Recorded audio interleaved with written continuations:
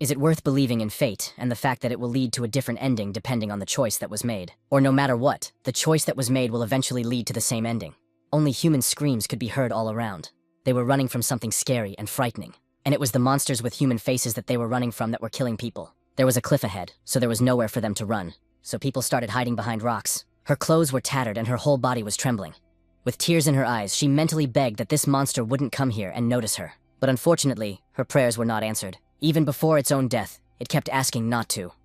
But of course, the monster didn't care about that. There was a guy sitting not far behind the stone who couldn't believe that this was the Devil Star. This test is too difficult for beginners. They did say, after all, that he just needed to hold on to the Devil Star for 5 minutes after using the job-shifting material to complete the task. But for a normal person to survive even a minute here is almost impossible. The protagonist's name is Jiang Kai, and now he is in the middle of a newcomer trial on this planet called the Devil Star. The Devil Star is a huge planet that appeared out of nowhere on Earth 50 years ago. The appearance of the Devil Star did not cause a gravitational catastrophe that would cause the Earth to deviate from its orbit. However, since the appearance of the Devil Star, the animals and plants on Earth have begun to change. They have mutated into monsters, now called beast gods. And now they're wreaking havoc all over the world. Beast deities are what current human technology is unable to unite. Their appearance has brought humanity to the brink of extinction. But even in this desperate period, the survivors learned that many mysterious portals had appeared on Earth. Digitally, people traveled to the Devil's Star by going through a portal. They realized that the Devil's Star seems to be a hyper-realistic virtual world. In this world, people could engage in various professions. Everyone has characteristics, equipment, skills, and they can level up as if they were playable characters. And they even found out that once one reached a certain level on the Devil Star, one could utilize that supernatural power even on Earth. By then, humans will be as strong as the beast in the real world.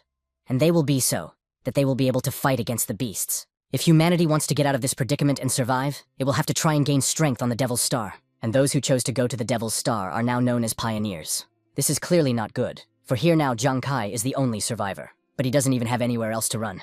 There's a cliff. Thoughts came into his head that he had spent all the money his family had saved. Did he really come here to wait for his death? Sis advised her brother to do it if he wanted to go to the Star Devil, and she and Big Brother will do their best to save up money for him. His younger sister had gone through all sorts of trouble at such a young age, just to save up money for Jiang Kai. The older brother is working hard despite being diagnosed with kidney failure.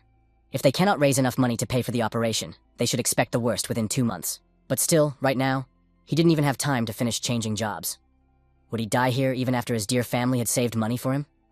And they too would then go to waste. The monster threw a weapon at him. No, he obviously can't die here. Instead of just sitting there and waiting to die, he was willing to risk his own life for his family. He must hold on to his one change to survive. After which, the guy fell off a cliff. The monster seemed to be watching the man's demise with a huge grin on its face. It was only then that a blue window appeared before his eyes. It was a system that told him that his actions perfectly matched those of those who gamble. So he became one of those once-in-a-million profession changers. A secret profession opens up. The system has reported that the player has completed a profession change. They hope that the guy will be able to glorify his secret profession.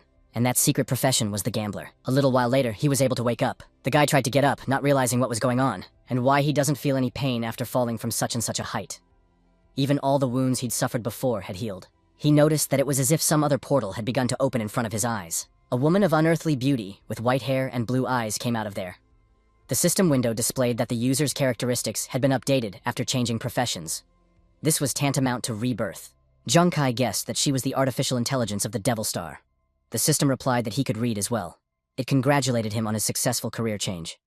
Now the system would explain the talents he had gotten as a gambler. He has a talent called the Multiplier. All rewards and punishments that the system gives out will be multiplied by 2 times. In addition, there is a 1% chance to activate the Super Multiplier. Its effect multiplies rewards and punishments by 10 times. A talent multiplier was triggered during the profession activation, so he will get another talent gambler. He was excited because he would be able to get another profession talent while others only get one. And the next talent was Super Crit. Critical damage from the user's attacks has been increased to 2,000%. Initially, the chance of a critical hit is 0.0 and 0.1%. A characterization window appeared in front of his eyes. Right now, Jiang Kai was at the first level. Strength was equal to a 4. 8 units of stamina. 12 units of agility and intelligence. In total, he had 36 characteristic points. Normal players only got 20 after changing professions. Therefore, he didn't understand how he got 36 at all. The system told him that his points after changing professions were also doubled. So even those points could be multiplied. This means for each new level, he will get 20 points instead of 10.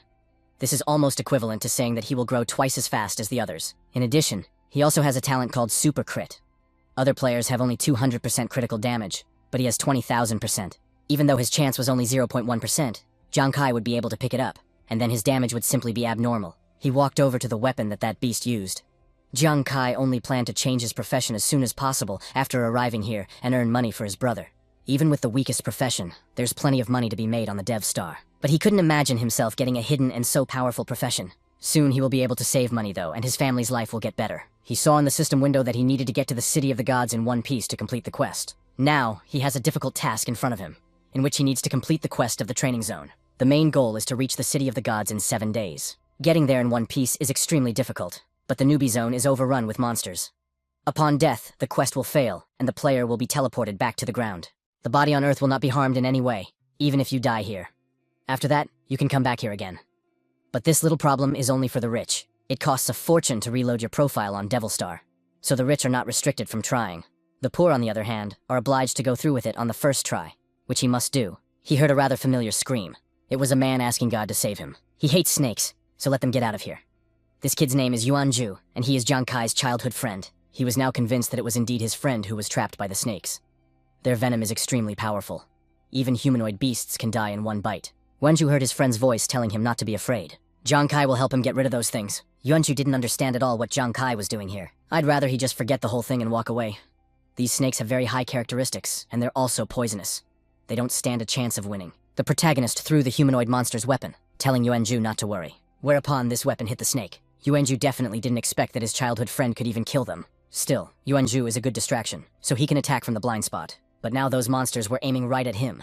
The man yelled for Kai to be careful, for these creatures also have high agility. Fortunately, the protagonist was even able to dodge these lunges with ease. Wenju was even more confused as to how he was even able to dodge such a thing. Jiang Kai's characteristics were twice as high and equal to the second level. His hunch was correct. Level 1 snakes were no match for him. Now, Yuanju must continue to draw their attention to himself. That way, they can win. A little while later, the man couldn't understand at all whether it was definitely his childhood friend or not. Besides, he had been distracted for a minute today, and Jiang Kai had really killed everyone. He may have a profession of high dexterity, but his strength is low. But at the same time, the damage is enough to kill the first level monsters with one blow. This iron spear is great at helping him increase his strength for a while. Yuanju hugged his friend, and also mentioned that he had heard of newcomers being killed by monsters, but no turnover. How on earth was Kai able to do that? Jiang Kai said that he was lucky enough to be able to get a profession as a gambler. But this is not to be told to anyone. Yuanju's profession wasn't bad either. He was a master of martial arts. Now it was understandable how he held his own against the 3 snakes. This profession is ranked 5th in the realm of the gods. No one knows how many professions there are on the Devil Star. But the first thing Daddy always does. People have to get a profession. The profession depends on the quality of the material that people will have in front of them. The rich spend tens of millions on materials for themselves. Thus, they get very strong professions after getting here. For example, like a Murim warrior, knight, or a murderer. The poor can't afford good materials to get a profession, so they are weak. Professions are given out randomly. The profession of a martial arts master cost at least 10 million. Therefore, Kai assumed that his friend had taken out a loan. Ju will talk about it later, because it's a long story. For now, they need to collect the materials with the snake. After all, they can sell them later. The money they will earn. Here you can exchange it for the currency of the land. This will help both the protagonist himself and his family. When it comes to Devil Star items like remains and equipment, once obtained, they do not turn into cards. They can be transferred and sold. And if judged by the battle, the gambler is stronger than the martial artist. A girl approached them and greeted the guys. Ju was immediately frightened, and Kai asked who was here. This girl's name is Su Ai, and she couldn't pass the test on her own, so she asked to be on their team. Kai apologized, for they were having a hard time themselves, and they would have an even harder time with this girl. Joe calmed down when he realized that this was just a first-timer. Su Ai asked me not to leave her. Besides, her profession is a healer, and she can heal their wounds. She could still extract the venom from the snakes and improve their weapons if they found more. Just so they don't leave her behind. Ju thought it was cool that she could both heal and buff. Healer is one of the 10 valuable professions. It would have been nice to have Hiller in this challenge. If he hadn't regained his health, then he'd be dead by now. Jiang Kai introduced himself as well as Yuanju. They should now reach the final destination together. She thanked them and shook Kai's hand. Ju even assumed that he liked this girl, so Kai changed his mind. Jiang Kai didn't want to explain anything, and just said that one more question like that, and he would get hit on the head. At the same time, the Kingdom of the Gods, Jiangzhong City, Base 18, Data Research Lab. These wristwatches are great inventions. With high accuracy, they can determine the location of the pioneers on the star. Most watches on the market easily give away all kinds of data devilry. And the more expensive the watch, the more functions it has. Su Lan Lan, the rookie test inspector, asked how the progress was going. and if her little sister was okay. Professor Lee, based on the GPS data, noticed that most of the newcomers had already dropped out, and Su Ai is currently teamed up with 2 people. Was her sister so cowardly that she even joined a team with the others? She told her not to join teams. After all, the more newbies gathered in one place, the more monsters they attract. 3 minutes later, did the professor notice that there were 2 humanoid monsters near that group? Even one monster like that for a group of rookies is too much. I doesn't stand a chance. Death on a star is the same as losing a character in the game. A body that is on the ground will not take damage, but the psychological trauma of the experience can cause serious harm. She decided to take her sister for psychological tests. The professor only informed her that she wasn't dead yet. This is clearly something she didn't expect to hear. Everyone immediately went into a stupor as soon as they heard that the 2 humanoid monsters had died, 3 minutes earlier. Ju almost cried, not realizing what kind of creature it was in the first place. I noticed that it was a humanoid beast. They better run faster. These monsters are so nimble that Ju and that girl fall right into their clutches. So he decided to take matters into his own hands as well, talking about getting his best friend to speed up. He clearly didn't want to leave his best friend here alone. Kai told him to run, because he could figure it out on his own.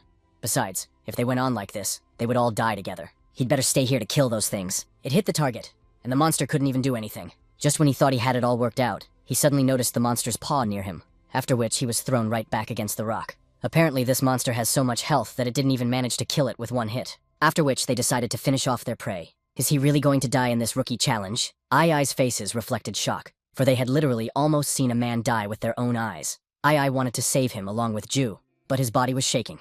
It was like he couldn't get a grip on himself. A residential neighborhood of a polluted river. Ju's mom brought tea for the man who gave her son materials to work with. She wasn't sure how Ju was graded, but even if he was tall, he was very shy, and if he met a monster, he would hardly dare to fight. Her child does fear the monster quite a bit, but the man realized that Ju would never leave anyone in trouble. Shy in this situation, he won't be. With a scream, he lunged at the creatures. Because of this, he was able to push them back. Ju wondered if Kai had decided to protect his friend because he was weak. They're brothers, so brothers should try to do things together. This kind of customization, Ju was even a little surprised by Kai, and they should die together too. After his words, he struck quite hard at that monster. Kai tried to guess if Ju could kill this monster with just one blow. The damage wasn't enough. Whether a martial artist can even pull it off. The results speak for themselves. Afterward, he felt his wounds begin to heal. I decided to cure him.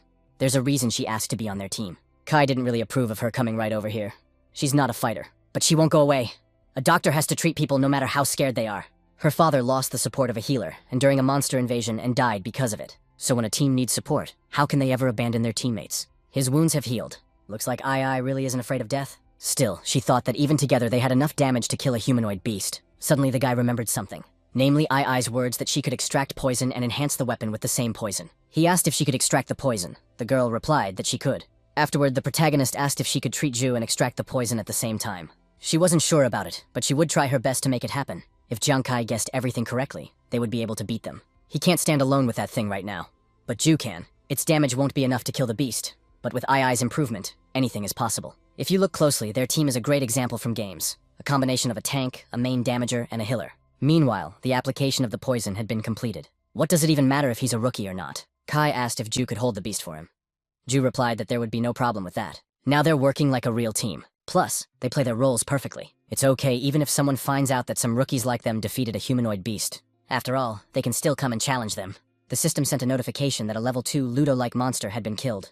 And for doing so, he received 5 experience points. It was as if Ju couldn't believe that they were actually able to win. I was glad that their strategy had worked. Teamwork really helped. But another monster came out, but they can beat him too. After that, the guys quit in the winter. She couldn't believe the wristwatch glowed. And that team was able to kill as many as 2 monsters. How did the 3 of them even manage something that could single-handedly kill even a much larger group? You can't tell from Ai's watch that she has enough strength. The pioneers on her team are definitely not strong enough. Only Jiang Kai stands out. His profession was not found in the system. Even the inspector didn't understand how it was possible that no profession was found. Plus, he has the power to kill humanoid beasts. What kind of character is this newcomer? The system reported that player Jiang Kai had picked up 2 humanoid beast corpses. The guys lay on the ground and tried to rest. I was glad that they were able to pull it off. And Ju didn't even expect Brother Kai to be so bright. Since they had the strength to do such a thing, they would pass the trials without a problem.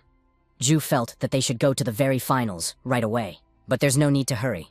There's still plenty of time before Shanxi. Therefore, they would slow down their pace a bit for now. Ju and Ai didn't understand his intentions. They should know that they get points after the challenge. The first 3 in the top will be rewarded with equipment. The equipment they will get after training is very good for beginners. Since they could kill beasts, they would be able to get points for their corpses. And with more points, they would be able to claim the top 3. So why not start by killing monsters for points and equipment? A few hours later, Ju asked if Kai really thinks it's worth it to earn points that way. Even though Kai asks to bait the beasts, he's afraid. I can't believe he's going to die first. Kai tried to encourage his friend. Ju should be braver. He's a martial artist after all. That's why this guy is designed to be a tank and a martial artist. Besides, they can always be treated by II, so it won't be so easy to die, especially when they have each other's backs. The system reported that 3 level 1 snakes had been killed. 10 heist experience was gained. But the Devil Star has rules that experience goes to the one who kills. And here he is the only one capable of killing. Because of this, it was decided that Jiang Kai would be the one to gain experience first. That way, he can keep his team safe. A day later, the system congratulated player Jiang Kai for reaching the full experience scale. His level had been upgraded to level 2. And also, the multiplier effect worked, so he gets double points. Still, that's pretty good. With just 1 land snake kill, he leveled up to 2nd. The guys congratulated the protagonist on his level increase. They also asked him if he was already feeling better. Kai told me that he had added 20 characteristic points after the promotion, and now he had 56 points after his level up. The guys clearly didn't expect to hear of Faith so great a figure. You could tell by the shocked expressions on their faces. Besides, they usually only gave 10 points, so it was unclear how he was even able to get the full 20. Ju only had 26 characterization points. Moreover, level 2 already has 56 points, and it seems that in terms of strength, he was already not behind the 4th level. Meanwhile, II only had 12 points. Jiang Kai revealed that because of his special profession, the rewards are doubled. But it also works with punishments, so it is not advisable for him to do badly. Even though Su II didn't fully understand everything about this profession, she's still very cool. It's even much cooler than a martial arts master. After that, the very same portal began to appear there. It was the same girl who explained that since the player had reached level 2, he was entitled to 1 new skill. But since the player has the talent multiplier, his skill is doubled. Jiang Kai was also a little surprised that a new skill could be obtained at the 2nd level. In addition, he would get as many as 2 skills. Ju couldn't believe that Kai was even capable of doing such a thing. I thought it was really cool. He is granted a skill called Card in the Ghost's Hand. When throwing objects, the strength of the flight is increased by 20%. When players use cards other than the same card, the effect of the action is increased by 200%. But the energy consumption is also increased by 100. At the same time, skills can be improved. The 2nd skill gained is Focusing the Ghost's Eye. The user's range of vision is increased by 50%. Energy consumption is increased by 100. At the same time, skills can be improved. Even though he hasn't fully figured out these skills yet, they seem to be very useful for his profession. He had gotten stronger, so he could go on to earn experience points. Ju felt bad that this happened to Kai and not him. 2 days later, whether the professor has noticed it's been so long, but surprisingly the inspector's sister is fine. The song Nothing Bad is Happening. That rookie was quite tenacious. She even memorized Jiang Kai's name. A policeman ran in there with an urgent announcement that danger had been detected in the newcomer's territory. So he asked everyone to assemble. The enemy country has sent in their men to the newcomer zone. An invasion is expected. The commander-in-chief of Zhangzhong City, Wei Ying, ordered everyone to prepare. The inspector queried whether the information about a large-scale invasion was true. If it was a lie, Wei Yin would not have come here. They will be attacked by stowaways. This is a special profession of the enemy country that specializes in killing newcomers. Advanced players cannot and should not enter the beginner area so as not to hinder their development. But these stowaways are different from others. They have special skills that allow them to infiltrate another nation's territory as well. Moreover, he doesn't use very brutal methods to kill. Their goal is to make newcomers fear the Devil Star and increase the chances of other players successfully awakening. II is too weak. Therefore, if those beasts attack, expect trouble. We need to train the new recruits. The large-scale attack of the stowaway army has already begun. Therefore, we should prepare for the fact that none of the newcomers will survive. As the boys were walking, Kai heard something. Ju inquired as to what the matter was. Kai raised his weapon, indicating that there was something there, so he decided to check it out. Ju thought he was engaging in nonsense. Even II thought there was nothing there, but he spotted someone a little farther away. And it was done by focusing the ghost's eyes, after which he threw the spear at that place. The spear flew quickly, leaving a trail in the woods behind it. Afterward, the guy noticed that it hit something. He was glad that his scheme had succeeded, so he suggested that the team check to see what was there.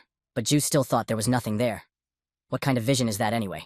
The system reported that the first passes Jiang Kai had killed a level 2 wild boar. Current experience points, 199 out of 200. I can't believe this guy's eyes are so sharp. How could he even spot a boar from so far away? And kill it too? But there's nothing surprising about that, he says. It's all thanks to new skills. The system asked if the player wanted a wild boar carcass. 19 pieces of wild boar carcass with sharp spikes. The spikes can be used for weapons. He pressed the yes button. The current skill called Card in the Ghost's Hand has increased damage. By focusing the Ghost's Eye, the Ghost's vision has become better, and it is now possible to follow attacks. In other words, the enemy won't even notice it. He is now just 1 point short of the 3rd tier. Jiang Kai suggested killing some monster. Ju was upset because he was still at the 1st level. Meanwhile, you could hear someone laughing, saying that the second team was very lucky. He didn't even realize it would take so little time. Now it's time for some fun. Zhang Kai immediately inquired who they were.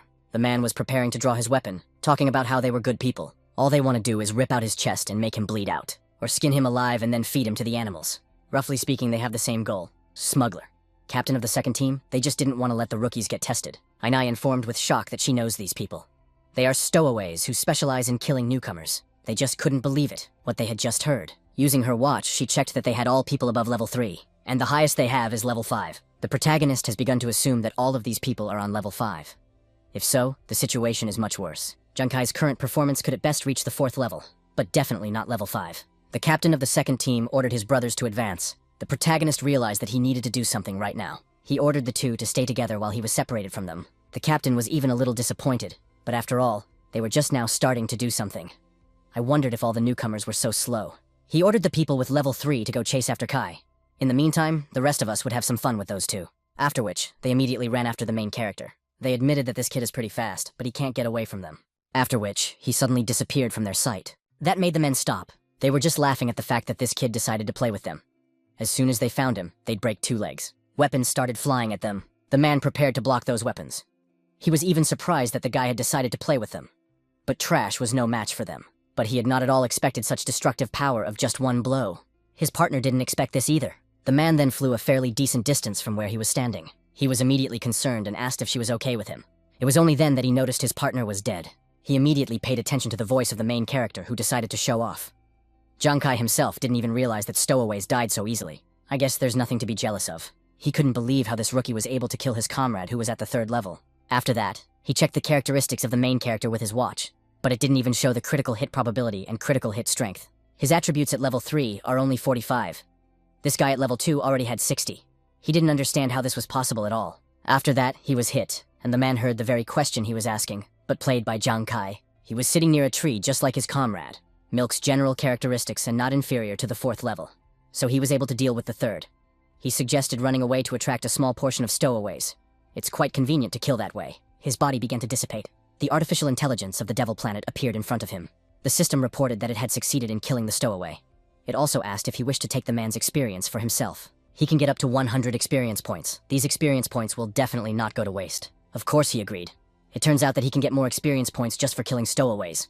You don't even have to kill monsters. In that case, he needs all their experience points. The system was congratulating the guy on reaching level 3. He now has a total attribute score of 76 points. Fortunately, level 5 stowaways only have 60 points. Now it's time to come back and show everyone your power. Meanwhile, the condition of the boys left much to be desired. They had no idea that they would stumble upon 2 of the best professions at once. Namely a martial artist and healer. They wanted to torture them to death. I didn't even know if Kai would be able to return since there were 2 stowaways chasing after him. Zhu felt that he would definitely come back. That guy would never give up so easily. Especially with such a beautiful girl by his side. Especially when his friends and loved ones are in danger. In this case, nothing matters anymore. The captain thought he was done with the foreplay, and now they must finish what they had started. And at that moment, Zhang Kai burst onto the stage with an epic appearance. Some of the spikes have already hit their targets. He knew that guy would come back. The commander immediately began to look around, because he wanted to understand who was here, and who dared to attack them. He demanded that this person come out and fight him, but the attackers never appeared in his field of vision. The man thought that some new profession had appeared, and if it really is a new profession, he has no choice but to run. Su Ai was a little perplexed by the fact that the stowaway had started to run away, but understandably, the protagonist did not even think of letting go of the one who dared to harm his brother, and this stowaway's life will belong to him. The spear pierced through the commander with devastating force. The man then collapsed. The girl immediately turned around as soon as she heard a voice behind the protagonist asking if she was okay. Now the stowaways were over.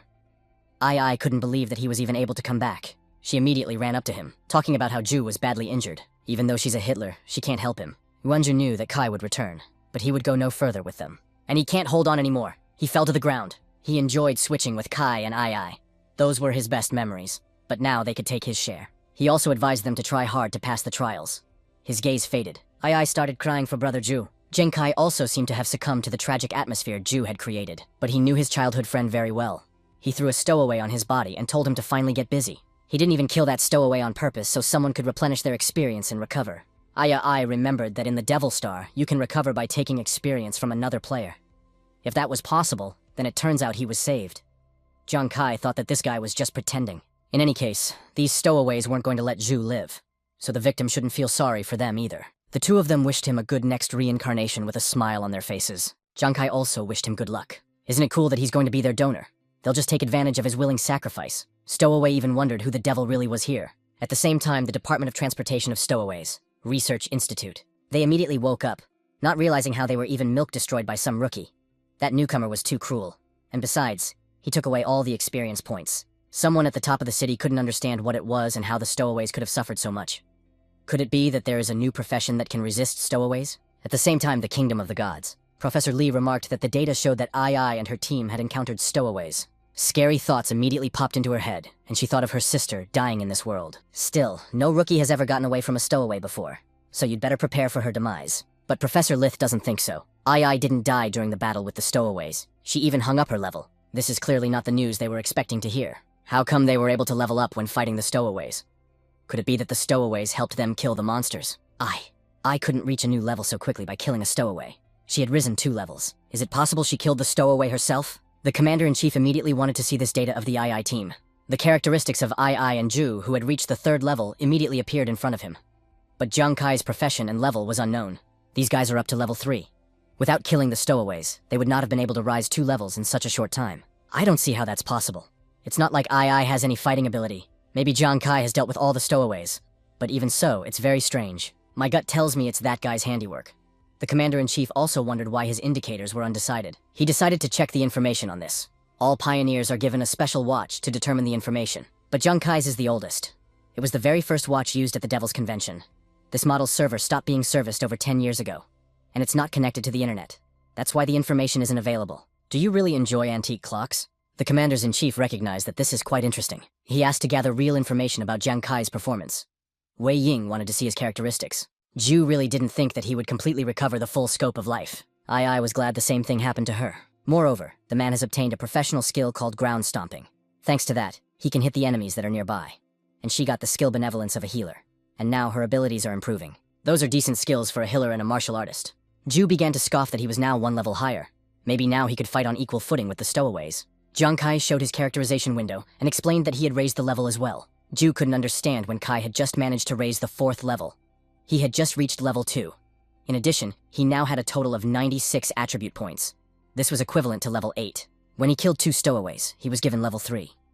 And when the guy came back here and killed 5 more, he was able to reach level 4. Ju was starting to get angry that this guy was better than him again.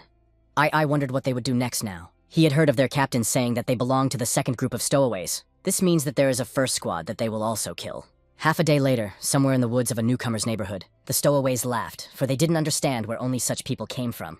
I wonder how weak the guys on the 2nd team were that they got blown out so quickly. It was about time they were replaced.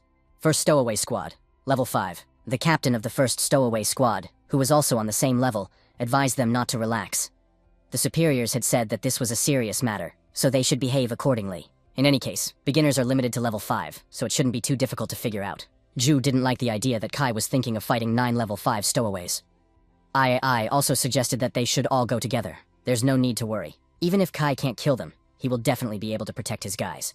Besides, if they don't try to kill them, those guys will kill the other newcomers. That's why we need to strike first. The captain informed his boys to be careful, for someone was approaching. They checked that it was only a level 4 rookie. This kid had leveled up pretty quickly. He must have been the one who defeated the 2nd squad. Looks like it's time to get down to business. He's ordered everyone to stay on alert, and they must not even think about losing. Looking at all this, the protagonist realized that these guys also maintain the line. The original plan was to lure the enemy, and then slowly get rid of them one by one. We had to catch the stowaways one by one. But this squad is too big, so it's definitely not going to be easy. Now the main thing is to save ourselves, and if possible kill some stowaways. The problem is that the guys have no countermeasures, and if he wants to get rid of them all at once, he'll have to do things differently, and he's going to have to put a lot of effort into it. The stowaways didn't understand at all what this rookie was doing, or why he was running at them. Is this rookie so scared that he can't even decide which way to run? The man attacked him and destroyed the protagonist's weapon. He had to accept this injury. It wasn't close enough. Afterward, the man noticed that Jiang Kai was running away further. They were all ready to skin this newcomer, but the guy kept running at them, figuring he wasn't close enough yet. Surprisingly, he was able to dodge all of their attacks. Even the stowaways didn't get the point. Stowaways are level 5, and this guy's only level 4. How could he even withstand their attacks? Only then did the man inform the captain that something was wrong. They had too little time to determine all of this guy's characteristics.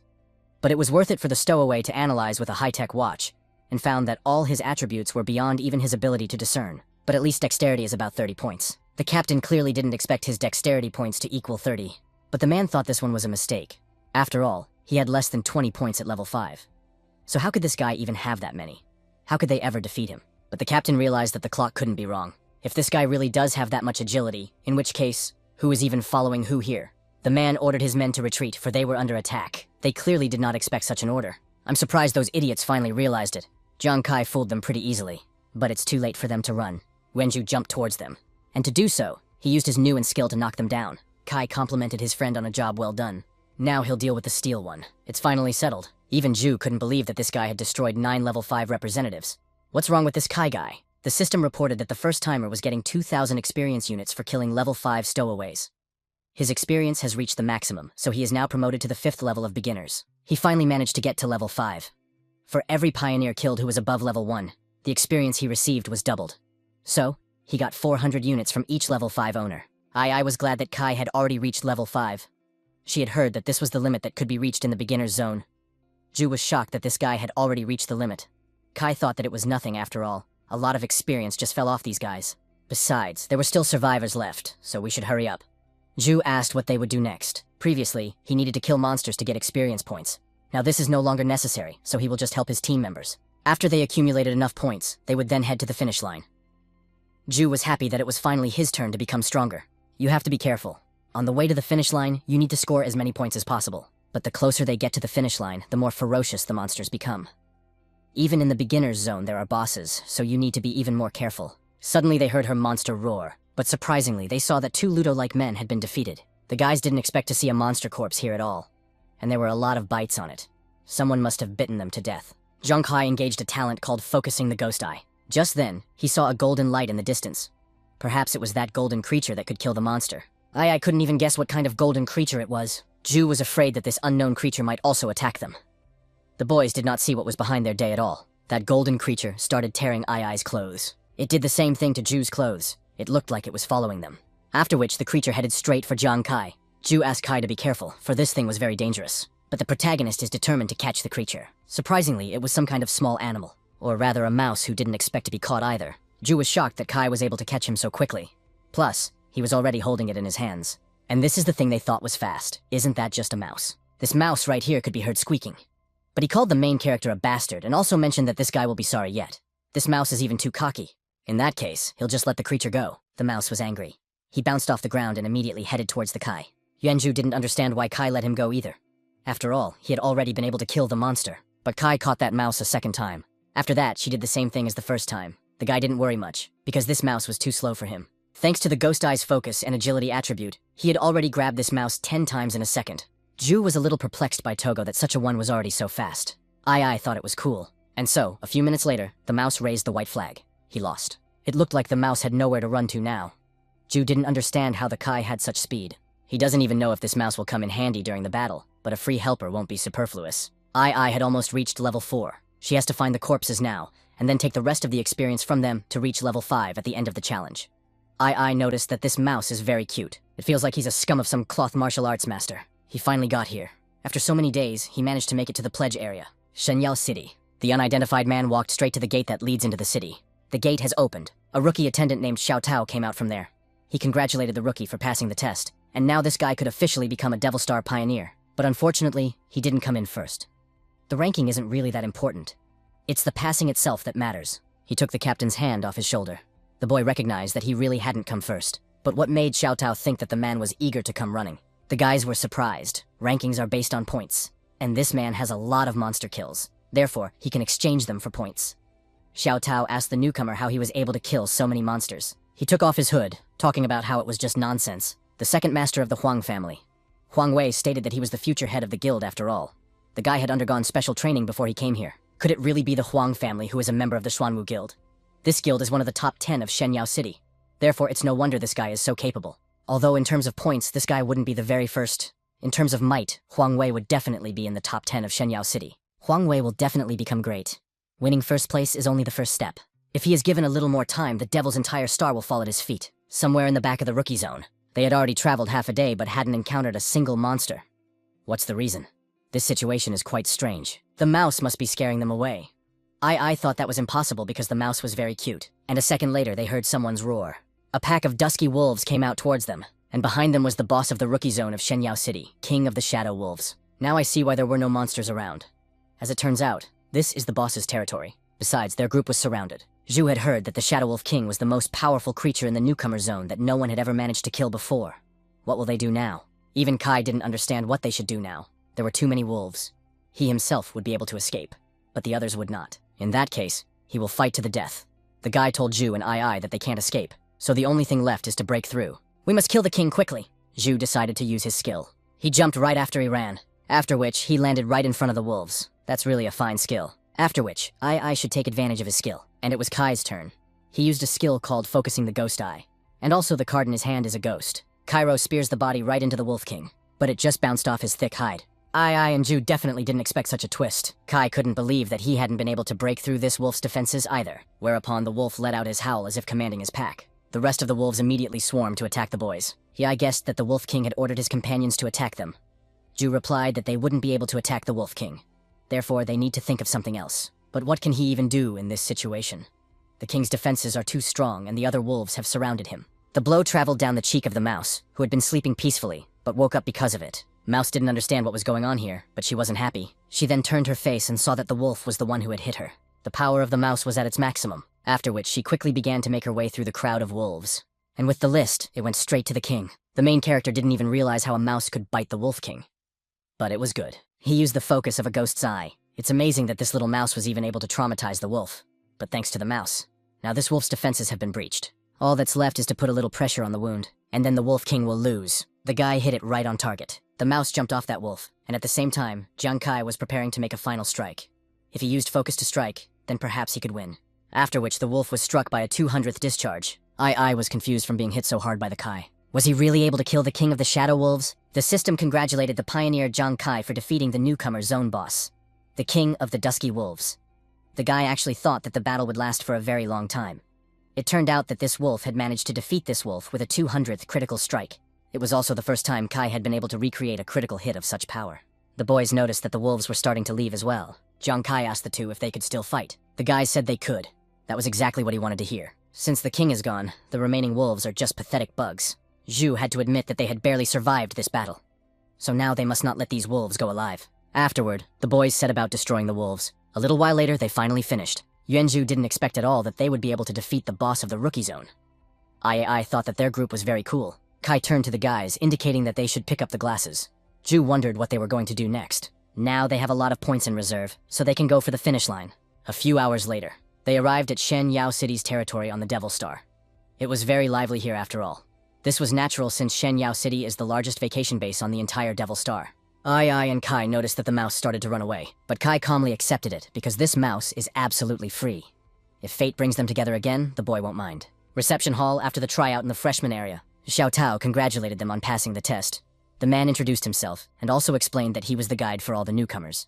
Kai asked the captain if he could see the rankings. There stood Huang Wei, who didn't even expect that his employee had decided to take part in the challenge as well. Therefore, he decided to show the ranking himself.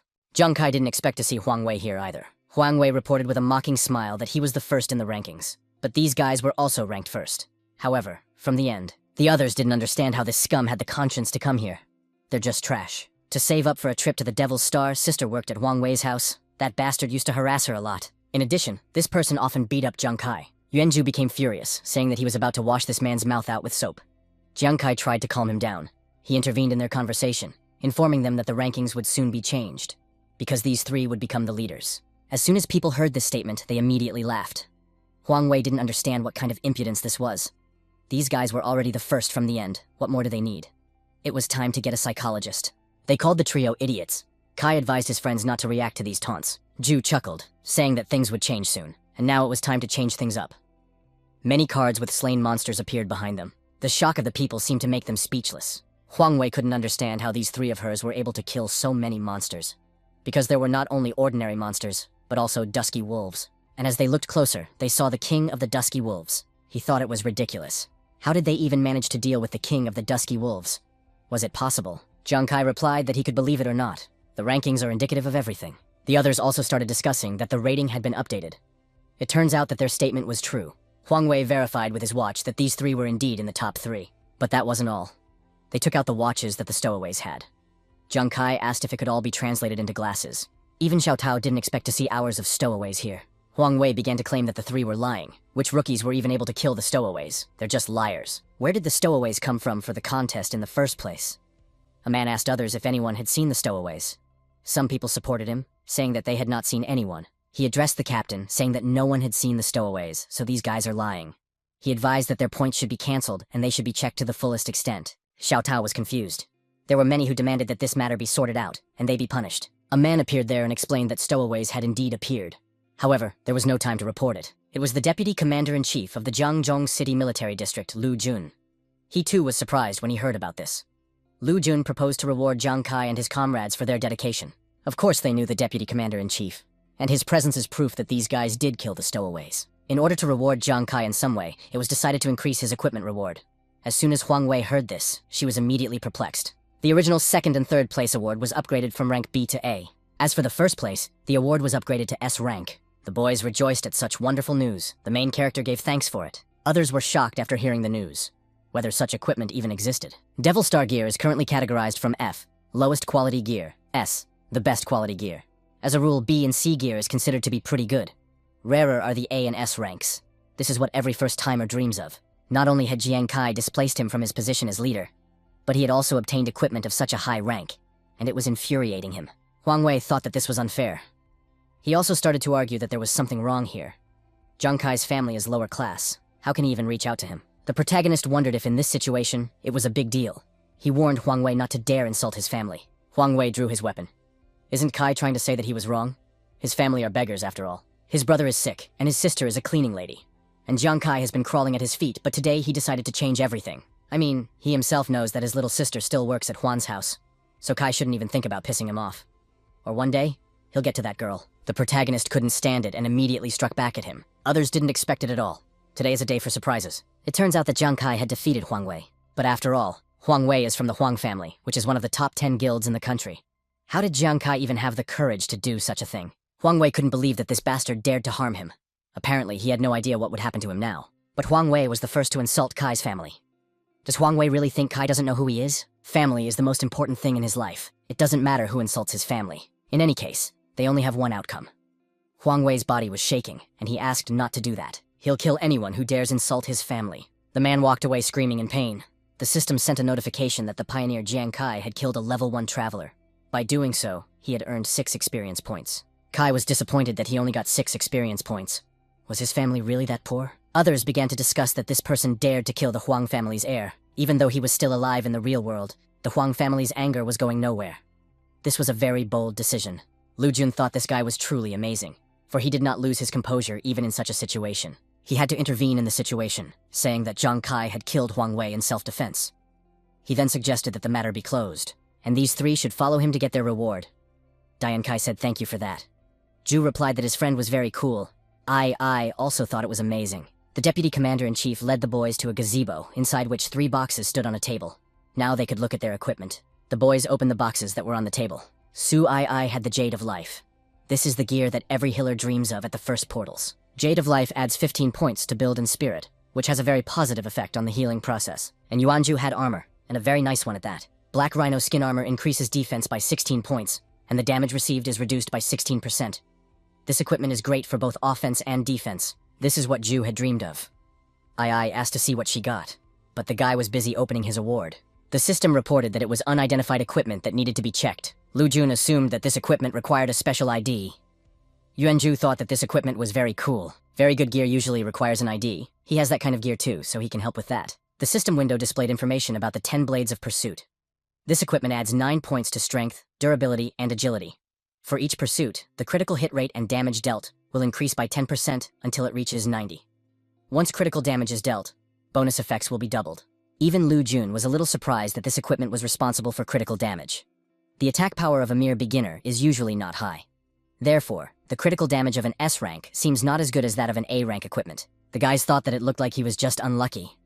Ai asked if Kai could change his equipment. The red-haired man replied that it was very troublesome, but he could try to do something about it. But Kai refused. There's no need to change anything. This outfit fits him perfectly. This is a really good gear that you can't even think of a better one. Now its damage would not be 2, but 200 times more powerful. After such a critical hit, Even a Shadow Wolf Rabbit would go for one hit. Too bad his critical strike isn't usually particularly high, so it definitely won't be easy. Normal players take 10 critical damage per minute.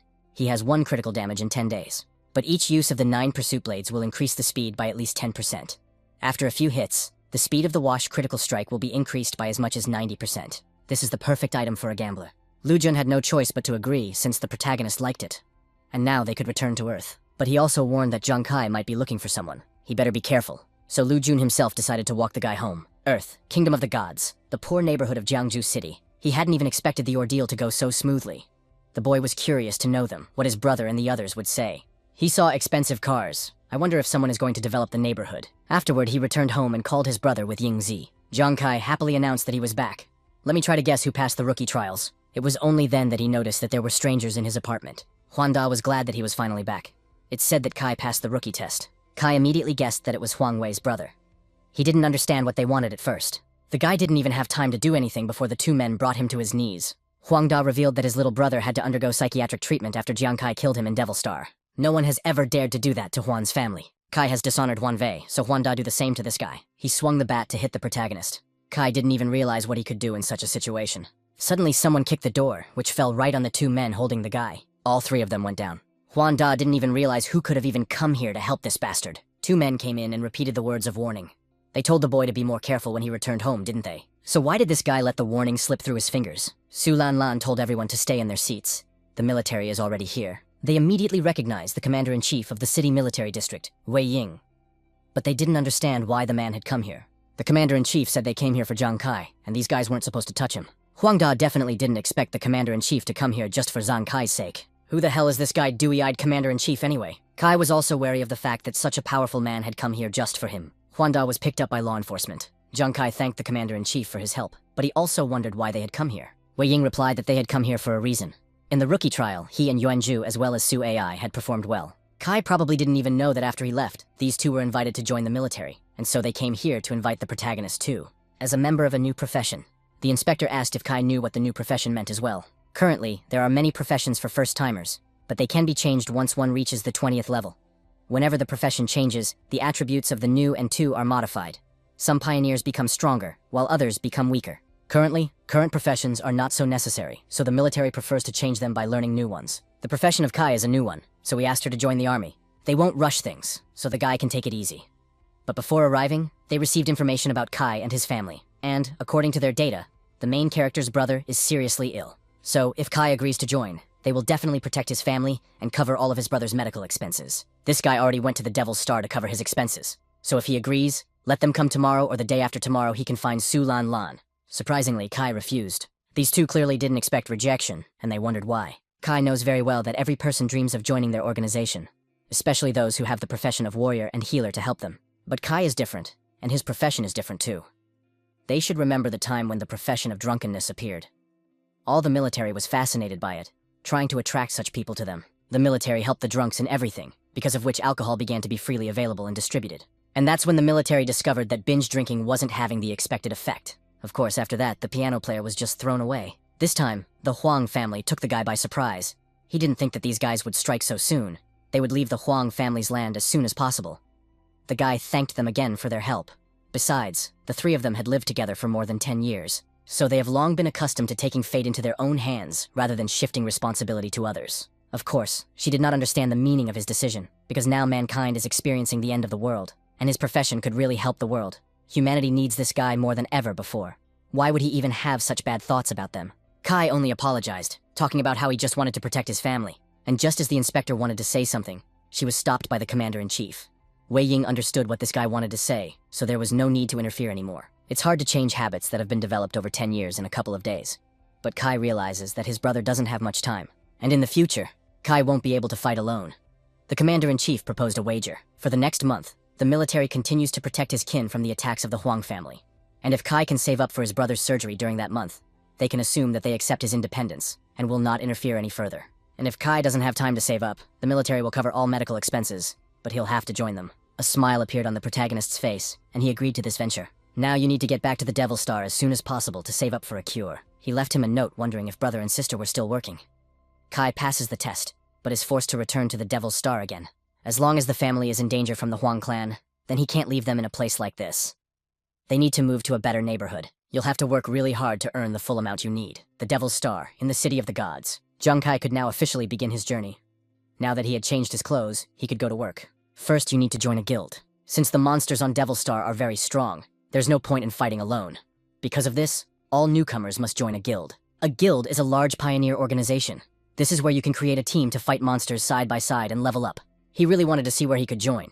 The guy said he wanted to join a guild. The administrator immediately recognized Jung Kai. She also informed him that he was currently banned from joining the guild.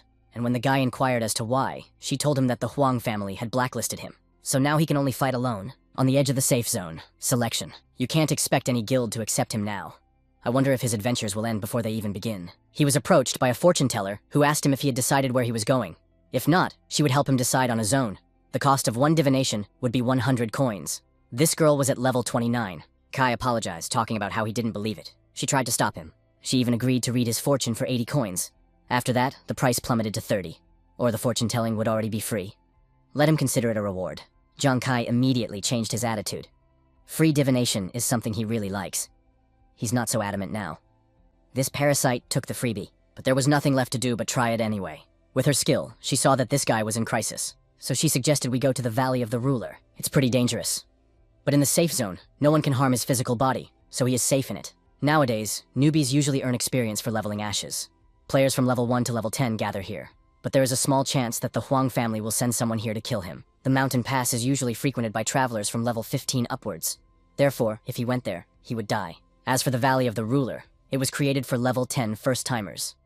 With his current strength, Kai would hardly be able to stand up to the monsters that dwell in those places. He assumed that the Huang family wouldn't even think of him going there. Since the guy isn't allowed to join the guild, then he will work on his own, and the Ruler Valley would be his starting point. He thanked the fortune teller and ran away. She really didn't expect him to go in there alone. The fortune teller was talking about a team. This guy probably doesn't know what this place is. It's gonna get him killed, but it's none of her business. We need to get out of here before a negative review comes back. Valley of the Ruler. The protagonist wondered just how strong the monsters in the Ruler's Valley were. Suddenly, he heard the monster scream. Something was obviously wrong. A giant ape threw you off the pioneers. The man with the sword shouted to his team to hold on. Against them was a giant monkey that was on the 11th level. If the boys tried hard, they could defeat this monkey. They have to put more effort into it. Still, this is a pioneer team battle, quite lively. Besides, the monsters in the valley look strong, so Kai doesn't know if he can handle them alone. Only then did he turn around to see that there were 3 giant monkeys standing behind him. He immediately recoiled, sensing something wrong. The guy had just thought of those monsters, and they had come here right away. There's no such thing as coincidence. He used his watch to check that the level of the first monkey was 12th, the second was 13th, and the third was 14th. And, according to the watch's assessment, they were dangerously close to his current level. The system reported that a team of celestial swordsmen had killed a level 11 giant ape. The guys rejoiced and thought that they were very cool since they could defeat it. The captain, who was at level 10, was able to defeat a level 11 monkey without a loss. Even the records they would be able to break. It's only natural since they have a very cool captain. The boys immediately turned around when they heard some noise. It was the main character being chased by 3 monkeys. Looks like he wandered into their territory by mistake. They were shocked that this guy is fighting alone against 3 people at once. Plus, each monkey is the highest level of the team, but we have to help this guy. But this idiot must have attracted them himself. This guy can't be helped, or they risk dying themselves. Therefore, he felt it was necessary to escape. The system reported that a level 12 giant ape had been killed. He was finally able to try out his new weapon. The critical strike speed has been increased, and the supercritical ability has also been added. He was puzzled by the fact that they had all fought together to kill a level 11 monkey. And this guy had killed a level 12 monkey in a matter of seconds, all by himself. He was still being chased by 2 monkeys. After that, the protagonist attacked another monkey. A system notification appeared, stating that a level 13 giant ape had been killed. This time, the critical strike speeds increased by another 10%. It couldn't be better. They clearly couldn't find a logical explanation for it all. And now he's going to deal with the last monkey. But after all, it's a 14th level giant ape, and it's the strongest one here.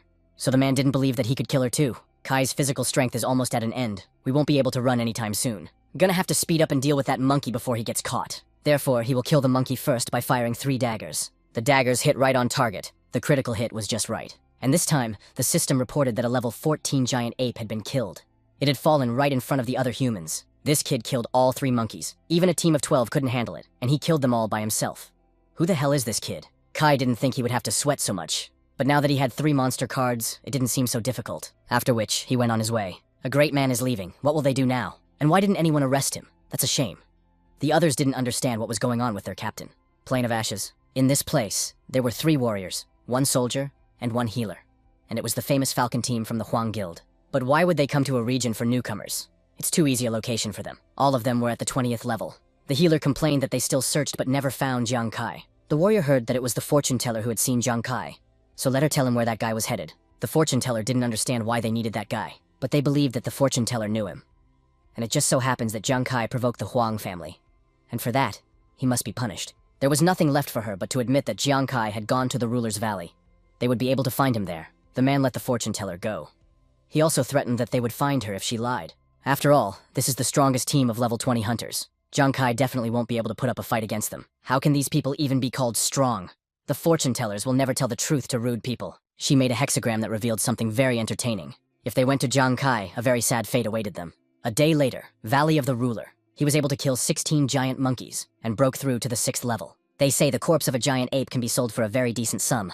If he can earn money, he will pay all of his brother's expenses. Suddenly he heard an offer to join the team. This interested him a little, so he turned back. They have 3 teams of humans who hunt giant apes in groups. If a guy joins them, he can gain access to elite treasure chests. The man inquired as to what his decision was. What team are we talking about if he doesn't have a team of his own? I don't think he's gonna be alone. There's no need to worry about that. He should just help them. After which they came to a place where 4 elite giant monkeys reside. And the cave next to them holds a treasure chest. But there's 4 of these monkeys and the level is high, so they can't do it without this guy's help. All he has to do is take one of these monkeys away to help the others. They'll sort themselves out. And for that help, he'll get access to the chest. I say the ticket chest holds a lot of good stuff. They can also be sold for a decent amount of money, so we need to get them. These guys aren't at all concerned about Jiang Kai's safety, since they only asked him alone to speak. Most likely, they're just hoping the main character doesn't come back alive. It looked like it was time to show them your true skill. Kai agreed, after which they all rushed to the attack. The monkeys woke up because of the noise. The man didn't understand what this brother was doing, after which he attacked the monkey to get its attention. His plan worked, and the monkey chased the guy. The captain recognized that this guy was actually pretty good at his job. It won't be long before they can get their hands on the chest. So it's time for them to get in on the action. He could barely do the math. Most likely, the elite giant monkey is much stronger than the ordinary one. Therefore, you should be more careful. But Jiang Kai is also far from an ordinary person. All of his blades went straight into the monkey, whereupon it exploded. The system alerted that a level 15 elite giant ape had been killed. Kakaya didn't even think he could defeat it in just 1 critical hit. It's worth the effort for the chest. These guys have to work harder, because they still have awards to share. Unnoticed, the protagonist crept up to the cave, and when he noticed the monkey attacking the captain, he went inside the cave. This cave was covered with vines, but luckily, there was a golden chest. The guy didn't even expect to be able to get to it that easily, and the chest is right there. Looks like he's got a big payday waiting for him. It was clearly worth it to take such a risk with killing a level 15 ape. Just then he heard someone growl. Saliva fell on his armor. Another monkey was right above him. He managed to jump away from where the monkey had hit. Of course, Kai didn't know that there would be another level 20 elite giant ape here. Those guys hadn't even reported her. According to the system's assessment, it was dangerous for the guy to fight with the strongest elite ape giant of the 20th level. So this monkey was hiding here on purpose. Looks like we're going to have a fight on our hands. But this elite ape's defense was so strong that the protagonist's blades couldn't even penetrate it. The system displayed the information that this strongest elite giant ape had 23 defense points. Therefore, the player would not be able to deal damage so easily. Kai can only remove 9 points of defense, but this monkey has 23. So we have to remove the defense first, and then we can get on with our basic life. It's just like the king of the Shadow Wolves. The elite monkey swung around to hit the guy, after which the protagonist was thrown right back against the cave wall. It was very painful, so much so that he even got dizzy. The attributes alone were not enough. He even wondered if he would die in this adventure. Death on the Devil's Star will not be in vain. To come here again, you'll have to wait a month. If that's the case, he definitely shouldn't have come here. So I had to join the army to help my brother and sister. It's too hard right now, though. Memories of someone asking him to wake up popped into his head. He was just a child then. His whole body was wounded. He was carried by his wounded brother. The older brother asked the younger one not to fall asleep. Big brother will definitely pull him out of the battlefield. It was 10 years ago, after the battle of gods and beasts. It was as if he came to his senses at that moment, not realizing how he could even fall asleep in such a situation. The older brother risked his own life to get Kai and his sister out of that nightmare. Can Kai die here? The monkey swallowed the guy. She was satisfied with her snack. But the truth is, it was her last snack in this life. The system sent an alert that a level 20 elite giant ape had been killed. He's managed to do it after all. Although the monkey's external defenses are top-notch, its insides and mouth are very weak. If you attack from the inside, there's no way she can defend herself. Just like the king of the Shadow Wolves. And now this elite treasure chest will belong to him alone. Half an hour later, the rest of the team won. They were thanking this kid for getting one monkey out of here. Well, he must be dead by now. And if he's dead, they'll get more reward. All in all, it's not such a bad outcome. Then they immediately moved forward to retrieve their promised chest. They were already anticipating how rich they would be. But as soon as they stepped inside the cave, they noticed that no elite chest was here. The man didn't understand what was wrong. How come there was no elite chest here? Another crew member reported that during the battle, that kid seemed to have gone into the cave. The captain didn't understand why the guy hadn't mentioned it earlier. He thought he was imagining things. How could that guy even survive? Does it turn out they fought for nothing? But it's been days of slogging away. Even if the chest isn't here, they should still get some kind of reward. Besides, the captain already owes him for months. He was furious that some kid had tricked them. It was very hard to believe. The Valley of the Ruler, the other side. He couldn't have gotten the chest without these people. Now it's time to see what's hidden in that chest. Once the chest was opened, there were all sorts of rewards inside, from gear to ore. The protagonist immediately thought about how much coin he could sell it all for. The value of the Devil Star's equipment is quite high, and now he's rich. His gaze was drawn to another piece of equipment that lay in the chest along with the ore. He put on these gloves. Kai was curious to see how the gloves could help him. Kai immediately felt a sense of relief.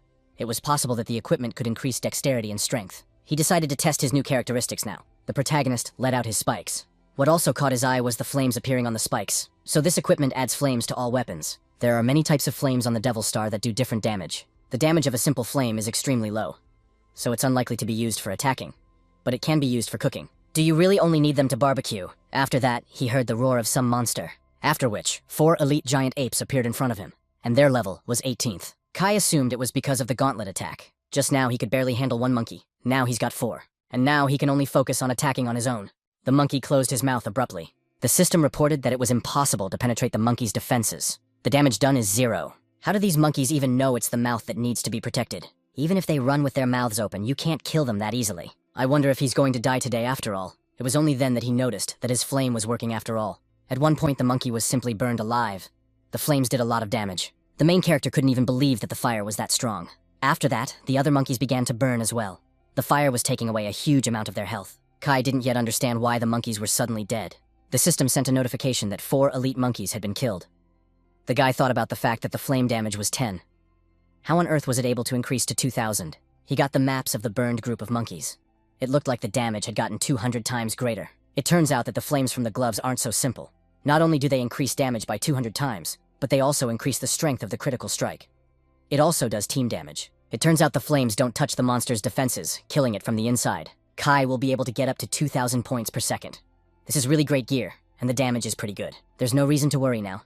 He'll always be able to breach the defenses. Thus, that night, all the monkey giants of the Ruler's Valley became the victims of true genocide. They had never seen a common man kill them with a common flame. They saw nothing but the blood of their kin. It felt like a demon was wielding the valley. Now everything within a 10-mile radius has been cleared. The next day, the Valley of the Ruler. In just one evening, he killed a dozen giant monkeys. In addition, he was also able to level up. Kai is now at level 7. Currently, the damage from the gauntlets has become much higher. So the guy assumes that at level 20, he will be invincible. And now he has 10 elite treasure chests and giant ape corpse cards. He'll be able to sell it all for a lot of money. But there was something he didn't like. It's loneliness. Kai missed the days when he fought side by side with Yuan-ju and Ai. He was curious to know how the guys were feeling now along with the military. It seemed like they were doing much better than Kai right now. On the other side of the Ruler's Valley, Ju didn't understand what this place even was, and why no one was there. Where did all the monkeys go? I don't know why he came here in the first place. Haven't seen a monkey in days. Who killed them all anyway? Ai lacks Jiang Kai's quickness. They were approached by a man who called them soldiers and told them to stop talking. It was Li Bao. He was a horseman by profession and was currently at the 38th level. Previously, it was easier for them to fight monsters because they were in the beginner zone. But now, things had changed. If Jiang Kai had brought them here, nothing would have changed anyway. Li Bao specifically brought them to the Ruler's Valley to become independent. So let them leave their whining alone. Whereupon he ordered you to continue your search for the giant apes. But the guys still missed Jiang Kai, 3 days later. Who would have thought that they would only come across ordinary giant apes after spending so much time in the valley? There was no problem with them, since they were too weak to be sharp. The man also thought that killing Jiang Kai would be much easier, but he believed that killing man and beast were completely different things. A few days ago, they had seen one deity single-handedly kill 3 monkeys, and it was pretty cool. It seems cool for low-level players to see one person kill as many as 3 monsters. That attitude pissed him off a little. With the watch, the man showed a picture of Jiang Kai and asked if they had seen the man. It just so happened to be the same deity who had single-handedly killed several monkeys at once. The man with green hair thought he was handsome. Well, of course they didn't believe in this nonsense. Let them take a closer look. It's only a level 5 rookie. It's just nonsense. If they don't believe it, they'd better check it out for themselves. The captain said that they had seen this guy coming out of the Ruler's Valley. The girl was glad that he had even had a chance to say hello to him. His face immediately brightened with the realization that they had an opportunity, especially with Jiang Kai somewhere nearby. It's time to accomplish the mission. Finally, they can finish this guy off. The guys were a little perplexed that they were trying to find a deity. Besides, the deity looked very strong, so it wasn't even surprising that he might be hunted. At the same time, a crowded exit from the ruler's valley. No one understood what had even happened to those damned monkeys. Where could the rest of the monkeys have gone? Some of them didn't even have time to do anything to him, because they had already been killed. That's when the cause of all their troubles passed them by. Well, they didn't even know about it. In these 3 days, he had killed several more giant apes, and even managed to level up to 10th level. In addition, he had obtained 19 elite treasure chests. Looks like it's time to go back to the city and sell everything. Of course, as his level went up, his attributes increased as well. Just then he heard someone shout his name. It was the same group that came over his head. He'd been sitting with his head hidden for too long, so it took them quite a while to find the asshole. The others immediately recognized the 5th team of hunters in the Huang family. But the guys didn't understand why they were so interested in this guy. Sai immediately realized that they had been sent by the Huang family. The man assumed that he was afraid to ask even such obvious things. He had provoked the Huang family by his actions, so he will pay for it with his own life. Kai was confidently able to duck from that lunge, but he really didn't understand if it was worth it for Togo. He had only overtaken Huang Wei after all. They didn't really care which one of them was right. He can't even guess how much they were paid to kill him. Since these people rate everything in money, let them not blame him. After which he threw his daggers at them. They sort of dodged his weapon on the flames were still on their bodies. Of course, these guys didn't even believe that some measly flames could stop them. The girl even wondered if the young lord had definitely died at the hands of this scum. The audience thought it was too corny. That guy's flame was too low level. Some expected Kai to be stronger, but he only looked like he gave them a light. He was really amused by the attitude of these guys, especially how much fun they were having. Now he was very interested to see how they would absorb his current damage. It shouldn't bother them if the flame damage got a little stronger, right? It was only then that they noticed how their captain began to speak at a clip. The man didn't understand at all why the damage was suddenly so severe. After saying those words, they immediately looked at the flames that were on their bodies. Like a timer, they too began to burn. Their facial expressions were full of shock. There was something wrong with them. After which one could observe a solid fire and a body burning in it. The system reported that the pioneer Jiang Kai had killed a team of 5, and was stealing the experience of the team members. Everyone present didn't understand at all what was going on here. Since these guys are so sleepy or find Kai, he'll take their attention. They couldn't believe at all that this guy was able to take out an entire team by himself. Moreover, this was a level 20 elite. If they hadn't seen it with their own eyes, they wouldn't have believed that this guy was killing people with ordinary flames. Everyone wondered who he was. The system activated the experience credit. With the watch, the man wanted to check its characteristics, but the user information was not available. Is it really a flame god who relies on his equipment to kill everyone around him? Everyone immediately agreed that he was indeed a flame god. How great that he was able to go up 2 more levels. But also, Kai wondered why they couldn't see them his characteristics. As it turns out, it's all thanks to the gambler profession. At the current level, there should be completely different characteristics. And since they are very different, it can shock others. It is because of this that his stats are not visible to anyone. But it's a good thing they can't see anything. They'll be less jealous. The Devil's Star, Shenyao City, a swap store. He came there because he wanted to sell his equipment. A sleepy girl greeted him. Doesn't anyone come into this place at all? This place is definitely not a good place. But he didn't have a lot of stuff. He asked the salesman to count it. She reluctantly decided to see what he had decided to offer. But the girl clearly didn't expect there to be how many giant ape corpses. He also revealed 19 elite treasure chests. He asked if he could see it. The guy also wanted to know how much he could get for it. She assumed a professional hunter was standing in front of her. But where did he get so much stuff? She reassured the customer. It just so happens that he has a top salesperson in front of him right now. That's why she's going to do the math today. This customer should by any means necessary to get it to her. At the same time, Kai apologized for disturbing her. The girl calculated that the corpse cards could be sold for 10,000 and the chests for 170,000. And he will receive a total of 180 Devil Star coins. 1 Devil Star coin can be exchanged for 10 coins to Shenyao City, and he would receive a total of 180,000 coins. This way, he would be able to cover all the medical expenses. One could even begin to consider that he had fulfilled his part of the bet. Not only would Kai not have to go to the army, but he would be able to pay the hospitalization expenses. He heard a rather familiar voice. It was the same girl who had told him the last time. Then she advised him to go to the Valley of the Ruler. The fortune teller suggested that he was in trouble there. Jiang Kai admitted that this trip to the valley had helped him a lot, so he thanked her for her advice. In that case, the girl asked if he could help her with her request. He didn't mind at all. As it turns out, her name is Hu Yan, and she asked to join his team. She really wanted to fight side by side, but he didn't even want to hear what she had to say next, and asked to go with her. Hu Yan couldn't believe that he would actually leave. It was probably a normal reaction. Even the military rated her profession as the most useless. So it was not to be expected. But Hu Yan decided to turn the topic to the fact that this guy was interested in gear. Therefore, she offered to take her gear away. Hu Yan was willing to give it away for free. It was the last time she would enter the Devil Star anyway. Since this is the last time she comes in here, she's probably poor too. Does she really want to shut down for good?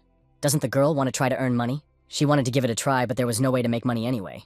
After all, no one would want such a profession. When the military decided that Feng Shui Master was an important profession, she managed to reach the 20th level. And then she became a fortune teller. But the Feng Shui Master's original ability was a more acute perception of place and time. And after acquiring the profession of a fortune teller, she can only predict fate. And when the military realized that fortune tellers had no combat skills, they decided to give up the profession. Since fortune tellers are weak, but no one wanted to accept them in the team, so there was no way to advance. No one takes her to fight the masters, even though she comes here every day. And if Hu Yan returns to Earth, she can earn money as a construction laborer. At least she can get some money. It's really hard for her right now. Kai understands her well, because he is not from a rich family either. He has to worry about his brother's health and medical expenses all the time. The girl confessed that she has a brother and sister on Earth, so she can't put her hands down. It was as if the image of his older brother, who had said he would fight, appeared before his eyes. She's like his brother. He too was eager to evolve into a Devil's Star, putting himself out there for the sake of a shared future. After the responsibility for Kai and his sister fell on his shoulders, he decided to give up on his dream. And once his body reached its limit, things got even worse. Hu Yan again inquired if he still needed her equipment. She would get everything right now. In any case, she would have to return to normal life someday. After which, she bid him farewell. But suddenly she was stopped by the protagonist. Zhang Kai introduced himself. He would disconnect now, but then he would come in again. If they meet again, then they can form a team then. It was as if they were the very words she'd been wanting to hear for a very long time. The girl interrogated if he was telling the truth. He confirmed the truth of his words. And if Kai lies, he won't be able to earn another penny. This man is very concerned about money. That's why he didn't swear on it. She immediately hugged him and thanked him. Afterwards, she called him a wonderful man. He immediately pulled her aside and inquired what she was saying. Hu Yan replied that it was a pleasant word. Lan, Zhang Kai's house. The protagonist, with a smile on his face, announced that the brother and sister no longer needed to work. The money is already there. The girl asked her brother where he even got the money from. Is it even legal or not? Kalya explained that he earned it from the Devil's Star, and now he would be able to pay for his brother's surgery, and she would continue her studies. The man suggested that the younger brother was having a hard time, but he said it was fine. The brother tried much harder. There's no need to worry, because he's been through enough. So now Kai wants to help too. They decided to drink to their real family and to their health. After that, the guy noticed someone calling him. It was the commander-in-chief, who already knew that Zhang Kai had won the bet. Therefore, the man inquired if he was free right now. He's sending someone for Kai. The commander-in-chief wanted the kid to see that. Outside of Shen Yao's safe zone, battlefield. It had been so many years since the last time he'd been here. Was this what the city had become like in his childhood? Kai inquired of the commander-in-chief as to why he had been called here. Suddenly they heard the roar of a monster. A huge monster appeared there. He was already being chased by 3 men. Kai was a bit puzzled that there was a man out there fighting a beast. Currently, every Devil Star pioneer who has reached the 20th level occupies a certain level on the table. Level 1 through level 80. Although they have divine power on the Devil Star, it is worthless in life. But those who have awakened are completely different people. Some who are from the 81st to the 120th level become special. And then, they get certain abilities. And the power that can normally be used on the Devil Star is available to them on Earth as well. They activated the counting skill to defend against this attack. The emergence of this power in real life not only makes a huge difference in the military might of mankind, it also helps to counter the monsters that inhabit the Earth. And this is the most effective help to humanity. He really liked the way they killed that monster. But these words didn't seem to impress the commander-in-chief much. He should know that it was an ordinary beast to begin with, and they only have 2 awakened ones at their disposal so far. In the past few days, the situation is not the best. Zhang Kai shouldn't think that he will always be safe. But since he won the bet, Wei Ying won't be pressured. He will once again ask to join the army. As for the Huang family, he had already made arrangements. That family won't bother them anymore. He too thought it odd that this guy would bother him so much. His intuition seems to be to blame. Intuition tells the commander-in-chief that Zhang Kai might be able to become the strongest person in Shen Yao. Wei Ying realizes that the guy only wants to protect his family. And after joining the army, he will have to go to the battlefield, where it is very dangerous. But still, everyone is responsible for the ups and downs of this world. Somebody has to fight the monsters. One day, the commander-in-chief will also die in battle, but he is a resident of Shen Yao. So a man is willing to die for his country. And that is his duty. He won't come out to force Zhang Kai's hand. Wei Ying only hopes that one day he will be able to protect his home. And then he can fight for Shen Yao. Zhang Kai then rested on the ground for a few more days before heading to the Devil Star. Now he saw how optimistic the commander-in-chief was. Would Kai really be able to become the strongest in the future and protect Shen Yao? But for now, he decided to think about it later. No longer was the monkey giant from the Ruler Valley no longer a threat. It was time to meet another monster. The Banshee is an elite monster. It deals powerful, devastating damage to the first mover with a scream. She has the body of a ghost, so she is not easy to hit. A banshee's scream can immobilize first responders within a 10-meter radius, causes a powerful sense of fear. Only attacks from less than 10 meters away can harm the banshee. It is a really strong monster that deals the strongest damage. Therefore, you can't approach it closer than 10 meters. But you can't attack it further than 10 meters away. The monster looks much more powerful than the giant ape. In that case, you'll definitely need a teammate. Meanwhile, the fortune tellers were all standing in the plaza with a sign asking them not to yell at her. Hu Yan was waiting for the team captain. Some even thought that she was sick. Jiang Kai inquired if she had been waiting for him since she had passed out. Hu Yan immediately woke up. She knew Kai would come back. She's been waiting for him, and he knows it. After all, he had promised that he would take her to fight alongside the monsters. Besides, Hu Yan had found him a strong teammate. The fortune-telling revealed that this person would be of great use to him. He was curious to see who would help with the monsters, and Kai hoped it wasn't some drunk. He was a man named Yuan Yu, and he's a drunkard. He immediately burst from his seat, shouting that he was not agreeing to this. Hu Yan was a little perplexed by the fact that he was pulling the same trick twice. She asked to accept this man, for he was very obedient and hardworking. Yuan Yu will do whatever Kai wants him to do. He'll be a great teammate. This guy is even willing to share the rewards. Kai immediately changed his attitude and introduced himself, saying that he would be the captain of this team. He saw the talent in Yuan Yu at first sight. From now on, he would become a member of the team. And today, they're off to hunt banshees. After all, they're a family now. It's time to hit the road. Yuan Yu hoped that the captain was not saying it seriously. But the girl replied that it was serious. The truth is that they are not family, but free laborers. It seems like their captain has gone insane. Valley of the Ruler, the realm of the elite banshee monster. Elite banshee monster, level 20. Kai asked the boys to be careful. The banshee is much stronger than the giant ape. If they are discovered, they will be killed immediately. Therefore, we must be quiet. He also wanted to point out that a banshee could only receive an attack if he stood no more than 10 meters away from her. Therefore, they would need to get closer. He heard a voice addressing the captain. Kai thought it was Hu Yan, so he asked to be quieter. But she didn't understand what he meant. Just then, they heard the voice calling for the captain again. Kai advised Hu Yan to calm down. The girl mentioned that she didn't say anything. They immediately turned back to see who was speaking, if it wasn't her. It was a drunken Yuan Yu, and he was glad that the captain had found him. He used a skill called Like Thunder that pierced his ears and shouted that he would drink to the captain. The banshee, of course, heard the scream and immediately located its source. She was preparing to attack them. Kai started cursing Yuan Yu. What is this guy even doing? And didn't Hu Yan say that he would be useful in fighting monsters? Hu Yan admitted that she was just trying to persuade him. She used a skill called Heartbreaking Screaming. The system announced that the user's state has changed. The current state is miserable. It was too scary. This banshee is very strong. Kai couldn't even move. Even Hu Yan realized that they couldn't stand, and would probably have to wait until they died. Suddenly, Yuan Yu rushed towards them, who didn't realize where such a pretty girl had come from. Could it be that she had come for him? He immediately hugged her. Fate must have brought them together. He asked for permission to caress her. These drools are very adorable. The boys noticed that their ability to move had returned. The miserable state was lifted. Could it be that Yuan Yu is controlling the banshee? Of course, the heartbreaking screaming banshee has time to recharge. So they must deal with it before this banshee uses its technique again. We need to do this as soon as possible. He really wanted to bestow a sweet kiss on her. From now on, this beautiful girl will be his wife. Whereupon the banshee exploded. He didn't realize what had just happened to his beloved wife. The system alerted that the elite banshee monster had been killed. Hu Yan began to admire the captain who had killed it in a matter of seconds. He fell to his knees, his entire body shaking. This pervert had burned Yuan Yu's wife. Afterward, tears appeared on his face. The guy started claiming that this was the love of his life. He would never be able to love anyone else. He was mourning his late wife. Kai inquired about the part of his Yuan Yu catching squirrels. This guy is an alcoholic. He just can't help but drink. Plus, he has a tendency to fall in love with ugly things at the time of drinking.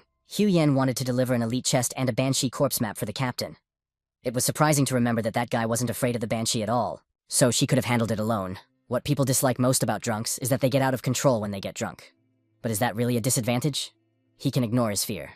The girl returned there with the trunk and noticed the expression on the captain's face. At the same time, Kai realized that Yuan Yu was the real threat to all banshees. The fortune teller thought about how this guy has a pretty creepy smile. Another banshee hut. These two will do anything for Yuan Yu. And he was excited to see another hottie. The banshee used a skill called Destruction, but Yuan Yu completely ignored this skill. This beauty even made him drool. He kindly inquired if this beauty would treat him to her juices. He immediately hugged the banshee. So she likes him too. And this time it was a successful deception. Now it was time to act. At the same time, Yuan Yu mentioned that they were in for a hot night. He seems to have fallen in love again. After which the protagonist threw his blades at the banshee. Right before Yuan Yu's eyes, another one of his wives exploded. The system reported that Jiang Kai was killing an elite banshee. He started cursing those perverts who had burned his wife again, whereupon he fell headlong. And these two seem to have caught the general wave.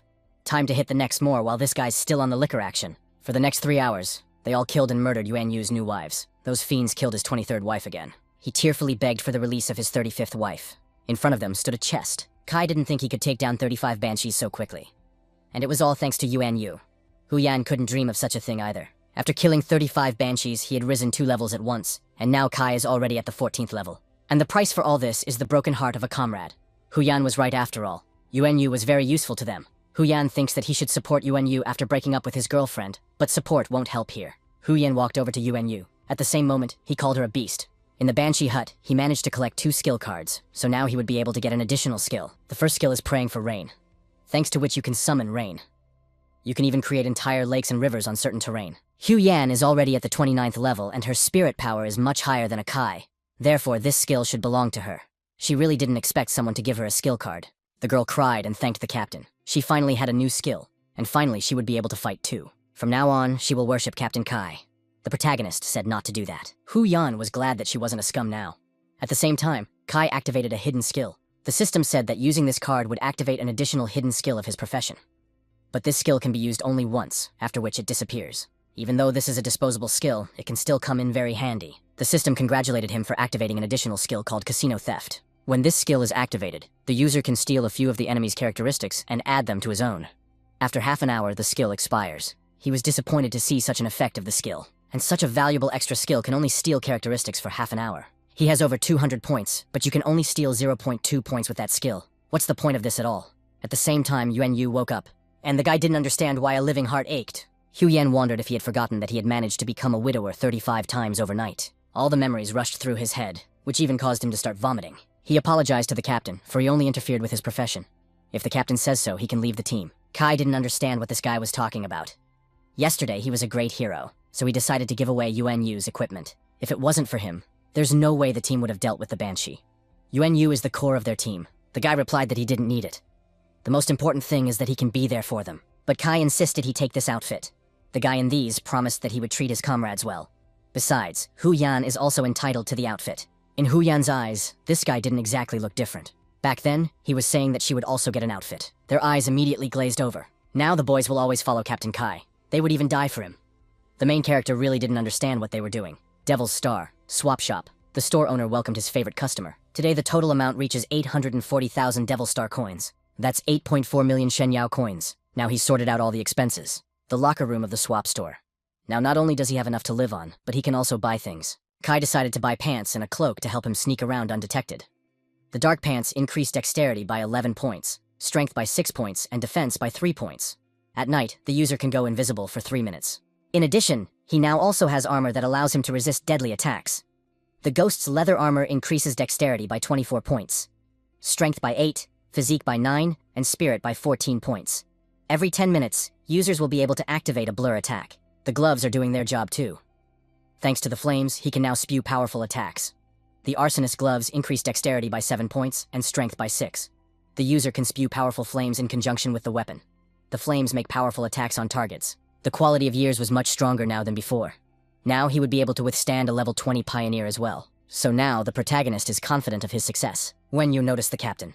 He also told him that he had gotten something here. It would take too long to tell, so he decided to visualize it. He threw the blade in straight at the Kai. The guy thought that Yuan Yu would still hold a grudge against him for the 35 wives he had killed. The blade stopped right in front of the protagonist's eyes. After which, Yuan Yu ordered the blade back and threw the log above him. After which the blade flew straight back. Captain Kai often has to worry about his own safety, so Yuan Yu decided to help out a little. Now he could rely on the power of the magnet to suck up anything that flew at the captain. Kai rejoiced, for now he had nothing to worry about. In addition, tilting the weapon in this manner can cause damage to the enemy. Kai didn't realize that Yuan Yu was so talented. Yuan Yu revealed that he had studied it himself. Did he really impress the captain? He held up 3 thumbs up, assuring the guy of the truth of his words. Suddenly there was lightning. After that, it started to rain. Kai didn't understand what else it was at all. Yuan Yu began to doubt that the captain had not deceived him. It was Hu Yan. The girl studied the plea for rain, but it seemed to be useless. But can her skills be useless? Let her just look at her surroundings. If you can increase the rain, it can even wash away opponents. The enemy will become a live target, and then she can kill anyone she wants. Turns out she can be so helpful. In that case, she would train even harder. Kai wished her luck. Now Hu Yan and Yuan Yu had acquired new skills. This team had become much stronger than before. Other first-timers complained about this downpour. All the equipment is now wet. What if the Huang family starts blaming them for the delay? Kai stopped them and wondered if they were now talking about the Huang family. This guy must be off the internet. The Huang family guild is going to send 200,000 people to the Permafrost Island to hunt the boss. Defeating the boss will allow them to expand the Devil Star. Therefore, many pioneers are sent to hunt this boss. Everyone is responsible for the rise and fall of this world. Didn't he know about this news? The boys ran, for they might be punished for being late. It was surprising that Huang's family wanted to hunt the country's boss, and maybe Huang Wei would be there too. At present, this beast is rampant all over the earth. Not every country can withstand it, because it requires a lot of resources. But the resources of the Devil Star are guarded by bosses of completely different levels. So first you have to kill a monster to get the necessary materials. The monster levels on Devil Star range from low to high. Normal, elite, warrior, team, king level boss, map boss, and guard lord. So for a king level boss, you need to gather hundreds of thousands of soldiers to oppose him. Does the Huang family want to make such a massive contribution to become the first on the Devil Star? Perhaps Huang Wei's family has decided to reform and stop their atrocities in order to bring hope to the world. He remembered the commander-in-chief's words that everyone was responsible for the rise and fall of this world. After all, someone has to stand up and fight the monsters.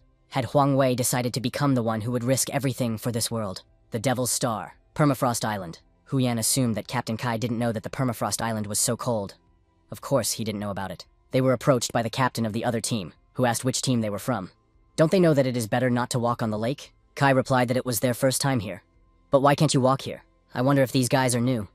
As they all know, there is a monster's lair under the island. And now they're walking on thin ice. Don't the boys know they'll only alarm the fish? Monster bipedal fishman, 22nd level. These idiots are only going to die in vain. It takes a team of level 22 humans to bring down a level 22 fish. As they all know, Fishman specializes in melee attacks, so countering this fish is frustratingly difficult. These rookies are definitely finished. The boys were worried about the captain. Kai used a ghostly armor blur.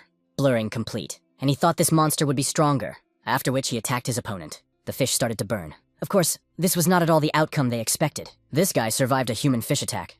What about the level 20 team it takes to kill it? He's probably level 10, right? And that kid was able to kill her in seconds. And now it's not so cold in here. His strength was now 76 units. And the critical strike power does a minimum of 15,200 damage. But it's best not to consider it a special bonus. This is only the lowest critical strike damage. His damage is currently rated at level 20.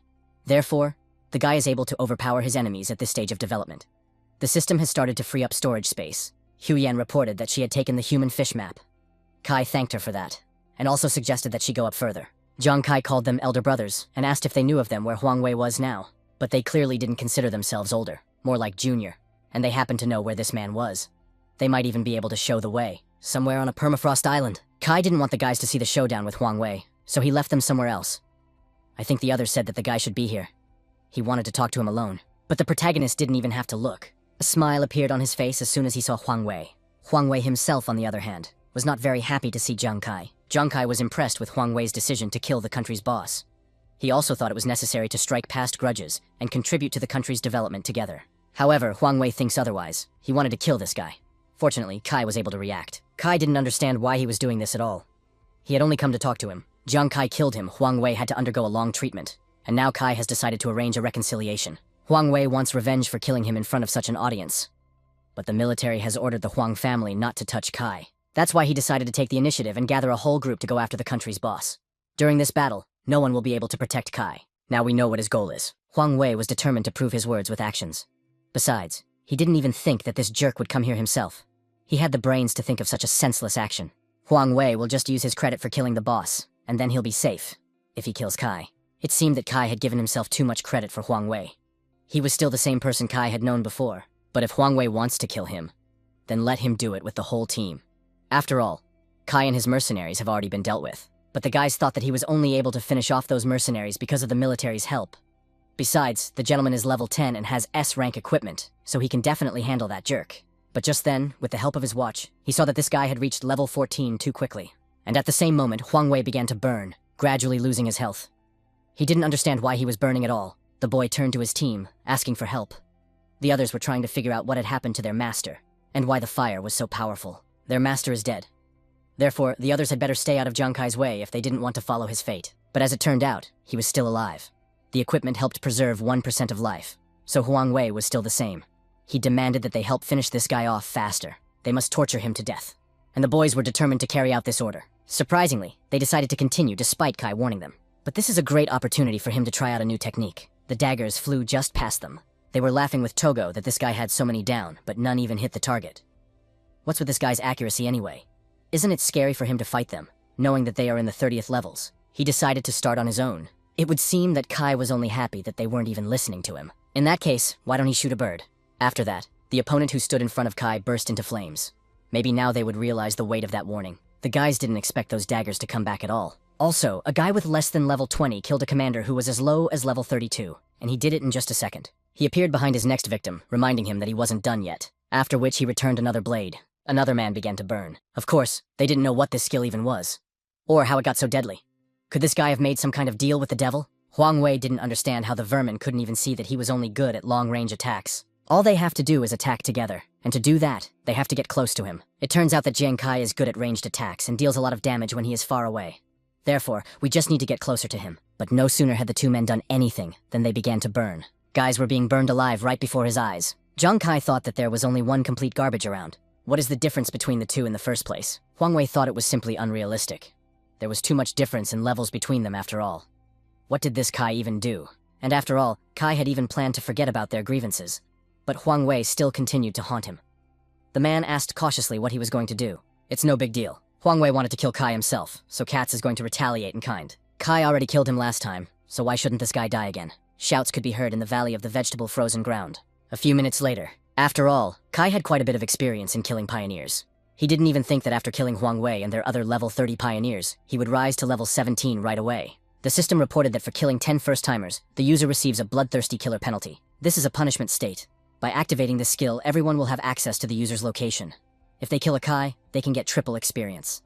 This punishment can only be removed by using 10 drops of Tears of Repentance. But isn't that a serious negative bonus? The person who receives this punishment becomes everyone's target. Now everyone knows of his whereabouts and can kill him. There was a talent involved. Doubling punishment and rewards are increased several times, so you need to keep a close eye on all the effects you receive. The talent doubling Kai increased the punishment tenfold. Once he dies, he will immediately lose more than 30 characteristics. This means that he will be equated to a level 1 power. He'll never be seen in public again. And we need to find those tears as soon as possible to get the punishment lifted. Permafrost Island, the Huan family garrison. Huang Wei's father, Huang Tong, and the head of the garrison of the Permafrost Island couldn't believe how they let Huang Wei die. The whole family had to fight for the future of the star. But now, his son was dead. Wouldn't that set up their principles? Huang Wei's older brother, Huang Da, deputy head of the garrison of the Permafrost Island, asked his father what they would do now. Right now, they must go after the boss. Once they defeat this boss, then even the military wouldn't stop them from taking revenge on Jiang Kai. And then that little bastard will pay for everything. Half an hour later. And somewhere on an island of permafrost. Hu Yan asked the captain how many titles he already had. Yuan Yu couldn't believe that the captain was now a bloodthirsty killer. Kai asked about her screaming so loudly. There's no time for explanations now. He took revenge on the Huan family, and now it's time to leave. It was only then that they heard some unpleasant noises. Isn't this a battlefield? It looks like the Huang family has started a war. Hu Yan asked the captain to take a look at it. The ice was starting to crack.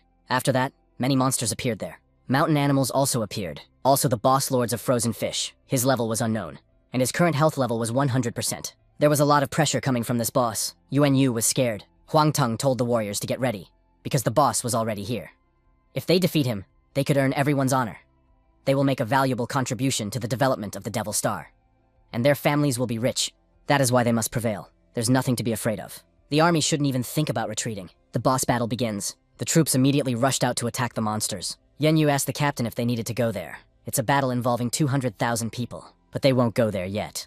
The boys were surprised at his decision. As long as the battle is on, Huang family can't control Kai. It will be better if they watch the battle with this boss. Kai thinks it will be quite exciting. A monster appeared in front of the soldiers, a simple fishman of level 25. The captain tried to support his army by talking about how it was just an ordinary fish. There are plenty of men, so they will definitely be able to handle it. But he couldn't even do anything about the way he was being grabbed and prepared to be swallowed. After that, screams of pain could be heard, and also cries for help. They were horrified as soon as they saw the fishman had eaten the man.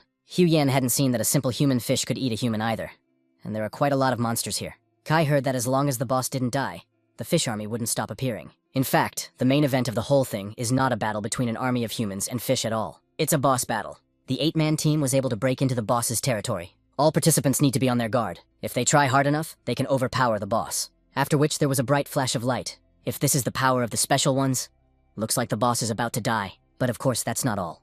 He asked the boys to be more attentive. After that, Kai used the focus of the ghost's eye. These guys seem strong, but only Kai sees the truth. And the truth of the matter is that even the boss's defenses were not broken. They couldn't believe that they couldn't even break through this boss's defense. After that, the boss attacked this group of people. It was the first group that was able to get close to the boss territory, and it was defeated. That this boss had killed an entire group of special representatives with just one blow was a shock to everyone gathered here. He was able to kill 8 special ones in just one strike.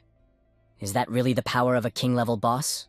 Another person decided to speak for the boss. Kai didn't understand his decision either. After all, even the 8 representatives died fighting together. So, where is he running alone? The others also thought it was another wasted death. Surprisingly, the man was able to stop the boss's punch. It was noticeable that the boss himself also didn't expect to find someone who could take this blow. This was overwhelming news for the Kaya group. For others, mostly too. He was furious that this monster dared to kill his comrades. This pioneer's name is Jiang Fong, and he's not even thinking of giving up at all. This guy's specialty is spearman. He has the rank of the strongest in the Xuanwu Guild. No one else will die at the hands of that fish. Fan had a special talent called Blessing the Dead. Every time a comrade of a particularly high rank died, the user would receive 25% of their power. He was determined to destroy that damned monster. The system sent a notification that the boss's defenses had been breached. It's great news that the boss's defenses have been breached, and now the rest of us have hope of killing him. Huang Tong doesn't even know who else can doubt Xuanwu's efforts and guild. Everyone died so that Jiang Fong could become stronger. His strength has been increased by over 200%, which is pretty good. And now the power of this man is equal to several dozen men at once. Fang gave another blow to the monster. The man thought there was no longer any doubt, especially that this battle will end successfully. From afar, Hu Yan cheered the fighters on. But the group of protagonists didn't even notice the elite monster standing behind them. A 32nd level fishman. Huangda noticed an alert on his watch. A large number of human fish were detected coming out of the permafrost island. Huang Tong immediately realized that there was an army of entire monsters approaching here, and there are hundreds of them. All of them are elite fish people above level 30. Now we need to help Jiang Fan fight the boss. The battlefield is now divided into 5 regions according to the levels of the 5 fishmen. They are divided into normal, warrior, boss, team creatures, and elite. He allocated a large number of people to fight against the fishmen in each district, and there was finally some balance on the battlefield. But if the rear is broken through, it won't be easy for Jiang Fan to kill the boss. It can be assumed that there is even a risk of them dying. It takes Jiang Fan at least 30 minutes to kill a boss. Huang Tong wondered how long it would take these Pisces to reach the battlefield. The system gave a warning that the fishmen were approaching, and it would take them a little over 10 minutes to get there. Meanwhile, Jiang Kai was busy destroying the monster that attacked them from behind. The system sent a notification that the pioneer Jiang Kai had killed an elite fishman. Hu Yan saw that there were too many monsters here, so she put forward the option to leave this place as soon as possible. Kai noticed that the balance of power was about to be upset. If a single enemy broke through, they would die. But the Huang family is his enemy, so he would love to see its demise with his own eyes. This is the worst possible situation. What should they do now? But even if the Huang family is his enemy, then the future of 200,000 people is unlikely to be bright. He remembered the commander-in-chief's words again. Every man is responsible for the ups and downs.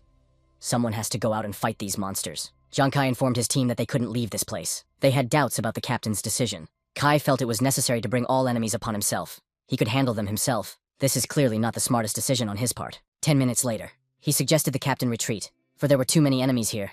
If they were surrounded, it would be all over. We must leave before that moment. The guys were in favor of the idea. They'd better leave, or they won't be able to get into the game for a month. And if he can't make money, the landlord will just kick him out. They're all gonna die here. But the captain refused to run. How could they not have realized it at all? 10 minutes had passed since the enemies should have caught up with them. But there's no one in sight yet. Isn't that strange? And then they also noticed that for some reason there was no one here. They must have miscalculated. But the Huang family didn't station their troops there. This only proves that there was a very powerful man lurking in the rear. There must be someone very strong indeed. Kai turned around to launch a counterattack. It had been completely different the last time. He jumped right between them.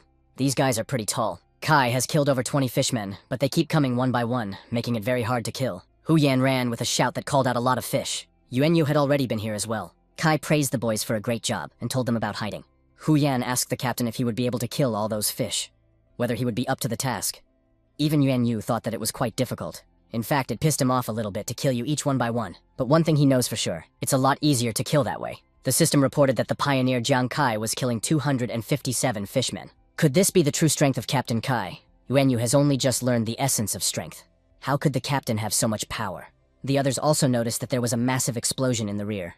In fact, this explosion was hard to miss. Huangda reported that all the fishmen from the rear were killed. I wonder if the military did it. Huang Tong doesn't think it was the military. How could they have arrived so soon? Since the military is here, the situation should get better. Now they must help Jiang Fan fight the boss. Half an hour later, the current health of the boss is 65%. They were able to take down almost half of them. The guys thought they could definitely win this one. But as it turns out, after such a loss of blood, the boss enters a new stage. At the frenzied boss stage, the attack speed would be so fast that it would be almost impossible to track down. Zhang Fan is only advised to reflect the blows. He is unable to do more than that. The key to defeating a boss depends on its resilience.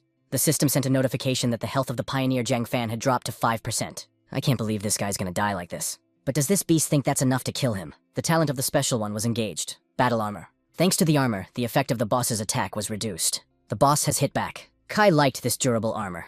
Not only does it give immunity, but it also deals damage. Is that really the talent of the special one? Zhang Fan was about to kill the boss. Huang Tong had said that Zhang Fan wasn't that easy after all. His talent could deal 50% damage to the enemy for 90 seconds. The boss was just at the aggravation stage and had an extremely high attack speed. The boss's health dropped to 35%. In other words, the higher the boss's attack speed, the more health it loses. He was glad that the boss's health in general would soon drop to 30%. The boss is about to be overthrown by the troops of the Huang family. There was a flash of light, after which, a tentacle came out, which was able to pierce through Zhang Fan's armor as well as causing him serious damage. The impact caused him to fly backwards. The system sent an alert that the defenses had fallen. Zhang Fan had 1% of his health left. Who would have thought they would witness the overthrow of a god? As it turned out, the boss used his skill, the name of which is armor destruction. Huang Tong didn't understand how they could be so wealthy, and not even find out all the information about this boss. Where did he even get the armor destruction skill from? A realization came into his head. This was truly the end. Zhang Fan had lost the battle. Even if Zhang Fan fell, this battle would still be lost. They've used all their trump cards in this battle, so what do they do now? Someone suggested we run away. Li Bao was wrong. He shouldn't have brought Yuanzhu and Ai here. The man just wanted to prove that he was more powerful than that Jiang Kai. But Kai had never condemned them to die, had he? Li Bao didn't want them to die here either. He was a terrible captain after all. The guys were worried about Captain Li. She turned back around and begged for at least someone to help the captain. She didn't even have the strength left to heal. The boss can't be killed anymore, and his army continues to advance. If no one does anything about it, things will continue as they are. Will no one come to their rescue? The man was already thinking that this was really the end of him. Right before his eyes, the blades hit the monster's body, and it caught fire. Li Bao didn't understand how this happened at all. With the team's help, the protagonist got his blades back. Of course, Ai and Zhu recognized that voice. It was their friend and former Captain Kai. He was indeed glad to see them, but not under these circumstances. Kai had advised them to run, and he still had a boss to fight. Zhu even thought he was starting to be let down out loud. Who would have thought that Kai was going to fight the boss? But the guy didn't even realize why he saw him so clearly. I had the same situation. After a second, the guys felt the approach as well. Apparently, it's a bloody murderer's punishment. The guys didn't understand what Captain Kai was doing now. Had he forgotten what state he was in? After all, he is now before the eyes of 30,000 people. They've been waiting for that bloody killer to die. Who would have thought he would arrive here so soon? If they kill this man, they can get a lot of experience. Then they can go fishing. Of course, they planned to kill him first. There was an explosion. Zhu didn't understand what the big deal was. Did they really kill him? Ai was also worried about Kai. In fact, it only took the protagonist one punch to deal with such a group of people. Did they really think that would stop him? The wounded pioneers didn't understand how this guy had so much power in him. Didn't he have a level 10 with something? What happened? They were immediately relieved when they saw that Kai was okay. He was actually able to deal with them. Monstrous power. Li Bao was also a little shocked that Jiang Kai had been attacked by members of the 20th level or more. But he remained intact. Huang Da sensed that Jiang Kai, who had killed Huang Wei, had appeared on the battlefield, and he seemed to be close to the boss. Could it be that Jiang Kai had gotten his hands on the boss as well?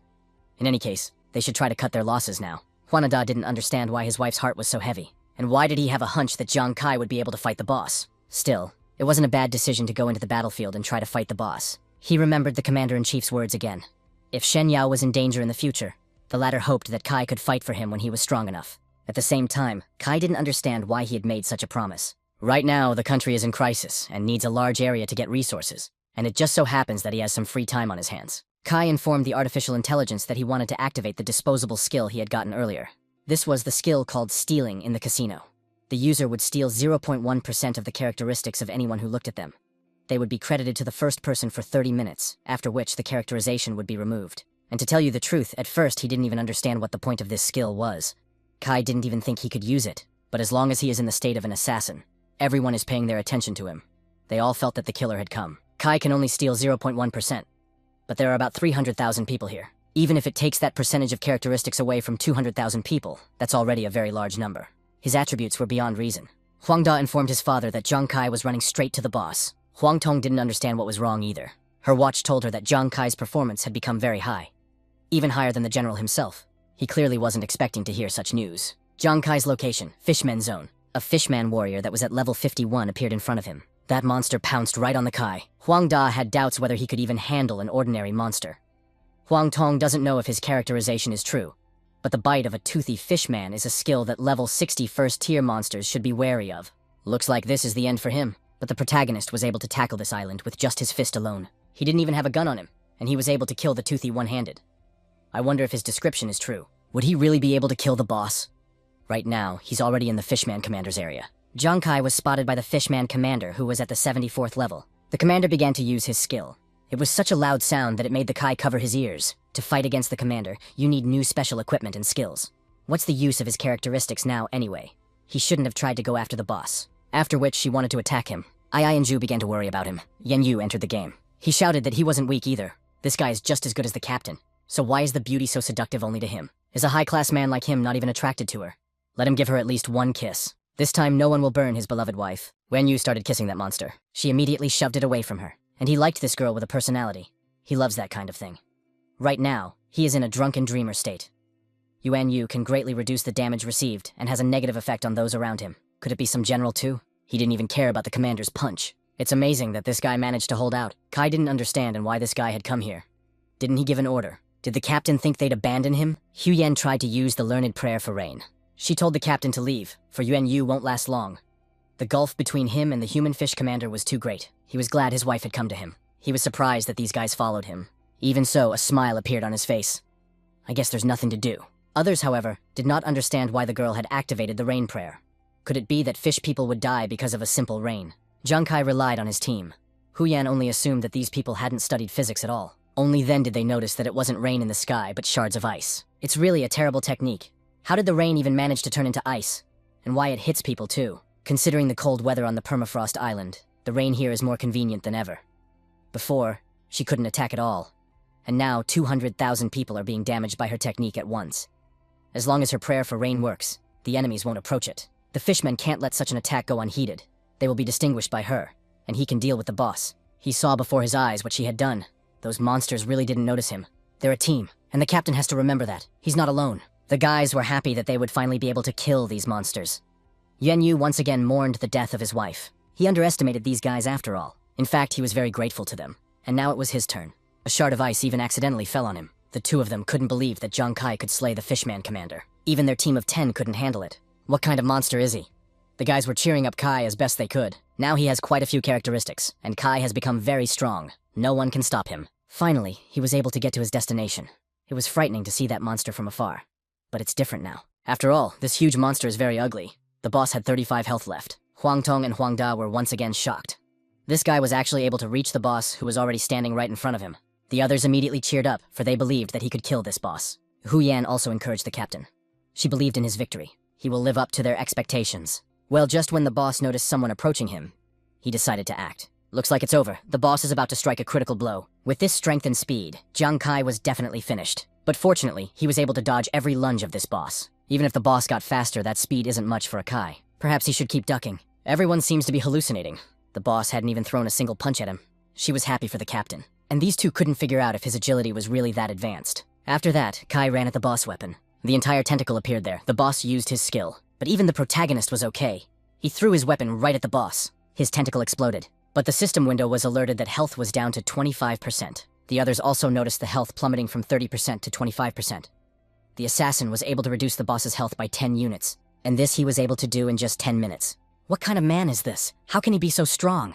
Everyone present felt shocked, as even Zhang Fan couldn't handle the boss. And this guy was able to do so much damage. This boss should have realized the power of the Kai by now, just like the others. But of course the boss didn't think of giving up so easily. However, Kai won't fall for that trick again.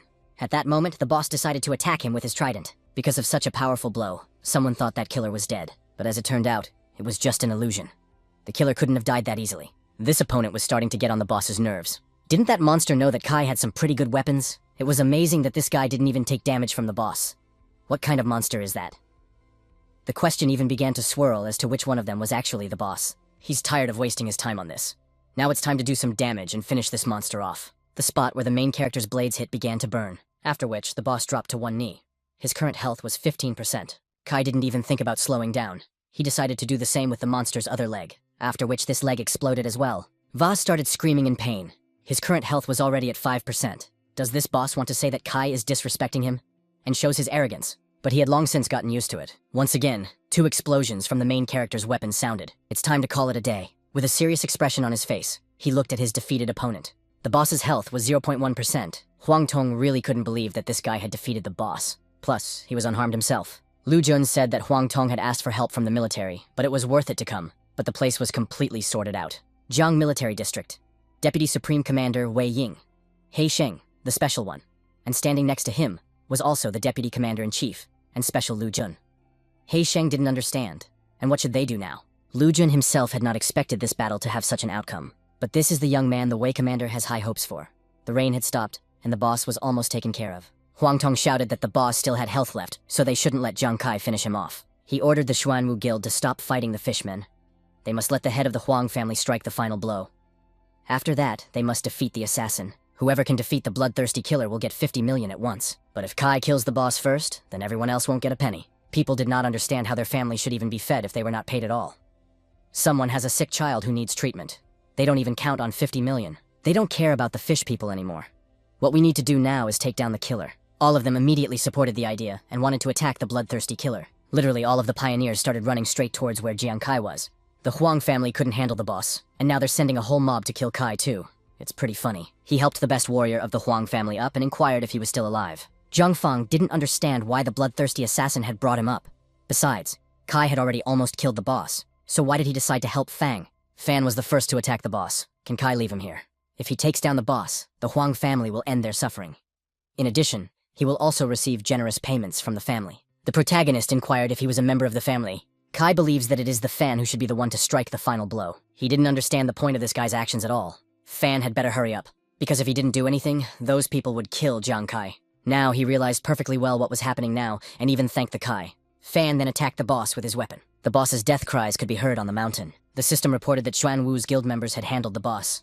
Someone even began to wonder if it wasn't the assassin who did it, but Jiang Fang specifically. The defeated boss began to vaporize, and the Fishman army began its retreat. Since the boss was killed by a great god and not a bloodthirsty assassin, they could still get the reward. These two also didn't expect that Jiang Fan would be the one to kill the boss. It appears that Jiang Kai has decided to forgo the final blow. Others started to cheer, and also mentioned that the bloodthirsty killer wasn't so bad. A folk hero who refused to give up his boss. They hope that now no one will dare to hurt the benefactor. Zhu noticed that Kai was gorgeous as always. Ai noticed that she was quite beautiful. Li Bao was also happy to see this event. He was now convinced of Jiang Kai's greatness. Everyone started praising the bloodthirsty killer. Now they know how great the captain is. They picked the wrong leaders. And now you can see how disgusting the Huang family is. This family doesn't care about the lives of others. They just want to achieve their own goals. And they refuse to pay. All of us don't want to. Huang abruptly sided with the family. All these people can do is boast about money. Let them come down if they have the courage. There were also masses of people wanting to leave the Xuanwu Guild. 200,000 men have refused to take part in further battles. Their position may fall. He'll remember that bastard Jiang Kai. They should leave now. They could take revenge on Jiang Kai the next time they met. Zhang Fong introduced himself and also revealed that he was now his debtor, and he'd like to know what this guy's characteristics are. Jiang Kai introduced himself and also mentioned that he was able to exchange the characteristics of the other people. And it was a one-time thing. In reality, Jiang Kai wasn't that strong. A tentacle emerged from some ravine. At the same moment, Kai was telling that he had taken advantage of the bloodthirsty killer's punishment, and before he could fully tell his plan, he was grabbed by this tentacle. Even Jiang Fang didn't expect this. Those tentacles began to pull Jiang Kai somewhere. Hu Yan immediately came running over there, wondering where Captain Kai had gone. Zhang Fan began to think that it was his fault. He also inquired if this guy was her captain. The girl confirmed these words. Fan was sorry, but he had to break the bad news. There's a high possibility that Jiang Kai provoked the boss's posthumous revenge. Postmortem revenge is a unique boss skill that activates after death. As a rule, revenge is always successful. A terrible punishment awaits the pioneer. He will be tortured to death, and this is only the first step of revenge. The worst part is when a person returns from the Devil's Star, people simply cannot recover from thoughts of punishment. She couldn't believe that the captain would have such an outcome. Hu Yan tried to the end not to believe that none of this was true. He started to come to his senses a bit precisely because of the pain. At the same time, the guy didn't understand what had happened to his body, and what it felt like. He opened his eyes, not realizing what this place was. Only then did he see the whole picture of what was happening. This boss seemed to enjoy tormenting Jiang Kai. The tentacles were penetrating his body, and it was quite painful. The system sent a warning that the disposable skill's all characteristics were about to disappear. There are 20 seconds left. The user must be ready to delete the skills. Time has begun to run out. This monster seems to be draining Kai's energy and characteristics. If all characteristics disappear, he will immediately die. Suddenly, the boss began to speak as if in human language, screaming that he would kill him. The system reported that the boss was activating his revenge. He was able to free himself from those tentacles, after which he landed downward. Kai didn't realize if his original characteristics would return, and the time was getting shorter and shorter. That boss wanted him dead all the time. Right now, his body is too weak, and he won't be able to handle himself. Even the system advised him to take out all the spikes. We need to take advantage of the characteristics. After which he pointed them straight at the boss. Time was running out, and when the timer reached 0, there was an explosion. Fortunately, he was able to escape the clutches of death. The system has congratulated the pioneer on his rescue from the posthumous vengeance of the Fish Lord of Men. And now the exploration of a secret treasure area, where no one has ever been, is available. He was welcomed into the underworld realm of fishmen. This is the secret treasure room of the frozen Fishman Lord. A 10-minute countdown begins before the hall is destroyed. The user is advised to collect as much treasure as possible in 10 minutes and escape from it. And there was that countdown again. The boy wondered what would happen if he couldn't escape. If the pioneer fails to escape, he will die. All the boss treasure he collected previously will disappear. Only successfully escaped and the user will be able to retrieve the treasure. Why did it start so suddenly? Anyway, you just need to collect more treasure and escape. Plus, it's all worth a shot to get it done. He opened the doors and a mountain of gold coins as well as ore was revealed before him. The system congratulated him on discovering the secret drug of the fishmen. Consuming it could increase a total of 60 characteristic points. There's no time, so he's going to knock it out now. The system then asked him which characteristics he wanted to increase. Kai wanted to put everything into agility, after which she congratulated the discovery of the boss's secret treasure chest. How wonderful to see more awards in front of me. Besides, it looks like they're not below rank A. Kai has about 7 minutes left, so we should speed up. The system sent a friendly reminder that the Underground Kingdom's treasure chest had a time limit of 90 seconds. He must retrieve it as soon as possible. Kai didn't expect that even the chest would be time limited. Time was slowly starting to run out, and he was still in a hurry. 90 seconds later, finally, he was able to detect the tears of regret, and now he will be able to eliminate the bloodthirsty killer's punishment state. That's not a bad help to him. Now he could not only make money, but he's also gotten rid of his bloodthirsty killer status. Now the guy's rich. Also, a specialty transformation formula caught his attention.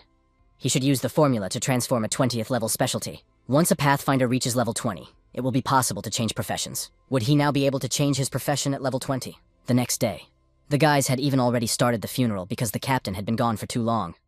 Zhongfan's words seemed to be true. He said it was impossible to avoid the boss's posthumous revenge.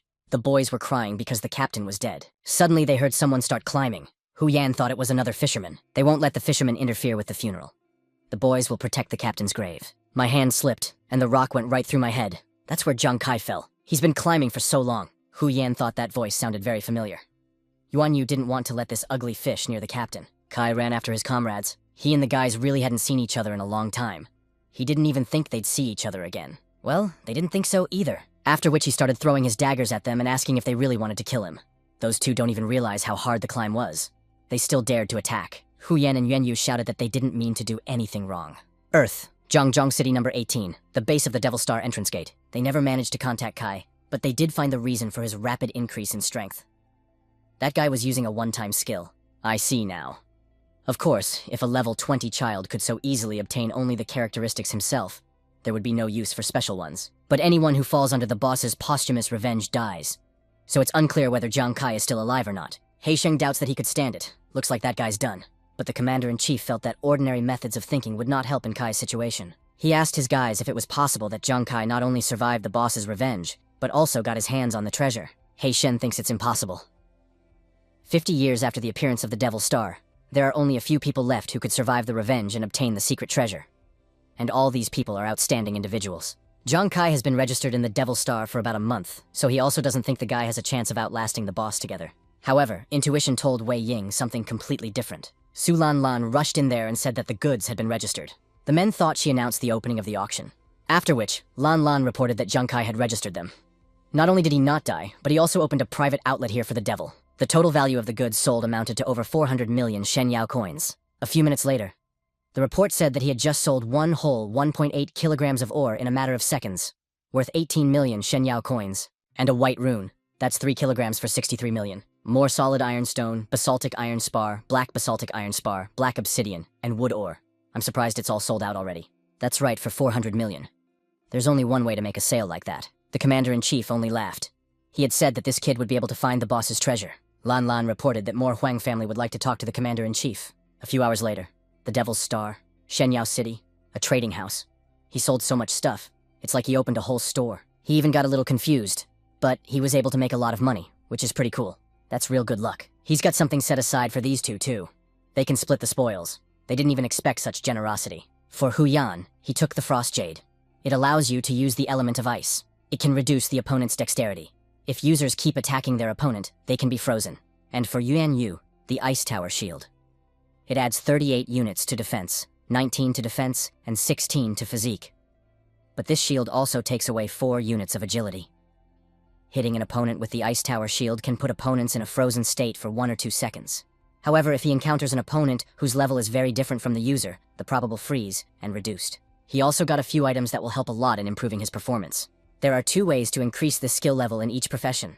One is a special skill book that corresponds to the profession in question.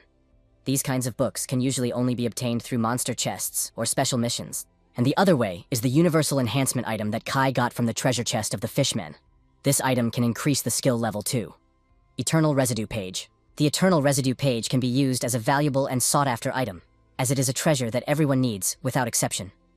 As soon as the pages appear on the auction, they are immediately bought up for about 500,000 coins. Depending on the strength of the skill, the number of pages of holy residue required to advance the skill varies. For example, the more advanced the skill related to battle, the more pages are required to advance, so they can familiarize themselves with part of the pages. In Huyan and Yuan Yu's eyes, the captain looked completely different, and he was offering to enjoy all these benefits. The 2 men immediately hugged him. Now they will pray for the captain's well-being every single day. If the captain dies, his soul will definitely go to heaven. Kai asked for it to stop, for he was already uncomfortable. There came Huanda, who was surprised that this guy even understands what shame is. Kai no longer knows how to draw attention to himself and behaves like a savage. Hu Yan wondered who he was. The protagonist called out the man's name. He warned Kai not to be too arrogant. Don't let him think that because he's protected by the military he can fight against the Huang family. He also came here to tell him something. Next time he'll nail Kai at a guild battle. Let the military see that this guy is a waste of time who doesn't even deserve protection. After the military left, then Zhang Kai's death would be just around the corner. The protagonist wondered what guild battle he had just talked about. Hu Yan was surprised that the captain didn't know about it. This competition is specifically created to select the best guild. To participate, level 21 is required as the minimum entry threshold. That is, the first stage is level 21, the second stage is from level 21 to level 41, and so on, all the way up to level 100. Each guild sends at least 1 team of 5 to compete in the competition, which battles other teams of the same level. Finally, the top 3 are determined. Since the military generously rewards the top 3, many guilds participate each time, and the strongest guilds are like gods. But after all, Zhang Kai isn't even going to participate in the competition. So why did Huang Da decide that he would do it? Well, we should forget about it. There's still a lot to do. Kai wanted to see his family, so he's going to pass out. Earth. Jiangzhong City. The man asked the Kai why he had bought so much stuff and how much it all cost. But after all, his older brother had just had surgery, and now he needed to get better. However, he still thought the boy had bought too much. Too much stuff. Even now his room was full of presents. It's like a vault now. Besides, this hospital is expensive as it is. As soon as he's discharged, he'll help with the finances. But it shouldn't be done. Kai remembered how his brother had once dreamed of becoming an outstanding man who could fight the beast god for humanity. Once he's discharged, he can be a first-timer. It's going to take a lot of money for him to get on the Devil's Star. Kai then activated his watch and showed the balance. He had told his brother not to worry about money, hadn't he? He wouldn't have to work. He didn't understand how Kai had so much money. He had millions. Kai told them that it was all received from the Devil's Star. The older brother had worked hard all these years for his younger brother and sister, and now that Kai had opportunities, the older brother could live as he wished. He still remembered how the elder had saved Kai and his sister on the battlefield with the God Beast, relying only on his own strength. If he becomes special in the future, then crowds of people will be grateful to him. He couldn't even believe he could ever be special. Well, what about his body? He handed him half an apple, indicating that it was fine. Finally, the image will be able to realize his dream, so there should be a celebration. That's where Liu Jun arrived, who told Zhang Kai to get in here faster, and the main character asked why they were looking for him. He was busy, and he had to meet his sister from school. They came here to see him because of his sister. His little sister was in a car accident. They arrived on the scene. Kai immediately ran to the car and called out to Yingzi. He heard his little sister's voice. Yingzi was standing in a crowd of other people, and thankfully, she was fine. Kakaya immediately ran up to her and asked if she was all right, and what had happened here in the first place. The girl told her that there had been an accident here, and fortunately, she was fine. It was very lucky that she was rescued and saved by someone who knows Zhang Kai. It was Zhang Fan who greeted Zhang Kai. The protagonist clearly didn't expect to see a special one from the Huang family in front of him. Liu Jun and He Xing came over there. First of all, it should be said that the car accident was not really an accident. The Huang family set the whole thing up. The Huang family's hatred only intensified. They wanted to use all their strength to overpower the boss and prevent the military from continuing to protect the CI. The military has to make many concessions to protect the Kai, but the commander doesn't want to let the situation go that easily. During the negotiations, the guard commander refused to participate in the guild competition that was about to begin. It was said that if the Huang family could defeat the Kai, the military would cease operations. He hopes the kid can handle it, otherwise more. He can't help him. That's the limit of what they can do. The Huang family forces Jiang Kai to participate in the competition. Otherwise, the family will be in danger. The Huang family is too powerful. Even the military is not omnipotent against it. So as long as the family doesn't attack directly, the military will continue to turn a blind eye. There are two ways out. The first is to agree to a bet with the Huan family. The second is to join the military and officially get the protection of the military. Yingzi wondered if the military would be able to protect them. At this moment, Jiang Kai's profession is very valuable. As long as he is in the army, the guard commander will have more opportunities to protect Kai and his family. At least this way, he would be able to avoid a lot of trouble. Well, now my brother needs to join the troops. The possible future events immediately flashed through his mind. And the bloody bodies of his brother and Yingzi. Did Jiang Kai really think that he could be calm even if he started serving in the army? That's why he can't join the army. If he does, he will relax and rely only on the strength of the military. Which means he might disappoint them soon. And then the Huang family will get to the Kaya family. Now in terms of wealth and power, he cannot equal the Huang family. But his talent doubling will double his attribute points, so soon no one will be able to match him. When fighting against an opponent of the same level as Kai, he will be several times his stats. And even when facing a stronger opponent, if he follows a certain strategy, he can deliver a lethal blow. Hambler is a new profession, so the Wan family knows little about it. Doesn't that make the main character unique? It's better not to try to seek asylum, to leave things as they are. We should take this opportunity to publicize the conflict with the Huang family and let it go public. If Kai continues to defeat the Huang family, the military will continue to pay attention to him, providing protection. And if the Huang family decides to strike again, it will be more difficult for them, because they will have to consider not only Kai's strength, but also the strength of the military. Liu Jun took his silence as consent to join the army, so he decided to prepare everything necessary for the transfer. Kai started talking about taking part. His team must consist of 5 people, and at the moment he only has 3, so he can only ask for help from the military. He clearly didn't expect such a decision from Jiang Kai. Kai wanted to participate. Liu Jun asked this guy not to be so impulsive. If he faced the Huang family, a battle would be inevitable. Jiang Kai revealed that he was thinking as soberly as possible right now. He was grateful for what Liu Jun had done for him, but everyone had their own way. So Kai chooses his own path to his happiness, and he wants in on the battle. Liu Jun continued to talk about Jiang Kai being too impulsive. He Shen intervened in their conversation. Now he was convinced that this guy was really not bad, and he will support him because Kai is worthy of it. He Shen introduced himself. He also thought that if Kai joined the army, the Huang family still wouldn't back down and he could help. Even Zhang Fang was admiring Jiang Kai's courage. And besides, he owed this guy a debt of gratitude. Therefore, he will help confront the Huang family. Yingzi will also support his brother. Liu Jun didn't understand at all. They weren't children anymore after all. So why follow Jiang Kai? He Shen replied that they were now ready. He also asked if Liu Jun himself was ready. In any case, he wouldn't be able to stop them alone. Besides, the commander had said that Liu Jun should also help Jiang Kai. So, he's safe to take care of the safety of the protagonist's family. And now the guy can focus on getting ready. He turned to Liu Jun, Jiang Fan, and He Shen. Jiang Kai would like to thank them for their concern. If they need the guy's help in the future, he will definitely help. Yingzi asked her brother if he was sure he wanted to see the house specifically at night. Since the Huang family has shown their true colors, now sister and brother can no longer live in the slums. The girl had her suspicions about whether they had come to the right place. The houses in this neighborhood cost hundreds of millions. They can't afford it. The address was the one. This is their new home from now on. She didn't expect at all that they would have such a beautiful new home. There's even a pool. The living room was much larger than their previous home. And this is the dining room. You can put a lot of dishes on this long table. And this is where Big Brother can train and rebuild his body. This is the room for Yingzi. Kai asked her little sister if she liked the room. She liked the room so much that she even thought it was all a dream. She liked the room so much that she thought it was all a dream. And it was beautiful. So she didn't know if they could really live here. The protagonist confirmed the words that this is indeed their home. Moreover, everything is just beginning. Now she and her brother have nothing to worry about. The quality of their lives will improve. The next day. Did Yuan Wenju's Yuan perform so poorly, so the military abandoned it? The captain said he'd be replaced soon, and the new one would take Ju. They just have to wait a little longer. But why did everything lead to this? I didn't understand either. Suddenly they heard a very familiar voice wondering why these guys had such sad faces. It was Jiang Kai. Only then did they realize that he was the new captain. Ju inquired as to what had happened in the first place. I assumed that he had joined the army. The guy revealed that he hadn't joined the army, but had just temporarily borrowed the help of the military. In a month's time, he will participate in the guild competition. The Huang family wanted to kill the boss to put pressure on the military. They even attacked the Kai family. And to help, the commander-in-chief made a pact with the Huang family. If Kai wins the contest, the Huang family won't touch him again. So Kai has to win and shut the mouths of the Huang family. He wondered if the boys would help him in this endeavor. Of course they agreed. Ju was angry that that bastard from the Huang family had decided to act. Yingzi hadn't grown up yet after all.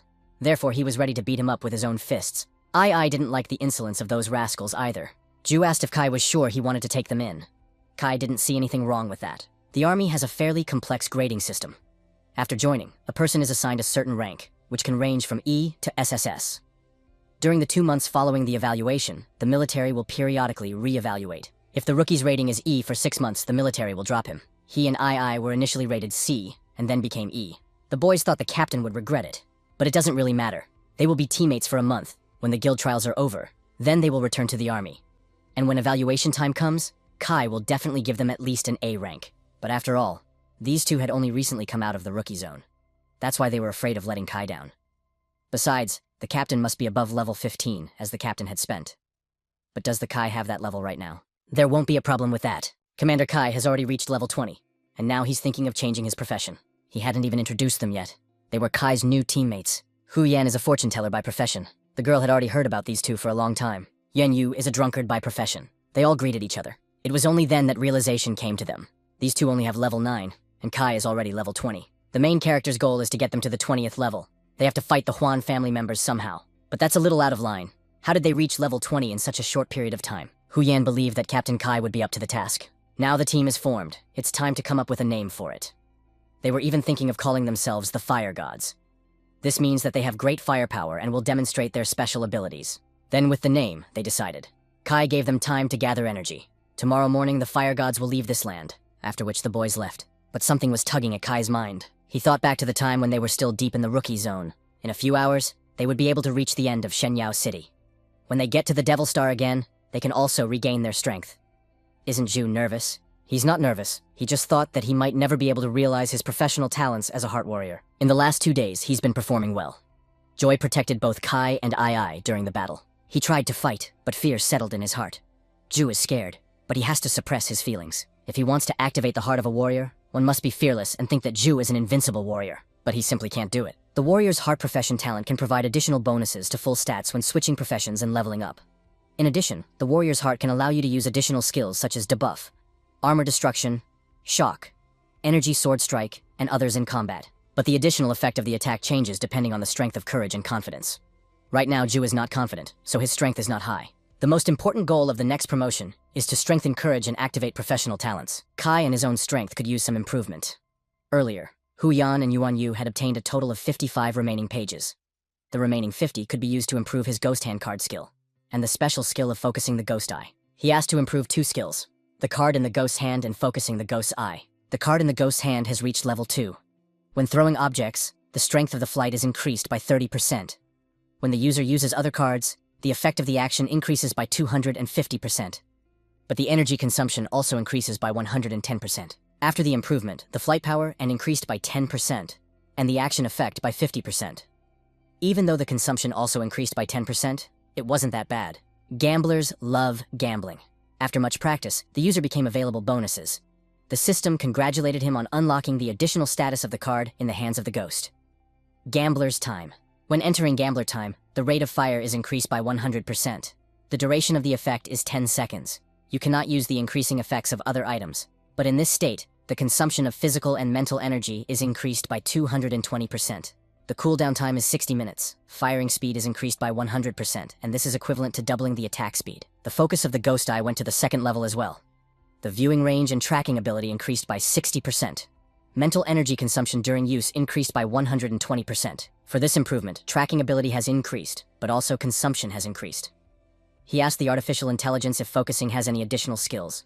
In gambling, in addition to having deft hands, a player also needs the ability to confuse so that the opponent cannot read the cards.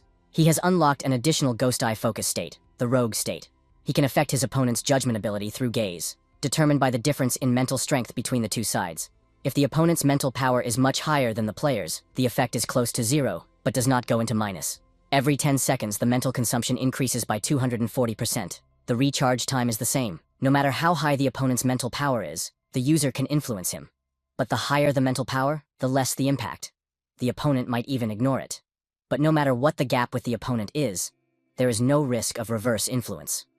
It's a pretty good skill that can confuse the opponent, and it would come in very handy in battle.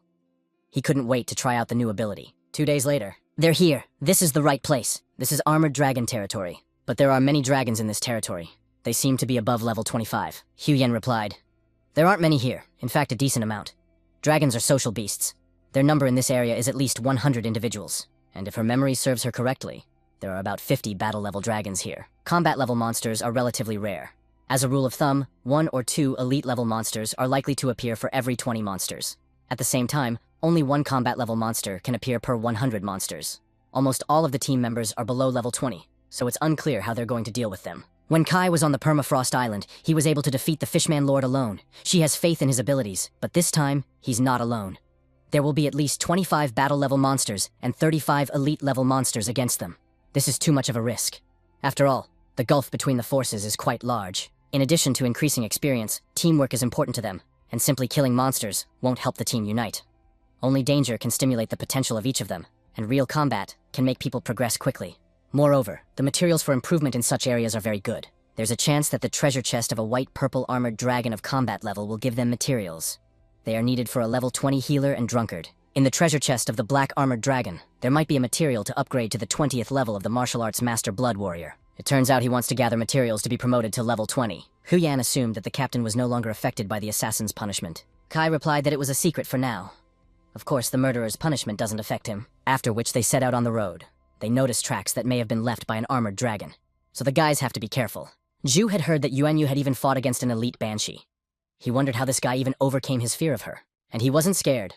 Of course, Ju didn't understand the meaning of those words. In fact, alcohol prepared by drunkards has special effects. He handed over the freshly prepared wine. After Yuanyu refined his skills, the effect of the preparation became much better. But he is a martial artist after all, so Yuanyu advised me to drink during the fight. Ju thanked his brother Yuan. Suddenly the protagonist felt something. He immediately informed his own that something was coming, so he told him to walk. And he himself jumped up. It was an ordinary level 25 armored dragon. After that, Kai landed on the ground. It was only then that he noticed that the armored dragonkin was running straight at him. Of course, the whole crew was worried about the captain. He was already ready to fight back, having his blades ready. But Kai hesitated. After all, he still hadn't had time to practice. This was not a good time to use the technique. It is an ordinary dragon in iron armor. Ju was currently a 9th level martial arts master. It seemed to him that the dragon shouldn't kill Ju. As for Kai, he can certainly stay alive after an attack. That's why he decided to take the risk after all. He needs to prove to Ju that he's not weak at all. The guys were yelling at him to be careful and do something. Huyen noticed someone burst forward. It was Yuan Ju who rushed to Kai's aid. He landed right on top of the armored dragon. Of course, few expected this outcome. But everything went right according to Kai's plan. He praised Ju for his good work. But the armored dragon recovered too quickly from that blow, then attacked the guy. He started screaming for help. After that, Kai joined the battle. The protagonist revealed that he had attacked this monster at its weakest point, and now Ju must deliver the final blow. Of course he was scared, but he was still able to do it. The guys asked Ju to open his eyes. The boy wondered if it was all over. The system sent a notification that a level 25 armored dragon had been killed. That armored dragon just popped up too suddenly. It's just creepy. And Kai's reaction time is too slow. If he had just a little more, he would have been eaten. Kai told me that something in his head was foggy. He also remembered Ju's words that he would override Kai. Ju did say that. But Kai should know that Ju is just a coward. I thought he was very brave. In the past team, the guy didn't even show that much initiative. Huyen didn't even expect Ju to be so strong. The guy laughed, saying that it was a common thing. One wouldn't expect anything else from a martial arts master. Now it's worth continuing the journey to the lair of the armored dragons. They spotted 3 elite armored dragons that were at the 35th level. Those monsters must be guarding the armored fighting dragons. There are too many obstacles in the stone forest. They will definitely have a hard time with the 3 dragons. Previously, with the help of the skill and the card in the ghost's hand, Kai had managed to slay not a few fishmen. Must be able to do it now. Kai asked Hu Yan to summon rain for 10 minutes. Her rain prayer had been improved. Therefore, using the technique for 10 minutes wouldn't be a problem for her. Huyen prepares a prayer for rain. Ai prepares the poison, and Yuanyu provides protection for the 2 girls. As soon as it starts to rain, Ju must run boldly forward. The dragons do not need to be killed, only delayed. Then they began to put the plan into action. Shu ran right behind Kai to launch his attack. Quite a few armored dragons came out. Kai's hunch was confirmed, and now it's Ju's turn to defend. It won't be a problem for him. The guy used his skill. Kai can increase his strength by 100% within 10 seconds, right? It's time to try the technique in real combat. He used the Gambler attack. After the blades hit the small armored dragons, they exploded. The guys admired the captain, for he was able to kill 9 armored dragons at once. And this was the first time Yuan Yu had seen Ju use such strong skills. These guys are very strong. When the 3 of them were rookies, they worked on the same team. The dragon's armor is too strong, and the belly is their weakest point. But even the captain can't hit it. Another level 35 armored dragon was killed, after which Ju advanced to the 10th level. The system reported that the corpse of an armored dragon had been received. Kai himself believed that Ju could do it. Huyan noticed that the two of them worked well together. Now their team will definitely become stronger. Not even an hour later, Ju had already raised his level. Ai knew that if they worked together, they would quickly achieve success. But she didn't expect it to be this much. The girl also wanted to become as strong as them. Hao said that the elite treasure chest should be hidden in the rocks or crevices of the area. He suggested that Ai should also search for it. A little while later, the her approached a place that should probably have an armored warrior-level dragon in it. Ju suggested that the captain rest, for he had expended a lot of energy. Kai replied that he could still move. Therefore, there was no need for rest. There could be many paths in the stone forest, and it would be better to choose the most suitable one. If they procrastinate, the armored dragon will summon helpers, and then they will definitely be finished. Now it's time to start the monster hunt. 10 minutes later. It was so quiet that Ai was already doubting that there really was a dragon here. Kai also thought it was strange that no one could be seen here. He used the focus of the ghost's eye, but even focusing can't see the dragon. Kai must have miscalculated somewhere. Ju folded his arms as if he was freezing. Yenyu thought the same thing. Ju didn't know why, but with every step he took, he became more and more gloomy. Huyan told her that they still had a long way to go after all. They came to a huge mountain. It was only then that Jiang Kai realized that there was a clear problem with this place. He shouted for Ju, Huyan, and Yuanyu to stop. They immediately turned their attention to their captain.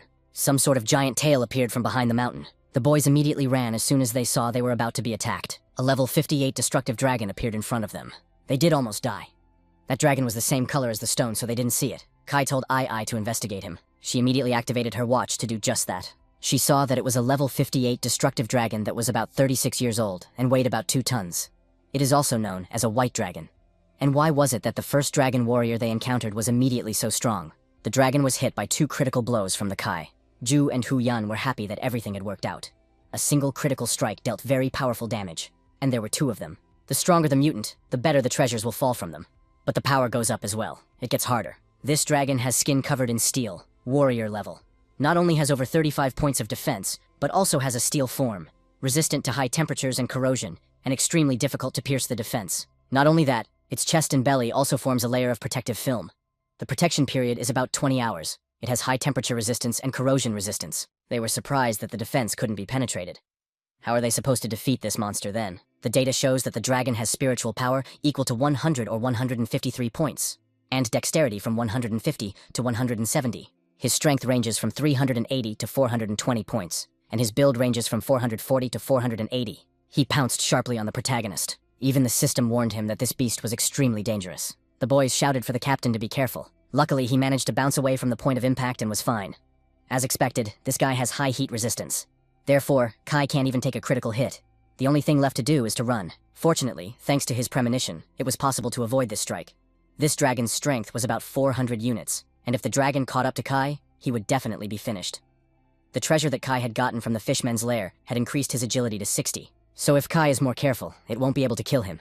We need to let Ju show his talent and destroy the monster's armor. But if things don't work out for the protagonist, he'll just take the dragon as far away as possible. And if it comes out the other way around, Ju will be even more talented. Kai shouted for Yuanju to help him. He was going to do it anyway. We need to stomp that monster down hard. He landed between the destructive dragon and Jiang Kai. But this dragon didn't seem to care about that. Suddenly, Kai shouted for Ju to run from there. He began to run with tears in his eyes, not understanding why it was so scary. This dragon was then attacked by Kai with his weapon. He took Yuanju and thought of leaving. After all, the armor was kind of pierced. Suddenly, another man whizzed by them. Huyan reported to the captain that Yuanyu had been drinking.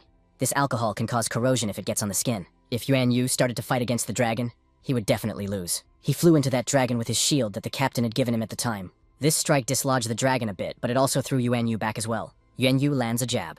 Only then did he see that his opponents were the dragon, not beauty. It was because of this that Kai thought the man had sobered up, for he didn't call the dragon a beauty. Huyan doesn't know this either, but it seems Yuanyu drank freshly brewed second-grade alcohol. Yuanyu thought that the alcohol would relieve his fear after drinking it. Yuanyu had long been searching for an enemy that could be worthy of him, so today he's going to get the heart of the dragon. Finally, he's found the one he's been looking for. Of course, the dragon didn't understand at all what the man was talking about. He ran to the dragon, calling it his love, and also wanted to live with this dragon until old age together. I began to assume that Yuanyu was thinking about him being a dragon as well. Once again, the love of his life began to explode before Yuanyu's eyes. They'll never be separated, and don't let her be shy because tonight is their first wedding night. The more she resists, the more he cares. If this guy keeps this up, Kai's brain will melt soon. He asked his wife's permission to warm her lonely heart. Yuanyu is definitely not himself right now. and Kai is going to have a hard time getting this guy away from the dragon. He turned to Ju, talking about how his talent was the only salvation for them right now. Now he saw what the absence of fear meant. Brother Yuan really is a god after all. He remembered the same conversation in which Yuan Yu had said that he hadn't even thought about overcoming fear. After all, this fear he didn't even have. Therefore, he decided to repeat after Yuan Yu. The system reported that Ju was in a state of alcoholic confusion. His strength, agility, and other parameters changed. After that, the system began to report a serious danger. Yuan Yu was about to run to his new wife. Kai, Huyan, and Ai were even more worried about this guy. Yanja rushed over there as well and began to claim that he was the strongest in this world. After which, he struck that dragon. Kai couldn't believe that Yuan Yu's alcohol had helped Ju destroy the armor. Most likely, alcohol lured his mind. It was for this reason that any notion of fear fell away from this man. Blind confidence allowed him to activate skills that were able to shatter the dragon's armor. The dragon armor is much stronger than the giant ape and wolf lord, but this guy still made it through. He is the best fighter, so no one would dare to defeat him. After which, the dragon's tail hit him right on his face. This blow caused Ju to fall to the ground. At the same time, the dragon was about to finish him off. Fortunately, Kai reacted in time, after which he also took Ju away from that place. He thanked Ju for this excellent work, and now Kai is going to help strike. The dragon began to have a lot of health taken off. After destroying this dragon's armor, Kai can now put his skills to use as well. But the last blow, he left the names for Juzi. He began to claim again that he was the strongest warrior, so no one would dare approach him. Ju got into a fight with this dragon. Ai began to worry if Juzi was definitely alright, but there's no need to worry about that. Ju just interrupted. He had already broken the dragon armor anyway. After a while, Ju was finally able to defeat his opponent. The system congratulated him for killing a level 58 armored dragon. The dragon corpse and the dragon treasure were obtained. And now the pioneer Yuan Ju was at level 15. Yenju said he was the #1 god, right? After which he fell down and fell asleep. Hu Yan thought that this guy wouldn't wake up for a while yet. Kai thought so too. Suddenly, Ai remembered that they seemed to have forgotten something. Now Kai wondered about that too. Hu Yan also did the same. Only then did they realize that it was Yuan Yu that they had forgotten about. At the same time, Yuan Yu was mourning the one and only love of his life. He treats these guys like they're his kin, and they kill his wife. After which, the kid smelled some odor that made him feel heavy. Yuan Yu fell down. Hu Yan and Kai guessed it was Ai's doing. Ai didn't understand why those two were looking at each other like that. Brother Yuan thinks he's a dragon, so he won't just let go. Ai used a sleep potion on him, so let him rest for a while. But that wasn't really what the two were talking about. They even praised her for doing a great job. Hu Yan asked to share this potion, because she also wanted to use it someday. Kai also supported the idea. It wouldn't be a problem for Ai. Night had fallen. The boys made a fire, and some of them even went to bed. Yuan Yu and Ju were sleeping sweetly in each other's arms. Ai offered water for the Kai if he wanted it. He thanked her for that, and was even surprised she was still awake. Too much had happened today, so she still couldn't move away. Fortunately, at the critical moment, Ju was able to overcome his fear. Who would have thought that Yuan Yu's alcohol would be able to activate Juzi's talents? Ai asked Kai's opinion on whether he would be able to activate the other talents anytime soon. This guy's never been weak. Today's confidence could be attributed to his inebriated state. It was because of this condition that Ju was able to break through the armor. Yenju even repeated in his sleep that he was the #1 god. This guy might need a little more time. Either way, Kai hopes his confidence will still come around. Ai believes in him too. It's morning. Yanju recognized that he was a true hero yesterday. Hu Yan even admitted that Yuan Yu's dragon craze yesterday had also taken its toll. She complimented him on his excellent work. Wen Yu asked not to talk about it. He was even disgusted by the memory. Now, the boys decided to finally open the chest. Everyone was curious to know what was inside. Hu Yan explained that it was a chest of very rare items, but judging from Captain Kai's hexagram, luck is not on his side. So it's better to let Ai open it. She'll be much luckier than Kai. The girl didn't even expect that she could take something for herself. Since Hu Yan is their fortune teller, she should be trusted. Therefore, Ai should open the chest. Hu Yan also advised her not to worry, dare to open. In any case, all the danger is already behind us. After which, they looked inside the chest. Ai activated the watch to check its contents. There was a phosphate ore essence that boosted defense. It weighed about 10 kilograms and was valued at 500,000 Shenyao coins, and a core weighing 17 kilograms, which can help in construction. It is valued at 100,000 Shenyao coins. An essence and blood crystal weighing 48 grams that can be used to produce, optimize, and upgrade important equipment. It is valued at 300,000 Shenyao coins, Tianchai bones. They are considered an important item for ascension, valued at 210,000 coins. She then noticed a crystal of mutated blood essence, weighing 1.6 grams. It's one of the materials used to make the secret medicine, valued at 6 million Shenyao coins. Kai was surprised that they should pay 1 million for 0.1 grams. It was also considered an important item. However, he had already had a history of taking secret medicines when Kai had fought the fishmen. Could it be that he just swallowed a few million? Secret medicines are considered very valuable because the materials for them are extremely expensive. There aren't that many of them. There are only 20 kinds. One bottle can add 10 points to skills, and the cost is about 150 million Shenyao coins. Ju recognized that it sounded really cool. If Kai had known about it, there was no way he would have taken those medicines. Who knew they were so expensive? They also noticed the holy water there. You only need 5 milliliters of water to go to the 20th level of healer, and there were as many as 15. 5 milliliters is 1 million coins. That makes it 3 million. Ju was glad that such good materials had gotten to Ai. She is very lucky today. The probability of this treasure appearing is extremely low, so she is a real lucky girl. Now their income is about 8 million, and that's just the basic ones. And if you take all things as a whole, the income rises to 10 million. Wen Yu noticed that Hu Yan was very fond of money. Hu Yan asked the guy if he was sure that not the entire Kai team was like this. Considering the past treasure chests, their treasure chest income had increased to 15 million coins. The guys just remained silent seeing that look on the captain's face. After that day, the Fire God's team would sweep the area on average once a day, but sometimes much more often. As the battles continued, Yuanju's attacks increased, and he was becoming a great assistant for Jiang Kai, especially after a drink. Then he thought he was god number 1. 10 days later, the Fire God team had scoured every available land, clearing out all the dragons. Yuanju and Yuanyu had reached the 20th level, while Ai had increased her level from 9th to 12th. The guys wanted to make something to eat. Hu Yan wandered to the captain where they would be going now.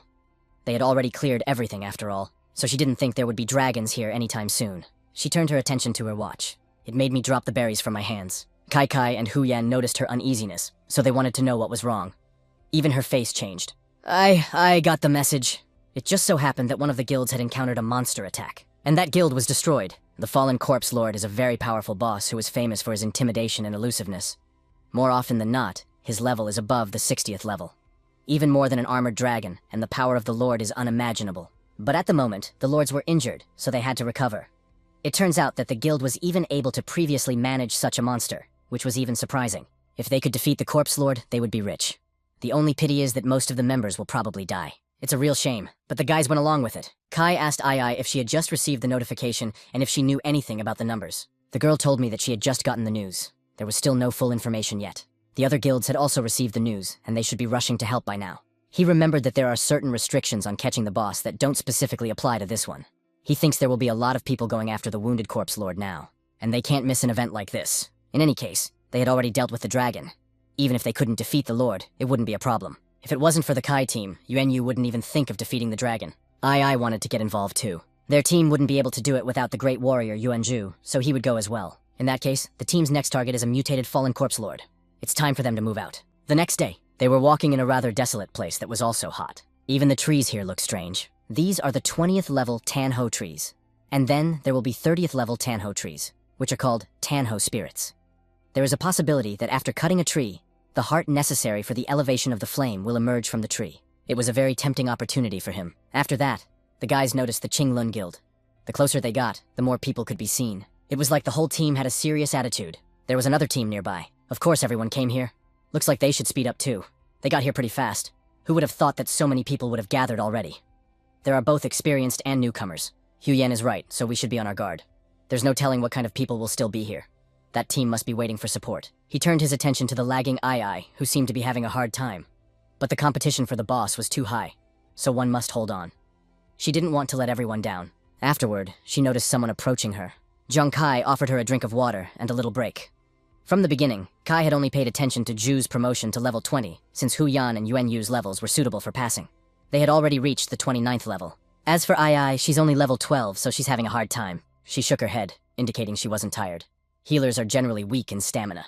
They're only good for healing, aren't they? In that case, just let her sit with him for a while. Ju noticed that there were quite a few high-level people here, so they'd better wait it out. She wanted to object. Flaming Ridge is the place where the fallen ruler resides. The territory is large, being on the order of 5 or 6 kilometers. There are many other monsters that also pose a certain danger to lives. While others are searching, they should gain an advantage in speed and strongly. Hu Yan asked the Kai captain what he meant. Kai suggested we think it over. What advantages they had in finding a master. Yuanyu didn't understand why their team should be the first to find the monster. Ai also didn't understand what they would rely on during the search, whether it would be luck. Yenju suggested Hu Yan to calculate the hexagram, whether they would be lucky or not. But this kind of calculation is quite difficult, so it's all about luck. The team's advantage is that they have Hu Yan.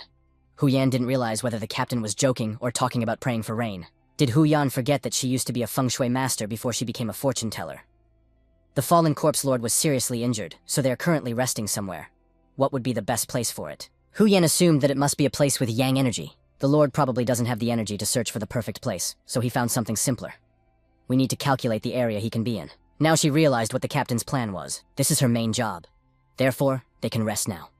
Hu Yan will definitely seek out the Lord's hideout. A little while later, Kai was thinking about something. He thought about it so much that he didn't even notice Yuan Ju walking up to him. Ju apologized for scaring him. The man was curious to know what his friend was thinking. Kai just thought that I had already gotten the materials to go to level 20. Even though he understands what materials he needs himself, it's not that easy to find them. Kai already knows about them, doesn't he? Ju asked what kind of materials they were, and if they were rare. It's not that they're rare, it's just that Kai isn't really good at them. Earlier he had found the formula to go to level 20 in the lair of the Fishman boss. After unraveling the mysterious words, he realized something. We need living water from unknown sources. Flames that spontaneously erupt from the air. A quiet breeze, floating soil and impermanent metal. Ju didn't understand at all what this unknown source of living water and flame that spontaneously ignited from the air was all about. He even thought that it was some kind of riddle rather than a formula. That was the only thing there. Apparently he would have to puzzle over it. Kai thought the water from the unknown source was rainwater.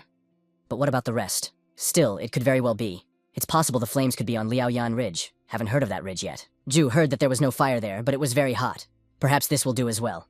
And there's some truth to that. They heard the voices of a man who recognized Zhang Kai, who took advantage of his good fortune and put on a grand show on the island of Eternal. There was a group of people who had level 40. This group consisted of 1 knight and 4 warriors. Juza wondered why they were talking about Kai like that. He must have done something to them. However, these are the first time he sees these people. But from the looks of it, they are looking for trouble on their own head. And 80% of them are members of the Huang family. Since they are members of the Huang family, we need to teach them a lesson. Kai said not to touch them. They're way above their level. And they're not the target. Zhang Kai confirmed that it was him, and also inquired about what they wanted. Earlier, he had killed the members of the Falcon 5 team, and then he had also killed Huang Xiao during the battle with the Fishmen. He's got a lot of guts. Ju started to protest that Kai was just defending himself. Huang Wei had brought his minions, so there was no other choice. She sharply attacked Ju, saying that it was Jiang Kai that the captain was now having a conversation with, and not the pathetic dog. But before the stone could reach them, Kai had already destroyed it. She wasn't happy that this kid had interfered. Kai is very annoyed by annoying people. The man wondered if that was too bold of him. It looked like it was time for them to die. They will never forgive those words. Since these people are determined, this battle clearly cannot be avoided. As it turned out, I knew this person named Shu Fei Fei. She didn't understand at all what he was doing. And was he really going to fight them right here? Kai, of course, noticed that the two knew each other. Shu Fei Fei remembered that Su Ai was in the troops, so he didn't understand what she was forgetting here. Ai revealed that she was a member of the Fire Gods team, and Jiang Kai was her captain. Therefore, if he harms the captain, she will not sit idly by either.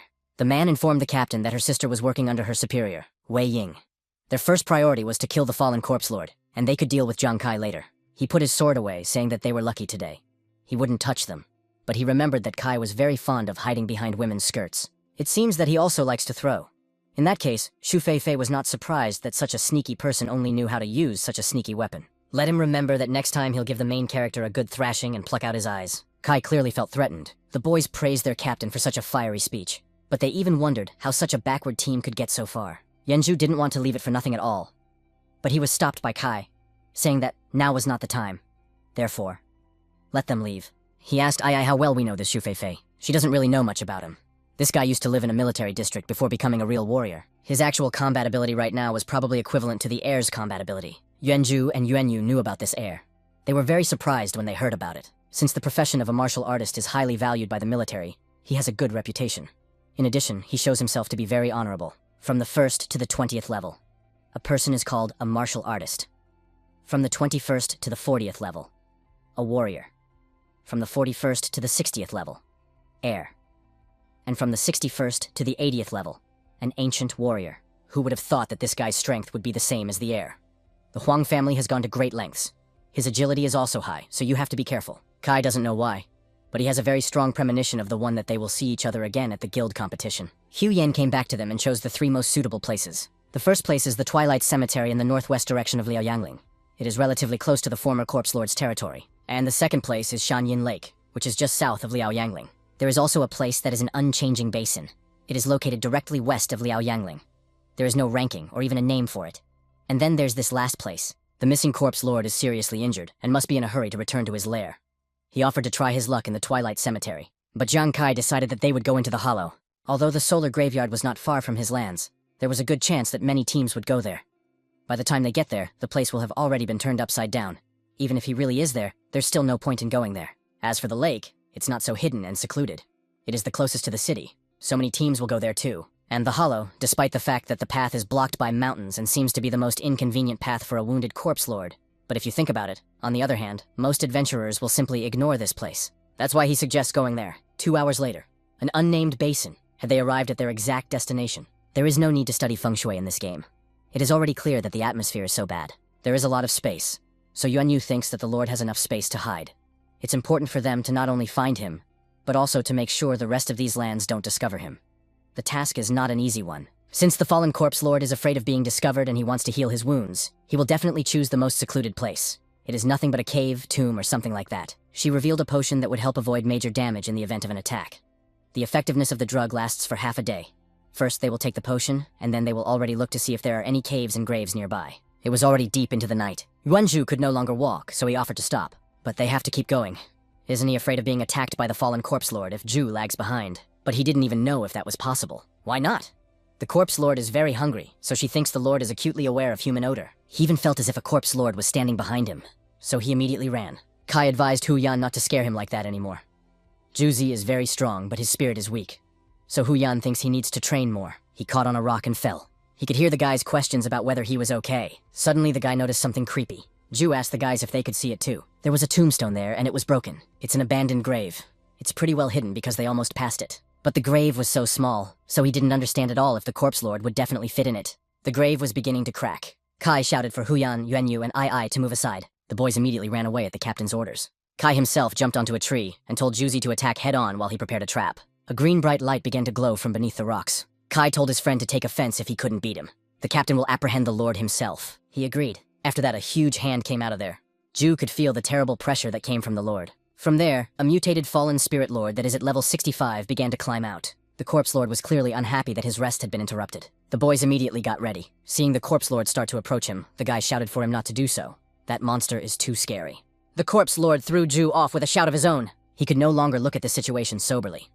It wouldn't work. So he decided to have a drink. Now no ghost could stand against the #1 warrior, Yuanzhu. Yuanzhu threw a punch at him, however. The lord's armor was stronger. Of course, he didn't even feel it. And when Ju tried to stick his blade out, it was noticeable that it was stuck there. Yulia Yu also noticed that the blade was stuck. The situation was out of control, so Kai yelled for Ju to run.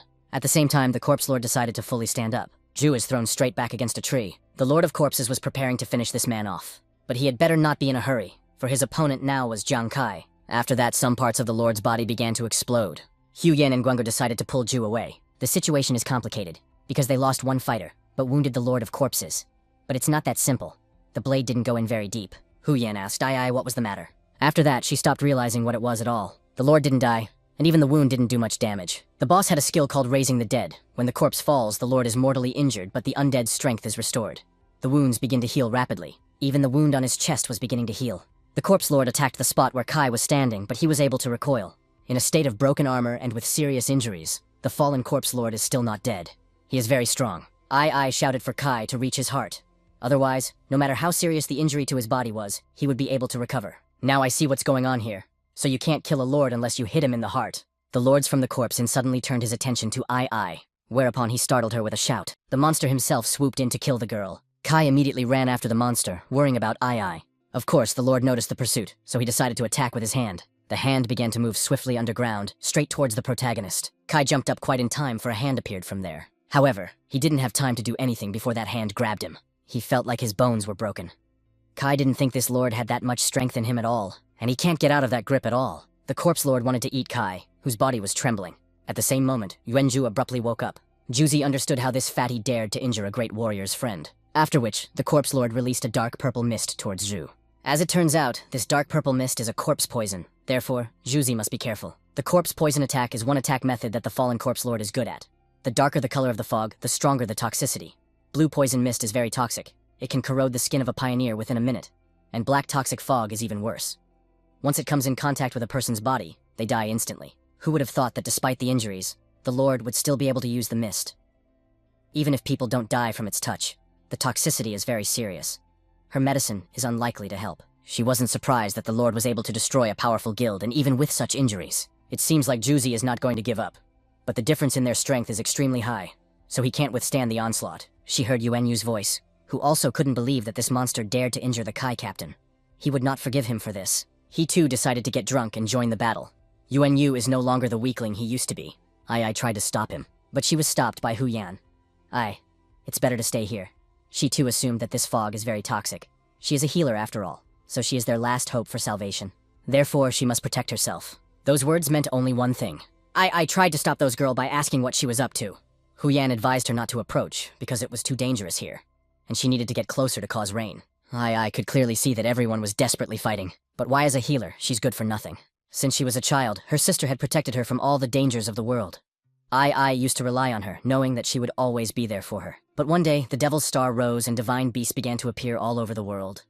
Only after careful training and gaining superpowers can you fight these monsters. Her father had gone to the battlefield to stand against the beasts. She seemed to have grown up overnight, and was ready to join the army to become a hopeful support for her comrades. When I first went to the Devil's Star, she was lucky enough to meet Ju and Kai, and then travel all together. Thanks to Kai, she and Ju were recruited into the military.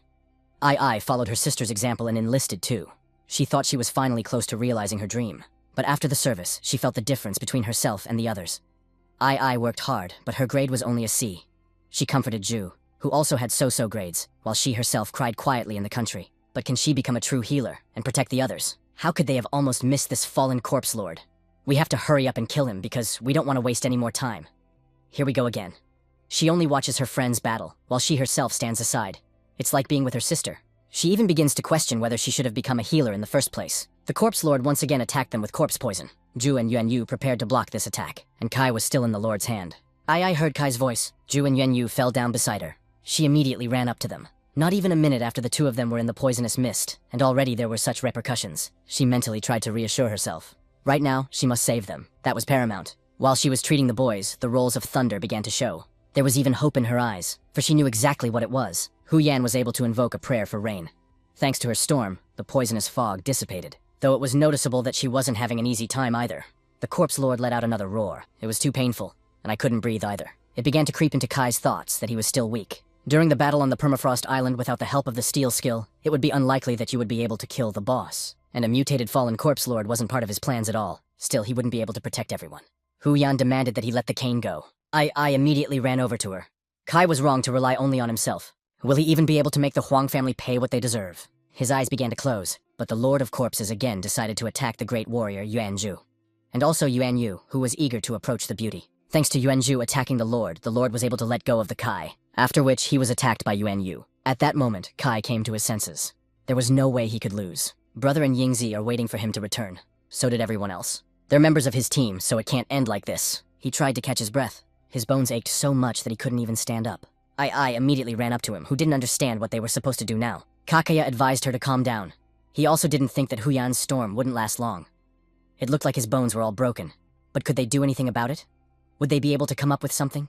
Now even he was asking for her help. Now I understood everything. The corpse lord grabbed the two with his tongue. He was going to swallow them. He was attacked by Kai, who yelled at him to take his time eating his friends. The corpse lord should spit them out right now.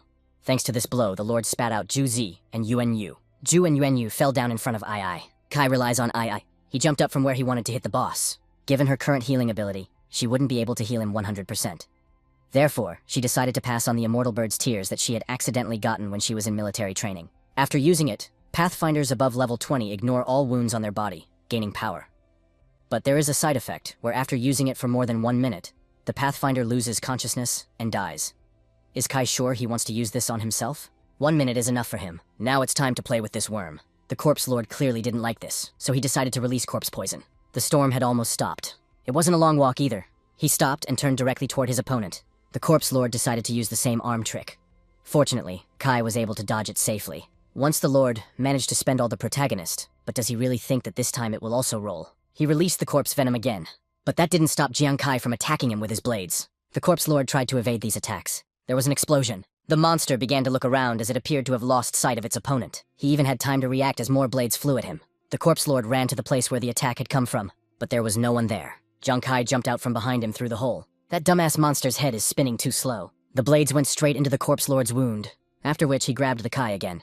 The lord was clearly displeased that this little boy had made him run. I began to worry about him again. Now the boss wanted to eat the guy. Did that stinker really think that he could catch Jiang Kai a second time? Kai just fainted with wallops to get the overlord hooked. Because of the infernal pain, he had to let go of the Kai. It seems to have worked, but 1 minute went by too quickly. After that, the corpse lord fell down, and so did Kai. I ran toward him. Right now, he was ready to rely on her more than anything else. She proceeded to treat him.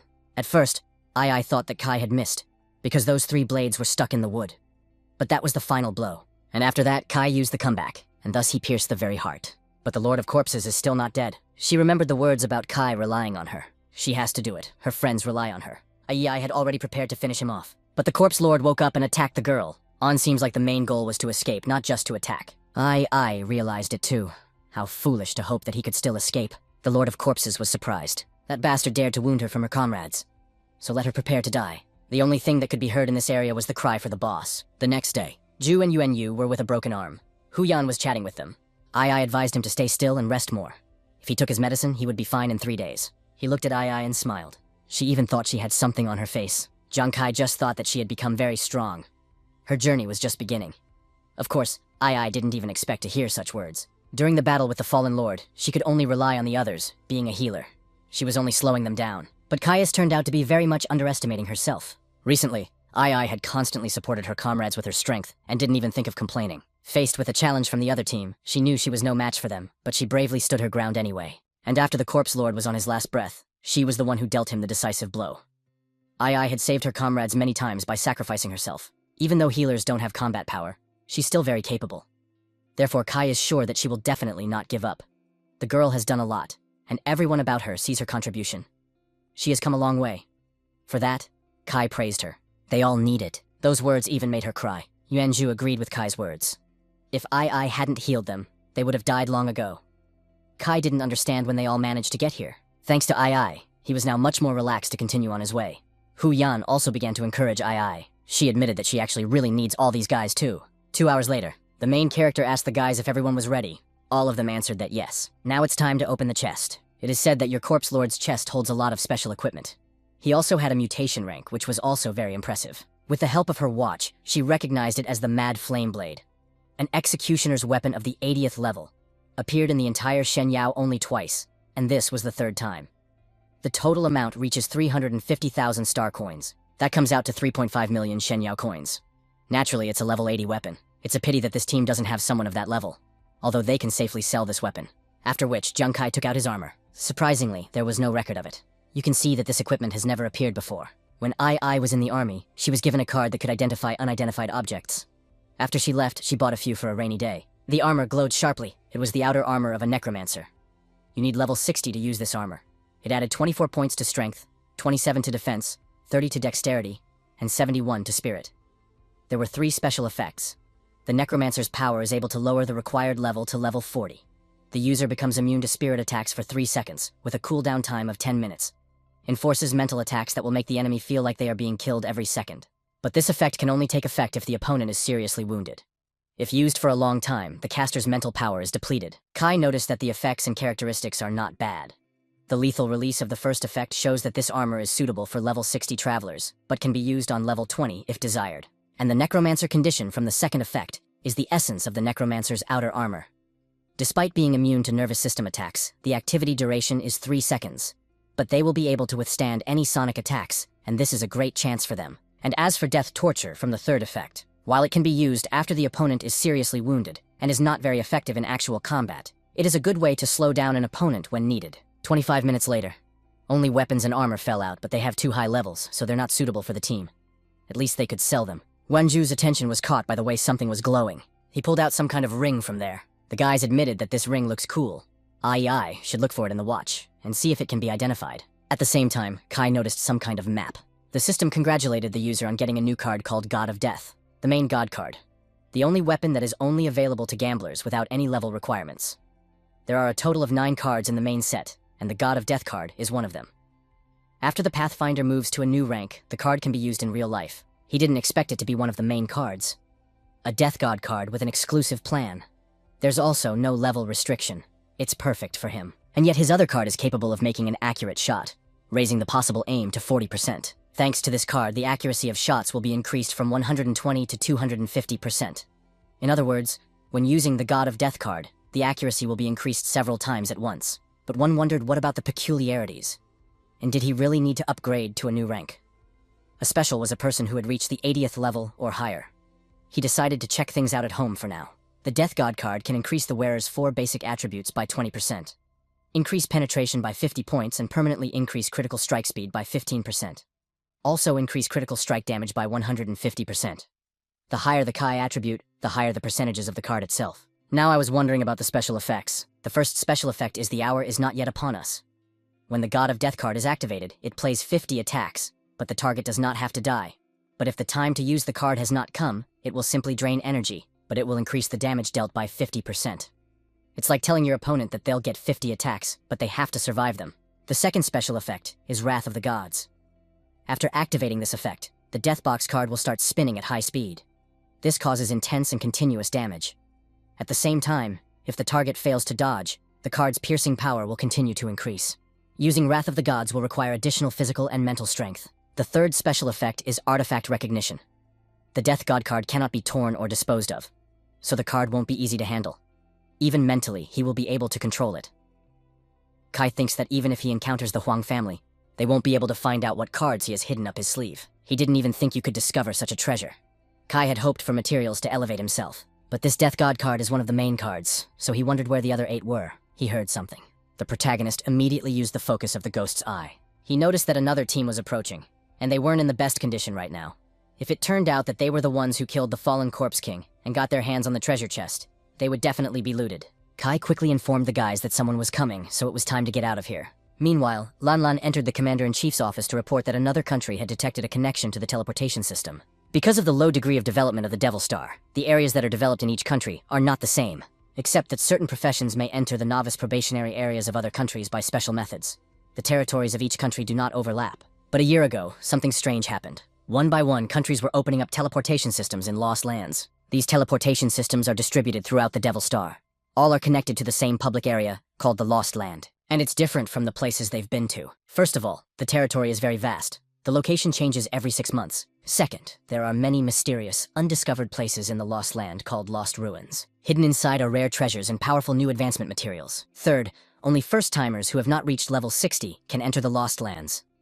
Even more disturbing is that as soon as a human enters the Lost Land, the artificial intelligence transmits a message about the event. She welcomed people to the location of the initial competition. The team of participants must be 5 people, and the level must be below 60th level. When the number of countries participating in the competition reaches 80, the battle will officially begin.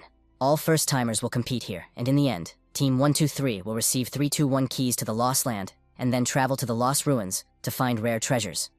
Each participant can only participate in the same level once. So far, the Lost Teleportation System has been discovered in 49 countries around the world.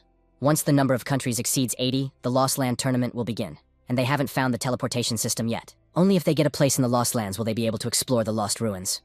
And the treasures that are hidden in those ruins are likely to change the fate of all countries. The inspector asked Wei Ying if he was listening to her at all. He ordered that the National Association be assembled for a meeting. 3 days later, Kai came out to the team and they were wondering if he had successfully sold everything. As soon as he put the goods on display, they were immediately sold out. He also bought the materials they lacked for the transition. Once they drink this, they will be able to complete the transition. Hu Yan, of course, knew that all the trophies they'd gotten were made of rare materials, and the price of them was not low. It seems like they're becoming more and more capable. I heard that the party held the National Association convention a few days ago. The procurement departments have stepped up their purchases of rare resources. It seems like it's all connected somehow. The others were talking about how the guild competition was about to start. There seemed to be many new and strong guilds that were willing to participate. And Xuanwu Guild will come to attach great importance to this year's competition. They think that the first place will be for this guild. Let that guild go to hell. The captain shouldn't worry. They'll do their best. But before that, Micaiah suggested we look into the guild. They were their own guild, so they didn't need anyone. I wondered if Kai had found them any associates. Since they went against the Huang family, no one else would want anything to do with them. Hu Yan asked where they were going. The guy replied that it was a secret. Guild area. Here they came. The guys clearly had doubts that they should join this particular guild. But why does it look so abandoned? The location is weird. Not a soul at the entrance. Not even a name. Only then did I assume that this building belonged to Kai. Kai solemnly acknowledged that it was. That's where the name came from. Guild of the Gods. Area C, number 319. The gates have opened. It was very beautiful inside. Kai welcomed them to the Guild of Gods. It really was like a place of paradise. Yuanju asked the captain when he had just had time to build a guild. He didn't even say a word about it. Who would have thought that the captain would be in the business of building his own guild? Of course, no one could even think of that. Yuanyu wondered how expensive it all was. He even guessed that it was somewhere around 100 million Shenyao coins. The captain's image seemed to have been transformed in their eyes. Kai revealed that he had been planning to start building for a long time. When he heard about the tournament, he immediately applied for his guild. When Kai first got to Devil Star, the other guilds refused to accept him because he went against the Huang family. In that case, he can only rely on himself and build his own guild. The system has begun to recognize the identity of the head of the Gods Guild. The recognition has been completed. After that, the verification of the guild information was completed. The Gods Guild was just the beginning, and now it was officially established. Thanks to that, they now have their own home on the Devil Star, and it's pretty cool. The next day, Yuanju was happy that he had finally risen to the top. He happily informed the captain that he had become a warrior. And now the boy was at the 21st level, and now he had a second talent, and his characteristics had increased as well. Kai wondered what it was. The name of the talent is Omnipotent Fighter, which can give 10% more characteristics. In addition, Ju will now gain 7 additional characterization points each time he leveled up. The career growth of martial arts is important in terms of improving qualities.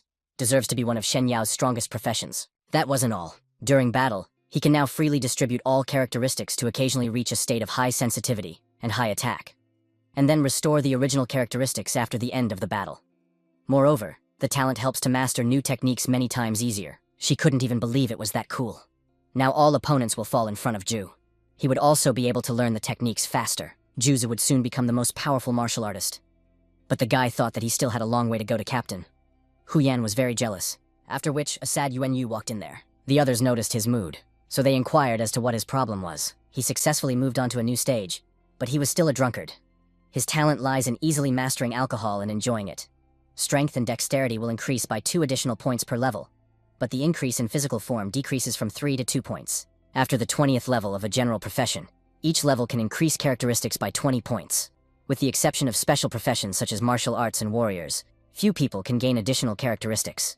Considering Yuan Yu's specialization, he has a lot to enjoy. She thinks it's very rare too, but she was curious as to how one could enjoy alcohol, what kind of pleasure it is. The state of alcoholic fun will stimulate his subconscious more intensely, allowing him to go from a state of complete intoxication to a faint state between drunk and not drunk.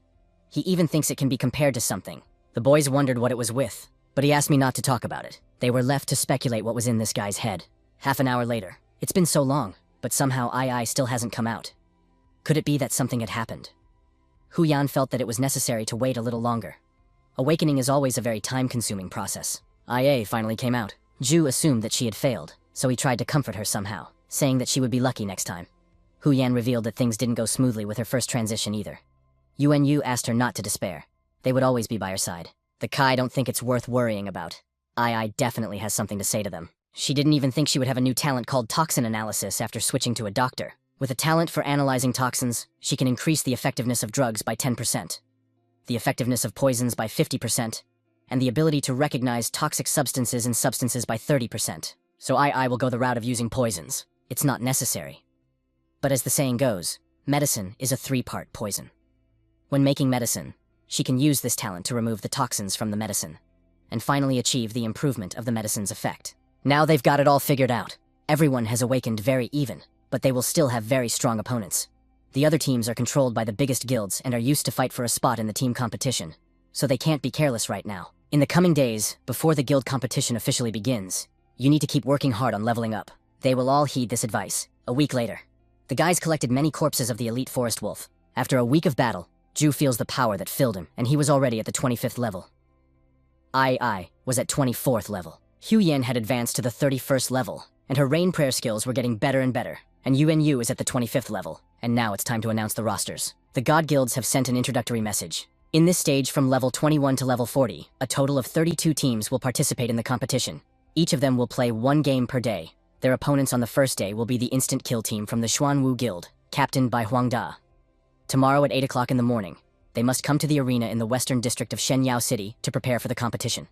We need to eliminate all the opponents. She didn't understand why on the first day they were fighting the Xuanwu Guild, where Huang Da held a grudge against Zhang Kai. And now the only way to win is to kill all the opponents. Looks like the Huang family had a hand in this case. Ju thought it was time to pay a visit to the military. Let them find out what the hell this Huang family was doing. Yuan Yu tried to stop him. Whether it was God's will or retribution, it just so happened that Kai had wanted to fight face-to-face with Huang Da for a long time. It happened just in time, so he's anxious to see what the bastard can do. The next day, arena. There are still 15 minutes until the start of the team competition, which will be between teams from levels 21 through 40.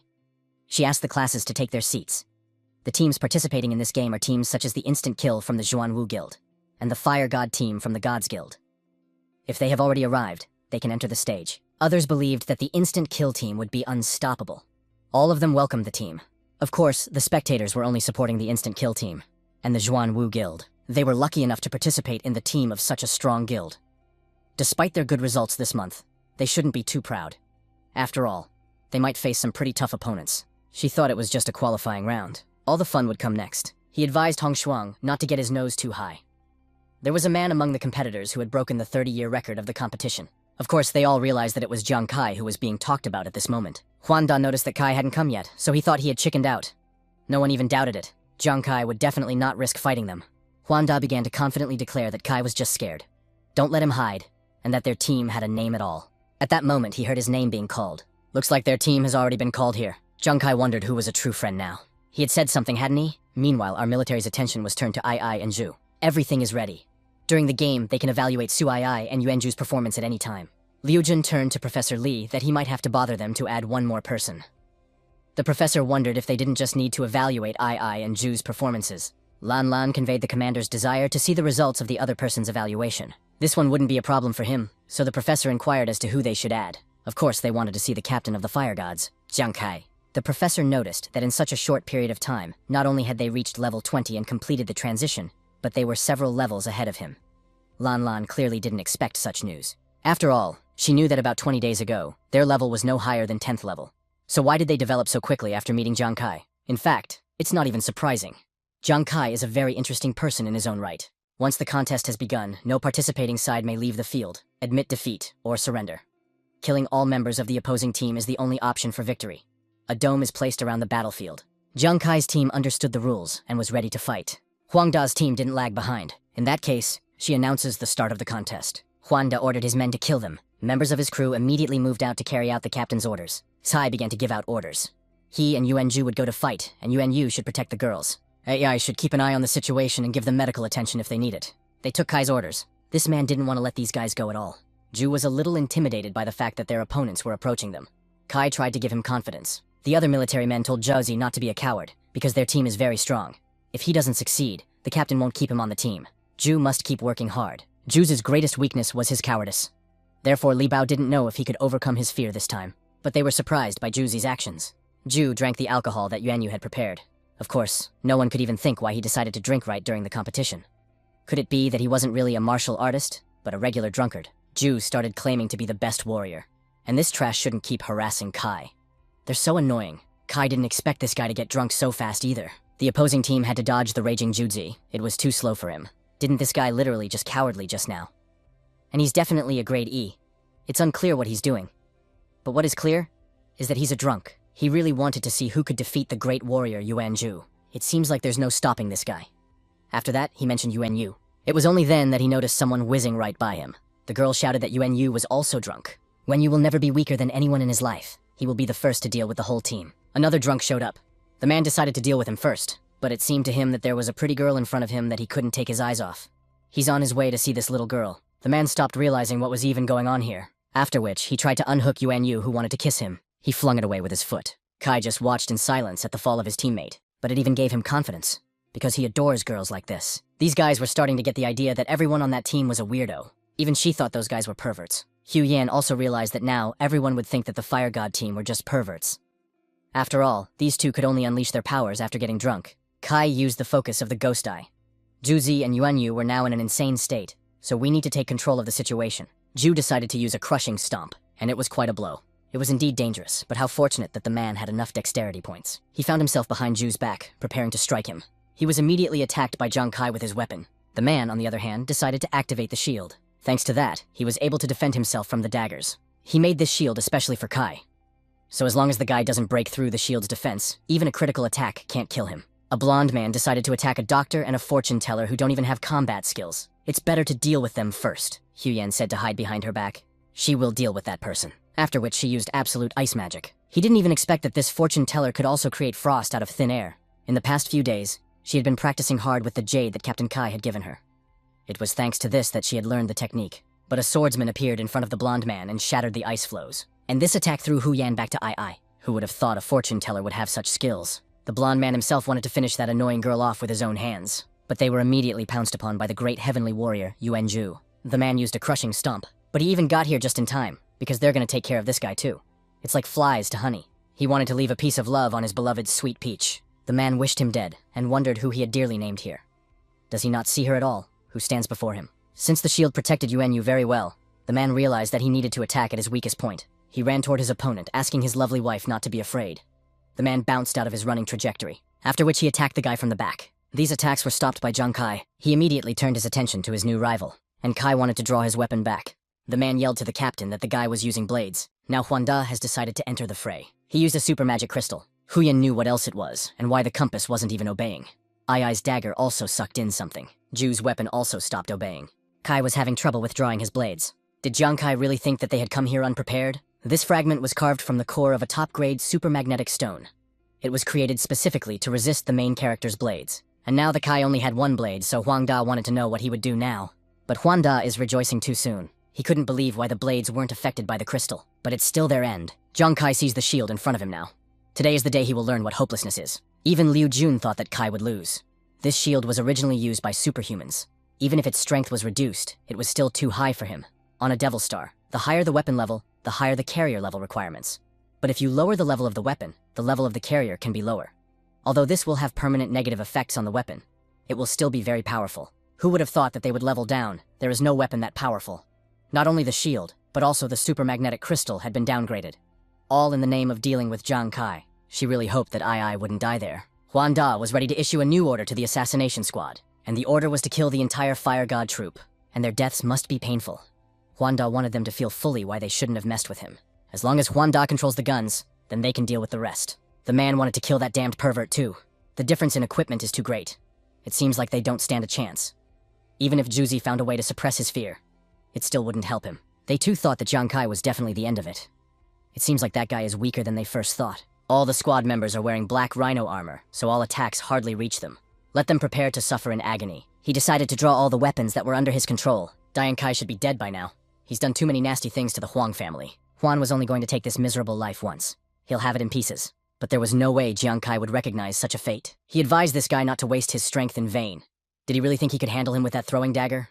Let him give up those dreams. The protagonist used absorption and transformation using the Death God card. Huana Da didn't realize what had just happened. Su Lan Lan couldn't understand how Zhang Kai's throwing blade had turned into a map either. Lu Jun sensed a powerful killing energy. Could it really be a weapon with its own energy? Of course, in the end, it is not a throwing blade, but a unique weapon that belongs to the apostle of the card by God. Usually the gear on a Dev Star is girded for certain levels, but actually the highest rank S is SS and SSS. And the God card is an SSS rank weapon. The God card has a unique card set skill, the first effect of a set of God cards. For each God card added, all of the owner's body attributes are further increased by 10% and weapon strength by 50%. The second effect of the God card set. Absorption Transformation. You can absorb other throwing weapons and inherit their attributes and properties. Absorption Transformation does not affect the original property of a God card. Before the competition started, the God of Death pretended to be a throwing blade under the effect of absorbing the transformation. But it wasn't made of metal, so it wasn't affected by the magnet. Only Huan Da will be on his knees begging.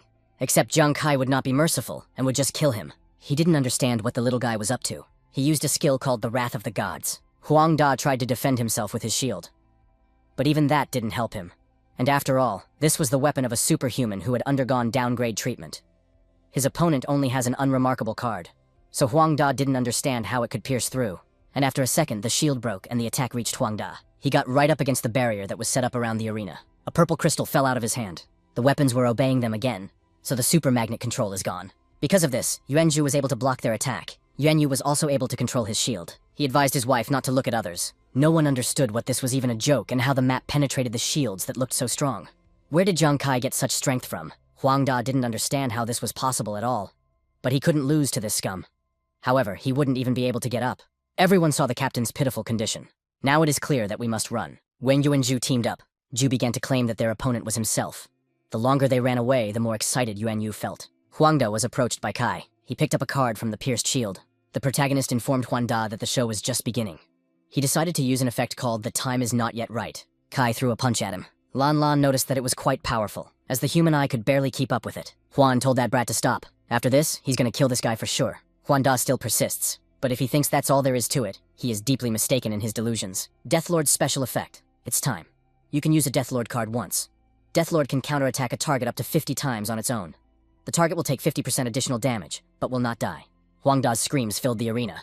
They could be heard even beyond the barrier. Kai asked this guy if killing people was a regular thing for him. Since he doesn't care about other people's lives, Kai will let him experience the fear of death. He asked me not to. The special effect of the Lord of Death, 3 deadly tortures, deals a psychological blow to the opponent. The enemy will continuously experience death torture, and it only works on severely wounded opponents. It can be used until the caster runs out of spiritual power. Let him feel what it's like to be in the shoes of those he's killed. The man asked not to do it again. Kai used a deadly demonic cut. It was very painful. So much pain that he couldn't even think anymore. Who attacked him in the first place? His stomach feels like it's been pierced. Something must be eating his insides. He mentally pleaded, at least to someone for help. His body was slowly turning to mush. But the most important question is, why isn't he dying? He couldn't take it anymore. The pain he feels now is less than 1 decimal of the pain felt by those he killed. He asked for Kai to kill him. It was to be expected from the time had come on the map of the Lord of Death and lethal torture. These skills complement each other perfectly. He kept begging to be killed already. Lan Lan didn't understand why Huang Da was still not dead. The extent of those injuries is incompatible with life. Lu Jun doesn't know, but it's likely that Guy will be completely incapacitated. He wondered what kind of secret weapon Jiang Kai had that he couldn't even recognize. Huang Da began to claim that he was remorseful. He shouldn't have touched Jiang Kai's loved ones. The man was wrong. He was literally begging to be killed. This is a great chance to kill Huang Da. He looked at Huang Tong and thought that this man wouldn't win anytime soon either. He didn't expect that even with such preparation, they still wouldn't be able to kill Jiang Kai. This guy is not killing Huang Da on purpose. He wants Huang Tong to get even more angry. The man turned to the protagonist. Finally, the guild leader entered the game. Kai wondered what he wanted. He knows what Jiang Kai craves. If he let Huang Da live, the man promised he would never touch him again. But why should Kai believe? Besides, if not his loved ones, maybe he'll get to others. The guy was advised not to cross the line. Kai just does what he wants. The youngest is already undergoing treatment, so he can't let the oldest go there too. Huang Tong now swears in front of everyone as the guild leader to guarantee the safety of Jiang Kai's loved ones. And if Kai doesn't believe him, they can make an agreement after the competition is over. The military will be witnesses. He agreed. He decided to stop ending it all. After today, if any of them dared to touch the Kai's loved ones, be it the guild or the Huang family, he would destroy them. After which, the head flew off Huang Da's shoulders. They should now realize the seriousness of this warning. He was beyond furious and angry. The guild leader was approached by a subordinate. He shouted at the stupid ones, not understanding why they were frozen like statues. Let them see how their youngest son was doing and find him other doctors. Jiang Kai should just wait. He was pleased with the work he had done. After which the guy suddenly felt dizzy. It was dangerous, for he had almost completely exhausted all his powers. They're at 0. With Huang Da, he's done. There's only 4 left. It's too soon to give up. As long as Kai is here, they will be hesitant to attack him. And as long as those guys are strategizing, their attention will be minimal. Ju's strength has been increased. These cowardly scum are trembling in fear, but they still dare to fight him. He attacked his opponent. It was noticeable that Yuan Ju was surpassing his opponent in strength. That blow pushed him back a few meters. The man himself didn't realize how this man's strength could have increased dramatically. Ju Zi is an all-powerful warrior. He can now move points and his characteristics between each other. Even level 40 people won't be able to stand against his strength. Ju was decided to be attacked by 2 more people. With his agility, he was able to leap between them. They clearly didn't expect this guy to be that fast. I mean, he said they're all just a bunch of lowlifes. Now even Li Bao had doubts that it was definitely Ju Zi. This guy is pretty strong. Someone started to claim that he was a real hero. Meanwhile, Yuan Yu was chasing after his dear wife. This was the first time they had ever seen a drunken fool chasing a level 40 warrior in the arena. A man would tell that pervert to go away from him. The drunk's defenses are so high. It was hard to hurt him even. If Jiang Kai had attacked others, the man would have been able to focus on his opponent. But this man never made a move. Well, why didn't he make a move? He was continuously attacked by Yuan Ju, who couldn't believe that this was all that the scum could do. Truly a disgrace to the warriors. There's obviously something wrong. Jiang Kai can easily kill them, so why is that guy standing there? What's the upside of that? But they seem to have missed a point. Jiang Kai's level was low, and he had also used strong techniques before. They guessed he'd just run out of power. The data is constantly changing. Wenju is really not bad, but the inspector didn't understand what kind of strength they had. Even Kai, who was at the 20th level, was able to defeat Huang Da, who was at the 40th level. And now, the calm Yuanju had changed. Anyway, she hopes that the Fire God's team will win. Then I will be safe. She can calm down. But Liu Jun felt that this was not a fact. Huang Da he is dead, and there are still a few opponents left. The battle is not for life, but for death, so they do not have many options. Jiang Kai is the one to worry about right now. He's just been standing there since he killed Huang Da. He may have run out of energy too. The man felt that he had definitely exhausted them. Besides, the members of Huang Da's team are guessing about it, and they seem to be springing into action. Jiang Kai had run out of strength, so he would continue to stand there and watch them kill his comrades. They were tired of doing nothing. Now it's time to make your move. 2 minutes later. It was quite difficult for him. Now they also noticed that Yuanju's strength was only temporary. As he increases his strength, he loses his speed and vice versa. Every time this guy lunges with his sword, his strength increases and his speed slows down. This guy may have a talent for redistributing characteristics. He looks strong, but if he hesitates even a little bit, he'll become weak. We just have to wait until Yuanju has time to distribute his characteristics. Jiang Kai had already been standing for a long time, so his strength must have really run out. Of course they won't hit for the best, they'll kill him right away. Didn't this guy say he wanted to fight them? This is the perfect time to continue. Of course, Yuanju didn't think of giving up so easily either. On the other hand, there was a man who thought that this person should have died long ago. He even thought that they had already dealt with him, only Jiang Kai was left. The bad thing was that they had adjusted their attack. It looks like this is the end for Zhu Zi. At the same second Kai joined the battle, he couldn't believe that this scum really thought they could overpower their team. As soon as the main character's weapon hit them, the guys started losing their health. After a well-executed attack, the guy landed in the arena. They clearly didn't expect Jiang Kai to be back in formation. How is that even possible? Kai also noticed how surprised they were. The night before the competition, I noticed during dinner that Kai looked restless, so she asked what was wrong. But tomorrow there is a competition where Huanda will definitely start his revenge. Of course, as don't know what tactics he'll use, but understand that he's relying on the chase more than anything else, and he'll most likely target the Kai's weapon. I asked the captain if he had a plan. The girl must remember the same mysterious map he got from the chest of the fallen corpse lord. With it, he was more than 90% sure he could deal with Huanda alone. Only they're not the only ones opposing Huangda. In addition, using this card has a side effect. If they don't have a strategy, the probability of success of killing the entire team at once won't even reach 60%.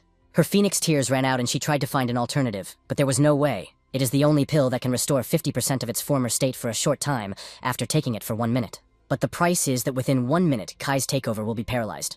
And not only that, this pill has another very strange condition.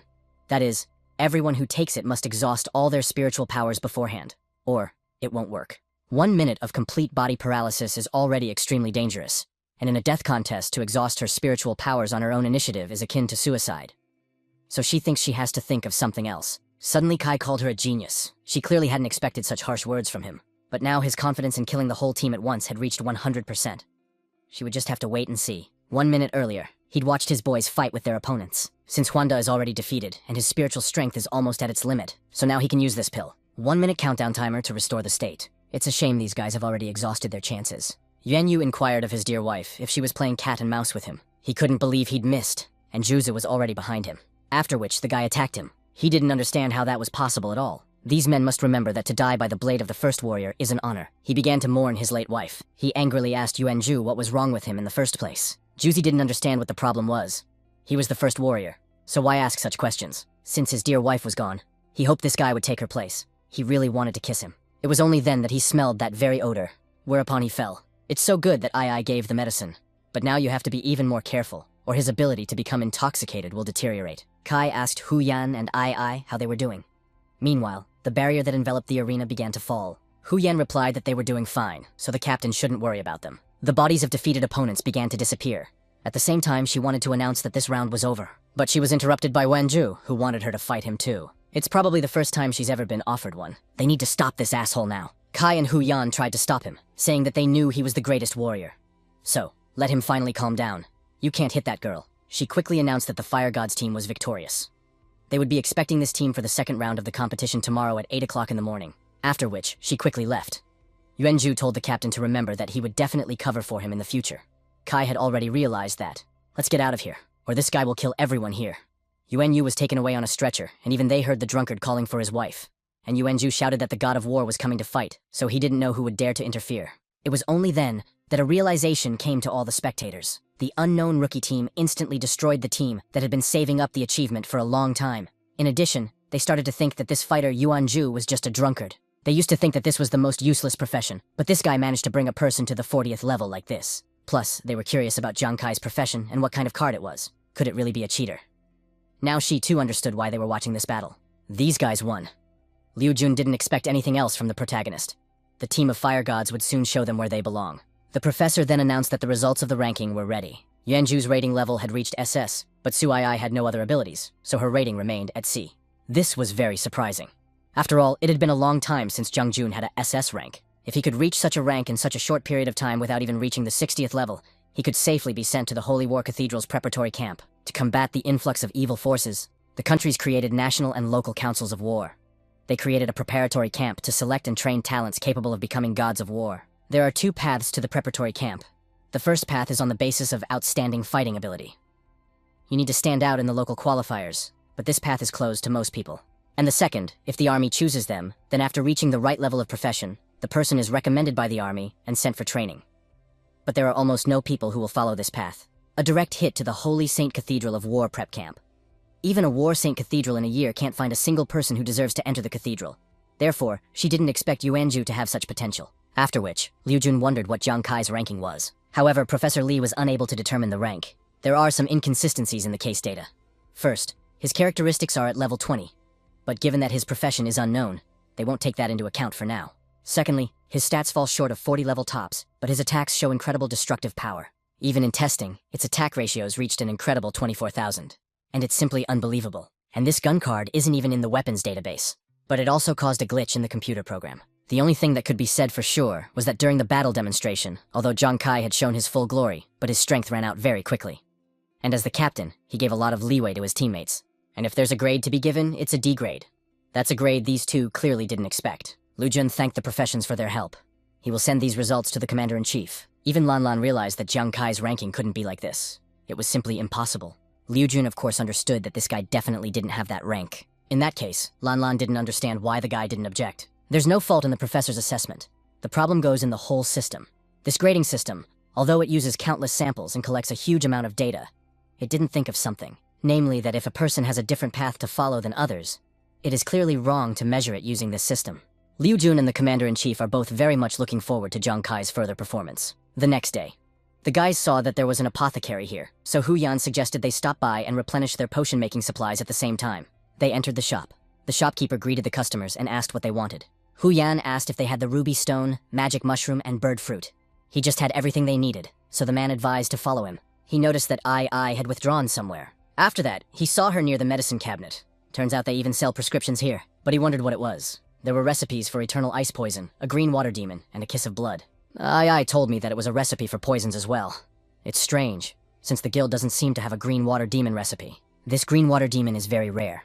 It was recently pulled out of the water demon chest from the Taipin Lake. Are there really people who voluntarily go into the lake of water demons? Of course there are, especially there is such a mysterious profession called cultivator. They like to go where there are few people, and where it is very dangerous.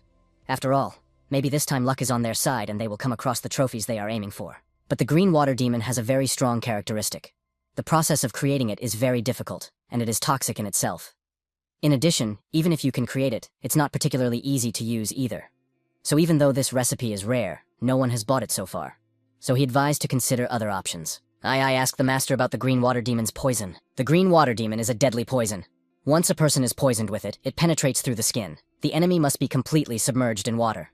Only then will the poison take effect. Since the condition of its use was water, they had an idea. The guys immediately turned their attention to Hu Yan.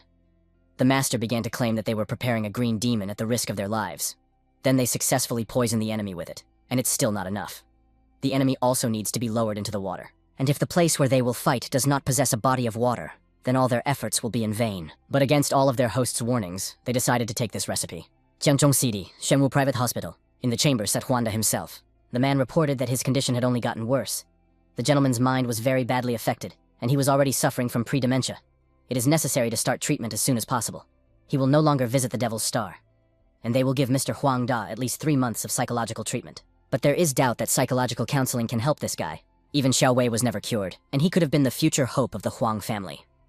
All this happened because of Jiang Kai. He promised in front of everyone that he wouldn't touch the Kai's kin, but let the kid not forget that he was out of the question. After all, this tournament wasn't over yet. Xu Fei came to the head, for they were looking for him.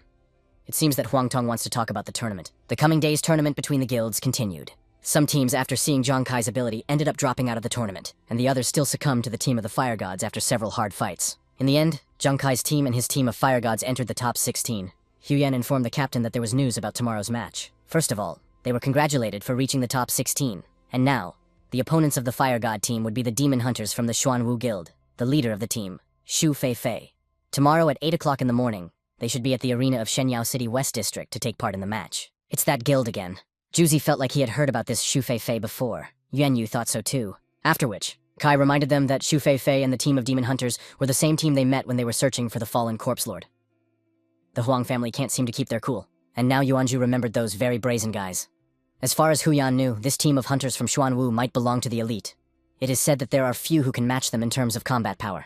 Almost all of the people on the team from high society have cool resources and superior gear. Shu Fei's team had gone through many battles due to their strong teamwork and transformative abilities. They had been carefully selected, especially Shu Fei. They say he's agile, so you have to be careful with him. He'll be sure to keep that in mind. The next day, the spectators gathered, for they thought that the duel between the chief hunters from Xuanwu and the fire gods would be very interesting. Everyone realizes that the duel between Zhang Kai and Xuanwu's members is a real bombshell. Shu Fei was said to have declared that he was Zheng Kai's nemesis. They finally met again.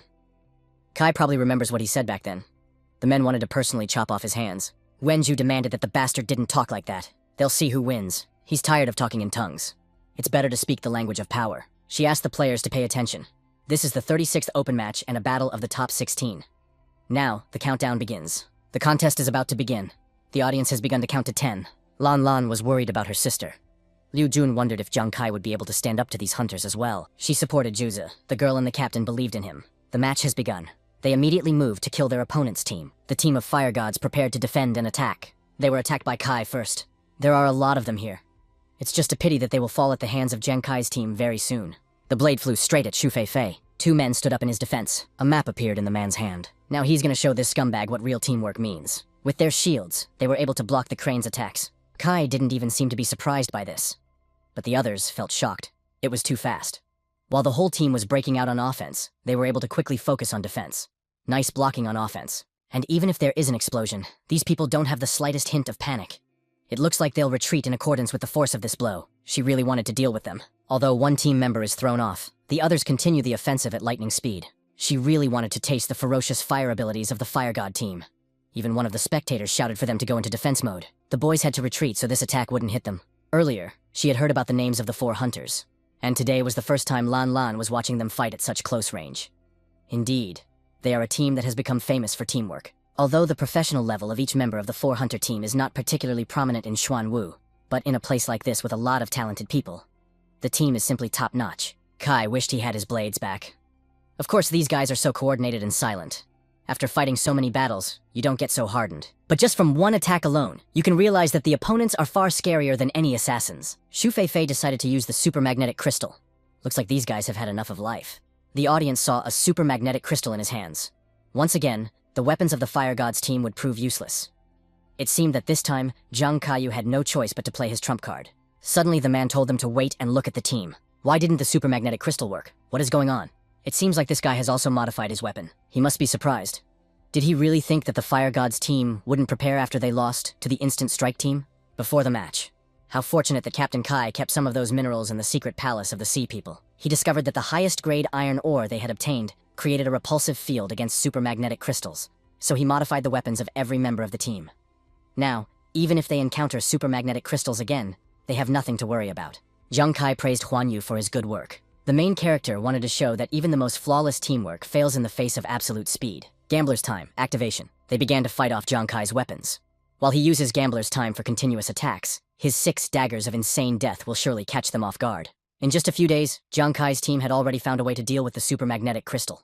It's amazing. Perhaps that's what makes it so interesting to watch Zhang Kai's team grow. The guy shouted to Juzi and Huan Yu that this was their chance.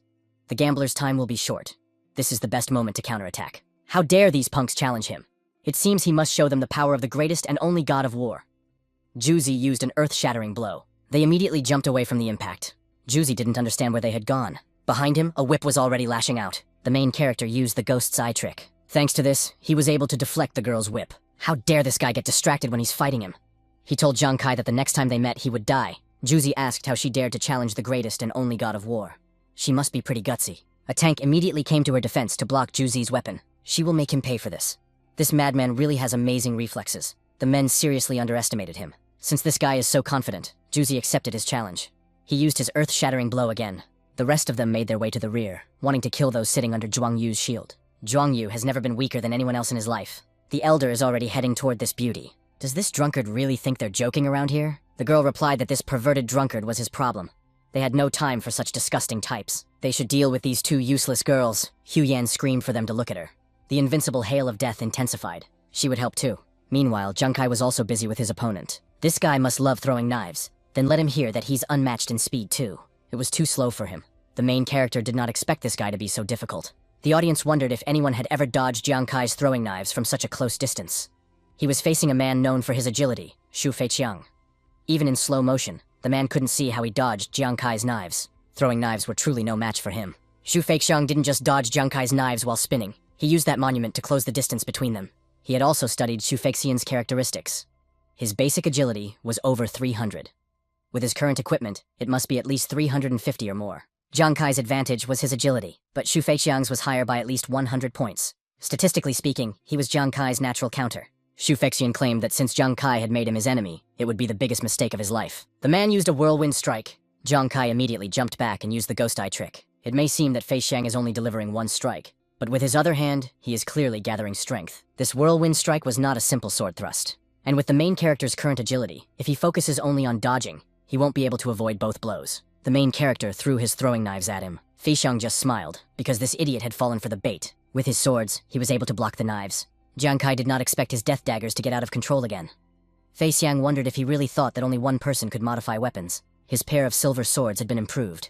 They might not be able to control weapons from a distance like a supermagnetic crystal, but in close combat against death daggers, they were more than effective. So he had planned all this in advance. That's why he kept provoking Jiang Kai to use more and more knives. And what about Togo? He admitted that he really admired Jiang Kai. Even now, this guy had the guts to ask such questions. How interesting what he had just seen.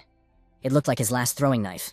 Or maybe it was a hidden trump card, disguised as a throwing knife, like in the previous battle. He knew it all along. Jiang Kai asked what he meant. The reason why the 4th Falcon Squad was at the top, besides their flawless teamwork, was that they never underestimated their opponents. That's why, before this match, they repeatedly reviewed and analyzed the main character's battle against the Instant Strike team. And then he discovered that this guy had defeated Huang Da by catching him off guard with Togo's disguised knife. But after he took him out, he didn't immediately help his comrades. He just stood there. Does he trust his 4 comrades so much that he was sure they could handle it on their own? He asked to rewind that moment and play it again. But judging by the expression on his face, it was hardly trust. Therefore, Feiqiang put forward a bold hypothesis. This trump card may kill with one blow, but after using it, it consumes too much stamina or mental energy. Because of this, he is unable to attack again in a short period of time. After lengthy calculations, they determined that this time was approximately 1 minute. In other words, if he used his trump card against Feiqiang now, he would undoubtedly die just like Huang Da. But during the next minute, when the main character was incapacitated, his comrades would have enough time to destroy the rest of the Fire God's team. Hu Yan asked Ai to stay as close to her as possible. Ai would cast a powerful healing spell on her, and then they would all finish off the main character together. The greatest and only god of war is here.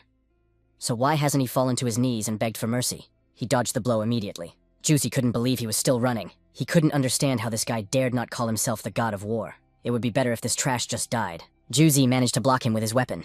Juicy asked how this insolent bastard dared to question the power of the god of war. Let him take his ball then. That fighter from the Falcon team keeps avoiding direct confrontation with Yuanzhu. He attacks when Yuanzhu retreats, and steps back when Yuanzhu attacks. It's as if he's playing with him. He clearly knows about Yuanzhu's talent, and his ability to pass on his attributes. If he fights directly, he may not have an advantage. Therefore, he tests Yuanzhu's patience, while exhausting him and looking for weaknesses. Isn't the 4th Falcon team considered strong? Using such tactics is only a stain on their reputation. This is military strategy. They are not like the children of high-ranking officials who only care about empty titles. They have rich combat experience, and understand perfectly well that in a battle to the death, only victory at any cost matters. Genshu must remain calm. What beauty. He really liked her waist and long legs. Zhuang Yu simply adored it. Musina told him to just shut up. A drunkard will always remain a drunkard. The most useless profession. Both he and his profession will always remain worthless. They immediately became concerned for their comrade as soon as they saw that he had been wounded. Ai told her to wait a little longer, as she wanted to find a way to heal Huan Yu. She can only dream of saving someone in front of her eyes. Hu Yan would cover for her. In any case, she also wanted to see what she was capable of. This attack wounded Hu Yan, a street charlatan and a quack with no fighting skills. This trash dared to take on the 4th Falcon team. They shouldn't even hope that their captain will save them. Right now, he can't even defend himself. Yuanzhu appeared and asked how they dared. The god of war was here. Who dared to behave so insolently? That damn brat runs pretty fast, but let them not forget that he is his enemy. Does this bastard really dare to fight him in open combat? This idiot has the talent to transfer attributes. Why would a man rush at him head-on, knowing full well his weak spot? But the battlefield is won by the one who survives. The loser dies. I also noticed that Yuanzhu was beginning to lose his patience. Let him just die. This was a great opportunity for him. Suddenly he felt pain. The others began to worry about the guy. The man asked what had happened to him. Was he really unable to pass on his attributes? First place for worthlessness would definitely go to these dogs. Fei Xiang began to mention that all of Jiang Kai's teammates had already been defeated by his men. It seemed that not only was the outcome of this battle already decided, but the first unfortunate person destined to die was about to appear. If he couldn't bear to watch them die right before his eyes in the next second, he still had a choice. He'd better use his trump card to save one person. But he only has one card. So who will Jiang Kai want to save? Of course, it doesn't matter who he spends his trump card on. The fate of the Fire God's team is already sealed. Defeat. But the truth is, the main character doesn't think so. He used the ghost eye trick, using a pathetic skill like a rain prayer here. What a disgrace. She's clearly overestimating herself. She'd better prepare for her arrival in hell. I asked who said rain couldn't kill. She threw poisonous potions at them. They had no idea what was going on, but who cares what it is? Better to kill those two first. So they launched another attack on the two girls. The others didn't understand what the fortune teller was up to with the rain, and what the healer had just thrown at them. Was this some kind of joke among their ranks? They were just lambs before real warriors, waiting for their execution. She began to worry about Ai. The man told her to watch. The girl asked what it was. Her clothes began to be eaten away. Only then did they realize that the girl had used poison. She decided once again to kill the two of them. Huyen asked if she really wanted to kill her. Let her dream about it. She used an invincible ice storm. The ice storm pierced their bodies through and through. After that, they fell dead. She had no idea what kind of poison it was. It was extremely toxic. It completely paralyzed their opponents. It was a green water ghost, a very rare poison.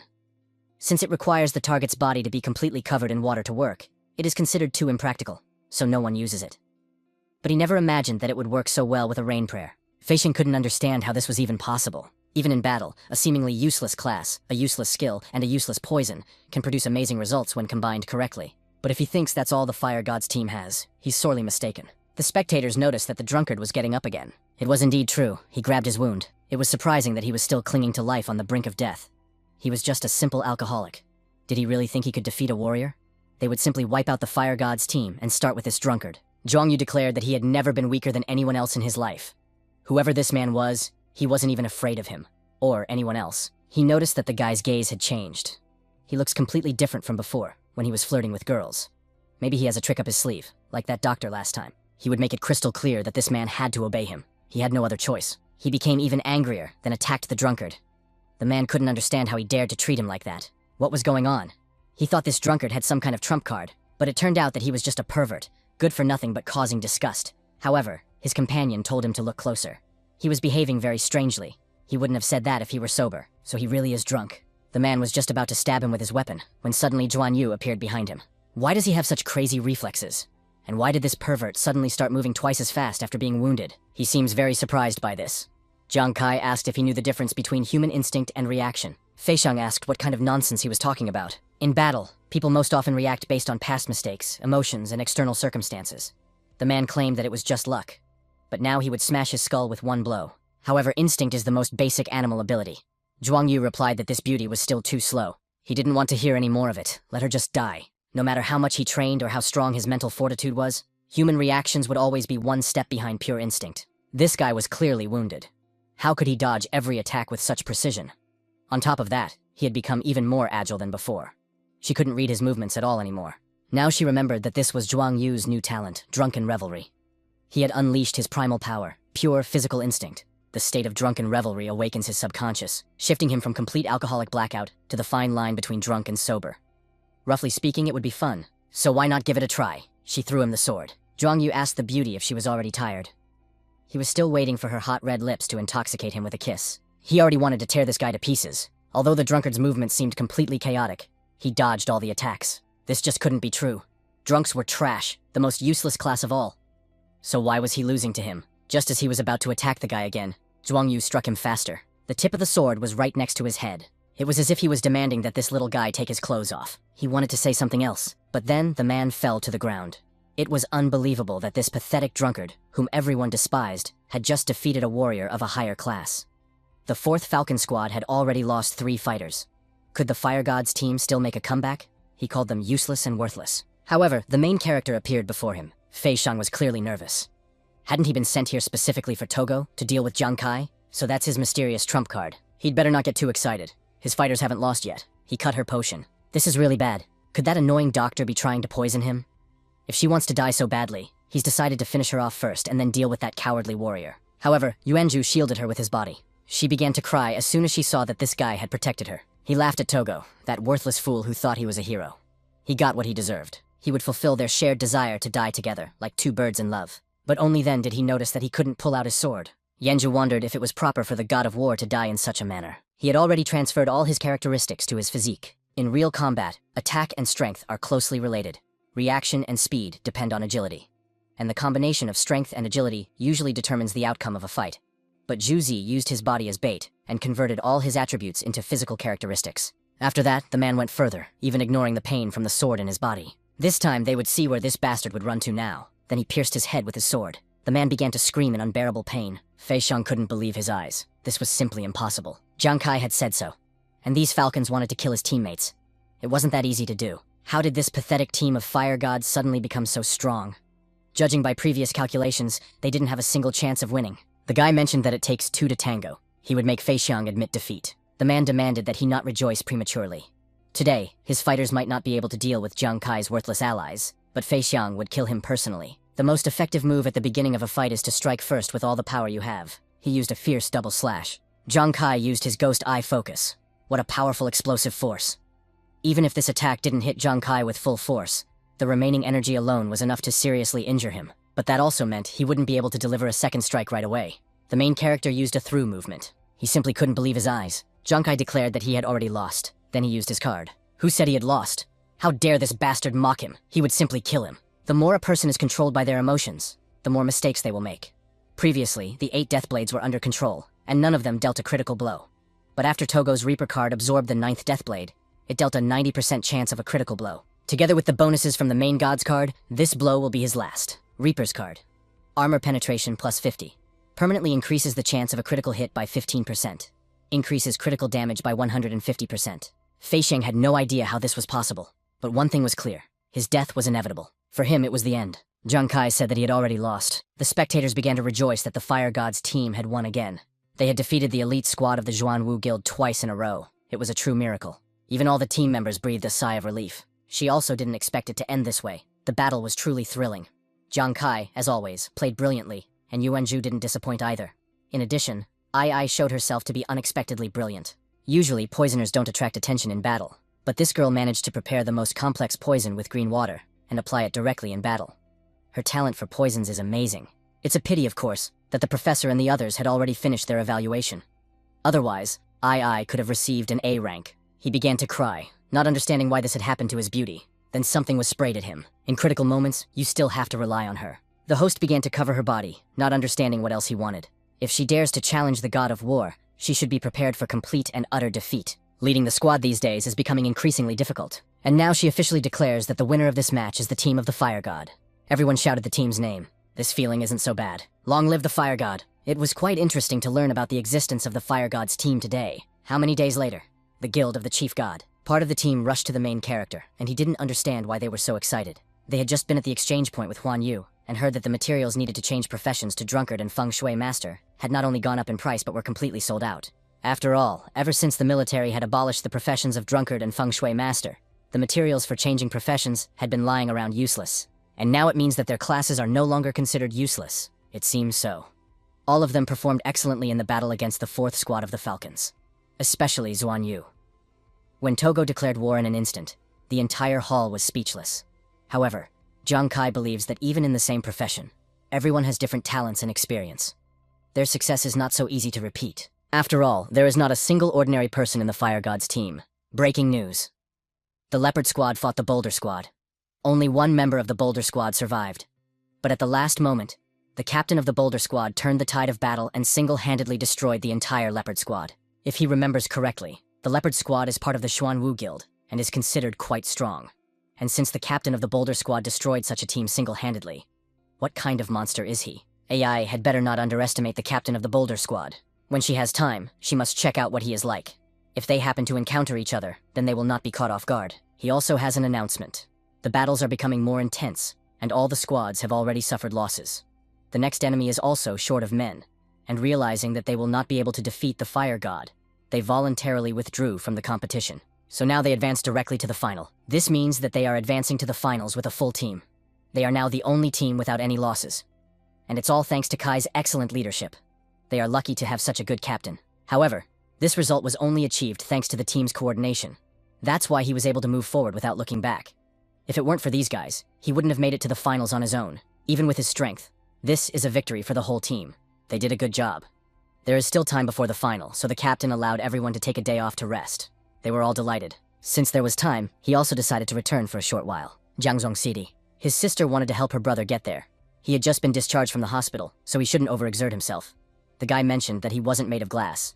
He would train a little more because he wanted to help Kai as soon as possible. Yinzi began to worry that her brother was okay. Kai covered him with his jacket, asking if he was going to catch a cold and how he was going to help. She was immediately delighted that her brother had returned for some reason. As soon as he entered, he immediately saw the food. Yinzi asked her brother why he wasn't eating. Did he really not like it? Then she would make something else. Kai asked her to stop. He wasn't a pig. In fact, his sister was just worried about him. He had lost a lot of weight recently. She wanted her brother to stay with them longer. He had done so much for the family.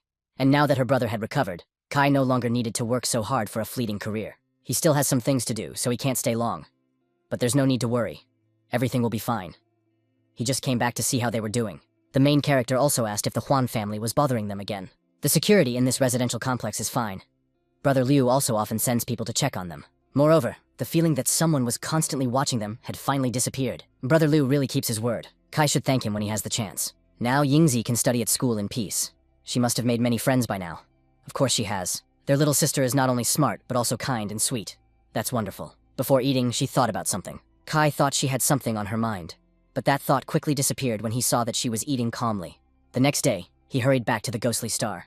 The Fire God's team reunited, preparing for the final battle. A few days later, an elite-class monster, the Fanged Boar, level 23. He easily cut through its carcass. For a god of battle, elite monsters like Fanged Boars were nothing. Hu Yan replied that he wasn't the only one who had improved. Zhuang Yu had also defeated 3 already. Everyone's coordination had improved. It seemed that the training before the match had really paid off. News of the final arrived. There were congratulations for the Fire God team for making it to the finals. The next opponent for the Avalon team from Elgi is the Azure Dragon. They must arrive at the arena in the western district of Shenya City by 8 o'clock tomorrow morning. Yenju cannot believe that their captain made it to the finals alone. He is truly a formidable opponent. Since the main character asked Ai to find out everything about the captain of the boulder, she did so. His name is San. He is a warrior, level 40. His weapon is a silver longsword. He is a newcomer who joined the Azure Dragon Guild this year. Immediately after joining, San created the Boulder Squad. Under his leadership, they rose rapidly and became the dark horse of the guild in just 6 months. Since San is a newcomer and the Boulder Squad is not as well known as, for example, the 4th Falcon Squad, there is little information about them. However, she noticed that he uses a very fast technique called the Phantom Shadow Slash. He can take out an opponent with almost 1 strike. This technique sounds similar to the technique used by that guy, Fei Xian. It seems like he's another representative of the agile type. Most likely, Hu Yan is right. But the fact that Santa quickly rose in the elite guild and made it to the finals on his own puts him a cut above Fei Xian. Suddenly he heard something. Kai reacted instantly. San attacked him. The man immediately realized that his reaction speed was faster than he had initially expected. He then jumped back, as expected of the one who led his team straight to the finals.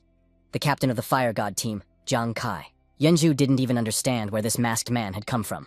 Hu Yan and Zhuang Yu shouted that if he wasn't a coward, they should fight fairly. Ai immediately recognized his height and build. Kai stopped Yuanju, who didn't understand why the captain had done that. After all, this guy had tried to kill him. In fact, this guy was just testing him, and wasn't even trying to kill him. Moreover, the penalty for killing an opponent before the final is quite high. Of course, he knew that Mr. San was standing in front of him. How did it happen that he had already been exposed? It really was that guy. And if you look at it that way, Zhang Kai is still a kid. Yuanju turned to the leader of the Boulder Squad. Don't let him think that Yuanju is afraid of him just because he made it to the finals. If he dares to talk nonsense again, this guy will teach him a lesson. He just laughed and mentioned that he was a completely peaceful opponent. In fact, he was here for Togo to negotiate with Zhang Kai. He had watched all their matches, and they were quite good. The main character's trump card in particular had made a deep impression on him. To be honest, he wasn't even sure he could defeat this team. The guy asked what that meant. He wants Zhang Kai to fight him one-on-one, and the result of that match will be the final decision of the competition. Also, during the match, he must not use his trump cards. Of course, he would also weaken himself. He would not use any weapons that could deflect the protagonist's darts, including shields and armor. This bastard has completely lost his mind. What kind of ridiculous conditions are these? They're not stupid enough to agree to this. Yuanju asked him to ignore this crazy idiot. Kai also apologized, but he wasn't interested in the offer. Zhang Kai has a new class, but with his abilities, he still hasn't improved his class. It seems like he just doesn't know what materials are available for changing classes. Would he really not be interested if San told him that the guild could provide him with the coordinates of a secret area to help solve this problem? He immediately inquired about this secret zone. Simply put, a secret zone is a mysterious unknown area containing all kinds of resources necessary for raising the level of researchers. The secret zones of all countries are controlled directly by the military, especially the large ones. Of course, the research indicators of some small secret zones are also highlighted by the military to certain large guilds to motivate their members. These secret zones usually have a guardian who sets challenges. By passing the tests, the keeper awards rare resources as rewards or answers to questions of a certain difficulty. This information map records the coordinates of secret areas discovered by the guild. Yuanju asked if this was really true. It must be true. She had once heard Sister say that the Azure Dragon Guild had discovered a secret area inside the National Research Zone some time ago. He had heard that the Huang family was bothering the main character, and he must really want to raise his level to become stronger. If he wins, the information about the secret zone will fall into his hands. Daisan was certain that this deal would be very profitable for him. His terms were indeed very tempting. However, Jiang Kai still couldn't agree. He clearly didn't expect such a decision from this guy. Yuanju also didn't understand, because Kai had always wanted to change classes. Hu Yan replied that if the captain could pass the class change, he could continue leveling up without any problems. The man asked again if he was sure of his decision. The guys on his team had fought so hard to make it to the finals. If he, as captain, gave up the glory of the Fire God team for personal gain, what kind of person would he be? He would no longer be a captain or a friend. There would be no trust left. Zhuang Yu and the girls were delighted with this answer. However, Yuanju had a different opinion. If this man had nothing more to say, then he could leave. They needed to continue their training. Suddenly, Yuanju struck him in the face. Kai asked what this guy was doing. Yuanju asked if he was saying such things because he didn't believe in himself, or because he didn't believe in his friends. He wasn't ready to trade the team's glory for personal ambition, and they were supposed to just stand by and watch their captain sacrifice himself for them. Hu Yan couldn't wait for Captain Kai to beat up this cocky guy. Zhan Yu was still waiting for the captain to finish his class change and lead them forward on their path to leveling up. There's no need to worry. Just as Kai always believed in them and thought about his teammates, they too believe in and support their captain unconditionally. Isn't that what a team is all about? The main character acknowledged that these guys were telling the truth. But if they lose, the guys shouldn't complain afterwards. He turned to D-san, saying that he accepted his terms. However, this man will regret making a deal with Jiang Kai, because he will definitely beat his opponent with his own hands. They won't see that yet. The arena. And finally, the exciting moment has arrived. Today marks the official start of the finals for players ranked 21st to 40th. In addition, with the consent of both sides and the organizing committee, the match format has been changed. The team battle has been replaced by a one-on-one duel. Jiang Kai from the Fire God team will face Daisan from the Boulder Squad. They clearly did not expect to see a one-on-one duel. But isn't the Fire God at full strength? They must have lost their minds, giving up such an obvious advantage for a single battle. Jiang Kai is too cocky, but it will be more interesting. D-san is strong enough to take on Jiang Kai, the dark horse of this tournament. Who will win this battle? For some reason, it suddenly became so tense, as if Yuanju himself was entering the fight. That guy looks sinister. He even wondered if Kai would be at a disadvantage. Zhuang Yu thought that the captain would definitely handle it. If it's him, there won't be any problems. For the first time, Hu Yan is not fighting side by side with the captain. Just sitting and watching from the sidelines feels strange. Now it's time to welcome the participants. They're coming out. These guys have already been eyeing each other up. She must repeat the rules. The only criterion for victory in this match is to kill your opponent. Of course, the participants understand everything. From this moment on, she declares the fight officially open. He immediately rushed into attack. Daisan wanted to find out who was stronger, the protagonist's darts or his sword. The fight will decide everything. Although this guy is very fast, Jiang Kai also has high endurance. Plus, he has a bonus to this parameter from his ability to chase fate. If the main character manages to catch the moment and strike, there will be no problems. He used the ghost's eye trick. He got closer and closer. And then, when the man came right up to him, the perfect moment arrived. Daisan crept closer, using his skill. Then a strong wind blew and smoke rose. Kai jumped out of it all. Fortunately, he reacted quickly enough. Not only did this guy manage to dodge his fate from a short distance, but he also rapidly increased his strength at the moment he drew his sword. This is because a free cut with a ghostly shadow can defend and attack at the same time in an instant. Because of this, D-san considers it his best move. The main character ended up behind him, then threw his darts. He immediately managed to deflect the darts and break through them. The blade was right in front of his face. This attack was extremely fast. It was even faster than before. It seemed that the outcome of this battle was already decided. At that moment, he used his phantom form and disappeared from D-san's field of vision. Kai was behind him. In fact, he had also been watching videos of D-san's fights lately. Compared to the terrifying speed he was showing now, he had clearly been holding back in his previous matches. It was illusory leather armor. And once again, he managed to dodge. Although from the guild's point of view, he really wanted to defeat this guy. However, he had encountered such an interesting opponent. It was simply thrilling. Such a terrifying opponent. He almost finished off Kalia in close combat with just a few strikes. The captain must be under tremendous pressure right now. This chip is incredibly annoying, but you have to admit that he's skilled. They were also worried about the captain. Jiang Kai will get back at him for those words. This man has also ignited a real desire to win in him. He even felt a little sorry for beating this bloodthirsty little bastard. He even offered him something. Even if Kai lost, the man would still arrange for him to join the Azure Dragon Guild. The main character attacked him again, wanting them to stop talking. The fight wasn't even over yet. That was the answer he expected. But D-san still wanted to know if he had overestimated him or if this guy had just become an idiot. Since he wanted to kill him so badly, then he should throw more darts. He calmly dodged the darts again. The main character used the gambler's time. He figured out that this guy wanted to finish him off in close combat. How naive this bastard was. A ghostly trail, a devastating blow. This blow knocked Kai back. This was to be expected from D-san's special killing move. If even the shockwave hurt him so badly, what would have happened if he had been hit directly? Kai might not have even survived. The main character didn't understand why this was happening at all. When Dai-san first used the incorporeal slash from his ghostly shadow, Jung Kai deliberately held back and barely managed to avoid the blow. But even so, he was still hit by the blade's recoil, despite doing everything he could to dodge it. Was it because the distance was too short for him to react in time? Or had the slash become even faster than before? It was surprising that he had already gotten up. Although, if you looked at him, he looked, to put it mildly, unwell. Something was wrong here. It seemed that Jiang Kai had overlooked something very important. It seemed that the man remembered how Fei Xiang had once said during a match that he had never lost when it came to speed. Then he'll say this.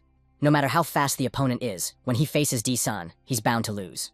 Because he becomes stronger against stronger opponents. However, that wasn't the end of it. Who said he had already lost? He really likes that kind of determination. But he won't get any mercy for that. If that's all he can do, it's pretty boring. At this rate, this guy won't even reach the hem of D-san's cloak. He was clearly enjoying it. I also noticed that Kai was clearly in a difficult position.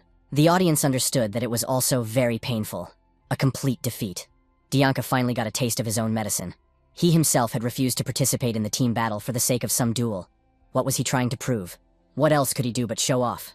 It was just a fluke that this cocky upstart made it to the finals. He clearly deserved to die. Yanzhu heard their words. He immediately grabbed them by their clothes, not understanding what they were saying.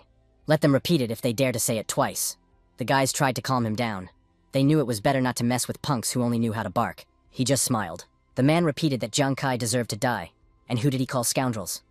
He drew the attention of all the spectators, saying that here was a loyal dog protecting his master. These words made him even angrier. Someone intervened in their argument. This is a spectator area. She ordered the intruders to be removed. She clearly did not expect Sister to come to her. This time, Jiang Kai was fighting D-san one-on-one. She was afraid that Ai would be too worried and nervous during the fight, so she came to check on them. Most likely, these two from the Black Turtle Guild deliberately caused a scandal to take out their anger. After all, the Fire Gods team appeared out of nowhere and not only deprived the turtle of its chance to reach the finals, but also made it lose face. Surely now they can only dream of Jiang Kai's death. They're just a bunch of disgusting tormentors. But she still felt sorry for the captain. The main character had no intention of giving up so easily. Dai-san didn't understand why this guy was so stubborn. He was going to lose the fight anyway. He'd be better off giving up his futile resistance. If he wanted to join the Blue Dragon Guild, he'd still have a chance to enter the secret space. Jiang Kai hadn't lost yet. This guy was clearly in a desperate situation, but there was no fear or panic in his eyes. Only a stubborn, unshakable determination. If he refuses to accept his fate so desperately, then the only thing left to do is to completely break his confidence. To do this, he uses a phantom strike. Huyan didn't understand why Captain Kai wasn't dodging. I even closed her eyes. He waited for his opponent to come close to him. Then he used his deception technique. Dai-san didn't understand what had happened to him. His whole body felt numb. Why had he suddenly lost the ability to see this guy's movements clearly? Only then did he realize that he had fallen for a trick. And for the main character, it was a great opportunity. He attacked his opponent with his blades. But even so, he was still standing. At that moment, another blade appeared in front of his face. The main character confidently declared that D-san had lost. The audience couldn't believe that the main character had really managed to make a comeback. What was going on? How had he pulled it off? It was unbelievable. He knew it. Wanju knew that Kai wouldn't lose so easily. It was clear that this guy had already found his weakness. But when did he manage to do that? The main character should thank him for one word. That word reminded him of something. Dai-san asked what he meant, 15 minutes ago. At that time, he thought he had missed something very important, but he didn't understand what it was. Then the man remembered what Fei Xiang had said during the match, that he never loses in speed. D-san added that no matter how fast his opponent was, he would definitely lose. You become stronger by fighting stronger opponents. That's it. It's because he becomes stronger when he fights strong opponents. It seems he's starting to understand. The Supreme God Guild. Before the match. Jiang Kai also watched his fights before the tournament. He always finishes off his opponents with a ghostly shadow strike at the most critical moment. But how fast could he really be? The guy didn't notice that D-san was changing it from time to time. Plus, he forgot one thing. This man, the one who used information about the secret dimension to negotiate with him in order to win the fight. He wants to win at any cost. And if he is such a man, thirsty for victory, and does not strike with full force from the start, perhaps he is simply testing his opponent. but as soon as he sees a chance to win, he will destroy the obstacle as quickly as possible. But he didn't do that. It's like in one of his previous battles. Even against a fighter with high agility, the incredible speed he demonstrated then would have allowed him to kill his current opponent with a single blow. But he acted like an experienced hunter who, having caught his prey, does not finish it off but plays hide-and-seek with it. It was very illogical. Soon, Jiang Kai caught hold of another important detail and decided on a bold guess. His fencing was like a shadow, and at that moment, the main character even had the feeling that this guy was predicting his movements. Or maybe it wasn't just a feeling. Instead of sitting idly by and waiting for death, it would be better to check everything out for himself. To confirm his guess, he began to use the distance between them and the speed of his attacks as variables to fight this guy and conduct a controlled experiment. And, as it turned out, the result was the same every time. The ghostly shadow strike couldn't hit Jiang Kai directly, but at the same time, he couldn't dodge the residual waves of the strike. He wants to win so badly, of course, he wouldn't play hide-and-seek with him for fun. Therefore, his conclusion is as follows. Dai-san has a mental ability that allows him to predict his opponent's movements. And that is his true trump card. He assumes that this ability allows him to use his eyes to quickly detect muscle contractions and air currents on his opponent's body. This allows him to predict the trajectory of an attack in advance and strike instantly. Having learned this secret, he was only able to use a skill that paralyzes Dai-san's thinking and disrupts his judgment. And even a single moment would be enough to turn this into his weakness. Dai-san replied that even at that moment, it was still just his guess. What if he was wrong? Or even if he wasn't, he still wouldn't be able to win. He was too confident. The guy mentioned that it was D-san who was too confident here. He uses the name Phantom Shadow Strike to hide his mental abilities and confuse his opponent. And to increase his chances of finishing off his enemy afterwards, he most likely distributed his attribute points not only to intelligence. That's why his mental power is low. And that's what gave the main character a chance to turn the tide of battle. He took too much of a risk with this guess. But even so, the main character won this risk. And D-san lost. He lost because of his pride, because of what he considered his invincible final technique. More precisely, he lost because of his self-confidence in his invincibility. Now everything is clear to him. Dai-san did not expect this brat to be able to teach him a lesson. After that, he himself confirmed that Jiang Kai had won. Therefore, he can finish him off. The main character struck a blow. It was the end. The host immediately asked if everyone had seen it. Jiang Kai, with virtually no advantage, found his opponent's weak spot and delivered a fatal blow. It was like a textbook example of a counterattack kill. A classic among classics. Everyone supported the main character. This fight was simply explosive. Someone shouted that this guy would now be their one and only god. It was truly incredible. Kai blew everyone's minds with his performance. Some could barely breathe because they were so excited. He made everyone feel something. The captain is the brightest star in the entire arena today. Let him not forget that Hu Yan is his most loyal fan. Zhuang Yu has also become his fan. The captain is amazing. Yuanzhu decided that they would not go home until they were drunk. As soon as I cured Kaya, they would throw a party in honor of his victory. The main character asked if they had forgotten something. Wenju and Huan Yu grabbed the main character. Wenju will treat everyone. The girls also thought that today they had to have a good time. The host mentioned that she was even more beautiful and announced the results of the fight. And now she officially declares Jiang Kai from the Fire God Squad the winner of this match. Everyone present shouted the name of the hero. She didn't expect this guy to perform another miracle. Perhaps Jiang Kai himself is a miracle. The next day, the main God's Guild. The army had just sent someone with awards. Zhuang Yu didn't understand what could fit in such a small box. The military is too greedy. They should just open it and take a look. The box contained cards. One map flew toward the main character. Another card flew to Jiang Yu. Another one flew to Hu Yan. Now she saw what the card-shaped awards looked like. The main character immediately grabbed his card. The system congratulated him on receiving an upgraded version of the 9 misfortunes that haunt his destiny. Increases strength by 14, penetration by 17, and agility by 21. Special effect. Each time Fate Pursuit is used, the chance of a critical hit and the damage it deals increase by 15%. The maximum value is 135%. After a critical hit, all Fate's Pursuit bonuses are reset. Each use reduces the target's armor by 2 and deals damage to a small area. It is said that some rare S-rank weapons also have advanced forms, such as this one. For example, S1, S2, S3. He did not expect Fate's Pursuit to have a second form. This is truly unexpected. 15% to critical hit. That means after 7 uses, a critical hit is guaranteed. Much more reliable than before. Considering the constant decrease in armor, the chances of defeating enemies with high defense increase significantly. There was another card near him. Zhuang Yu knows what it is. It's a cool thing. These are called Mother and Child Stones. They consist of a Child Stone and a Mother Stone, between which there is absolute attraction. And if you embed them in gloves in the pursuit of destiny, no weapon will be able to stop him. And she now has the material to change her class from level 41 to level 60. Demon Confessor. And this is the Immortal's Drunken Bottle, used to store wine. It increases the effect of all types of alcohol by 30% and reduces hangover time by 50%. These rewards seem to have been chosen perfectly for them. But then he wondered where the rewards for Ai and Juzi had gone. No need to worry. They are still listed in the army, so the awards have already been handed over to Captain Li Biao. Besides, Kaif was a liar. This time, the awards really did correspond to each person's individual fighting style and needs. It was truly generous. In fact, the person who delivered the awards was sent by Brother Lu. He said that it was all at the special request of Commander Wei. It must be because of Captain Kai. Everyone respects him so much. Commander Wei really has a good eye. Commander Wei and Brother Lu helped him a lot. We'll have to thank them when they see each other again. Ai mentioned that Kai had already won the final. According to the terms of the bet, the Blue Dragon Guild had to give him information about the secret dimension. Kai replied that they would send someone with her in 3 days. Hu Yan asked her to stop frowning because Kai had finally won the competition. She should stop worrying about trifles. She looked so pensive that her heart was breaking. Jiangzhong City. When he recalls Yinji's expression at that moment, he can't shake his uneasiness. It seems like something is bothering her. Today, he's going to surprise her because he wanted to meet her after school and find out everything. The boys wanted to go somewhere after school to hang out. But then they remembered that the headmistress, Meng Jue, had said there would be a surprise test tomorrow. He entered the classroom to see if Jiang Ying was there. The girl replied that someone had called her. She even recognized that it was her second older brother. All of this is true. Kai asked if her teacher had called her to the office. In fact, the older students had recently started picking on Jiang Yin. Kai immediately asked what she meant. They were led by Zhao Lei. He was a bully who had recently transferred there. People said that his father worked under Huang Wei. Using his connections, he did whatever he wanted at school. He gathered a crowd of followers around him, and even the teachers couldn't stop him. Jiang Ying, 2 girls who were always messing with him, called him over. Suddenly, another boy ran up, saying that there was no time and they had to hurry. However, he was kicked and fell down. He really had guts, daring not to come when he was told to. He had been told to be there 3 minutes after the bell rang. It was Zhao Lei. The guy started to make excuses, saying he could explain everything. However, the other man swung at him, saying that this guy was obviously looking for death. However, his blow was stopped by the main character.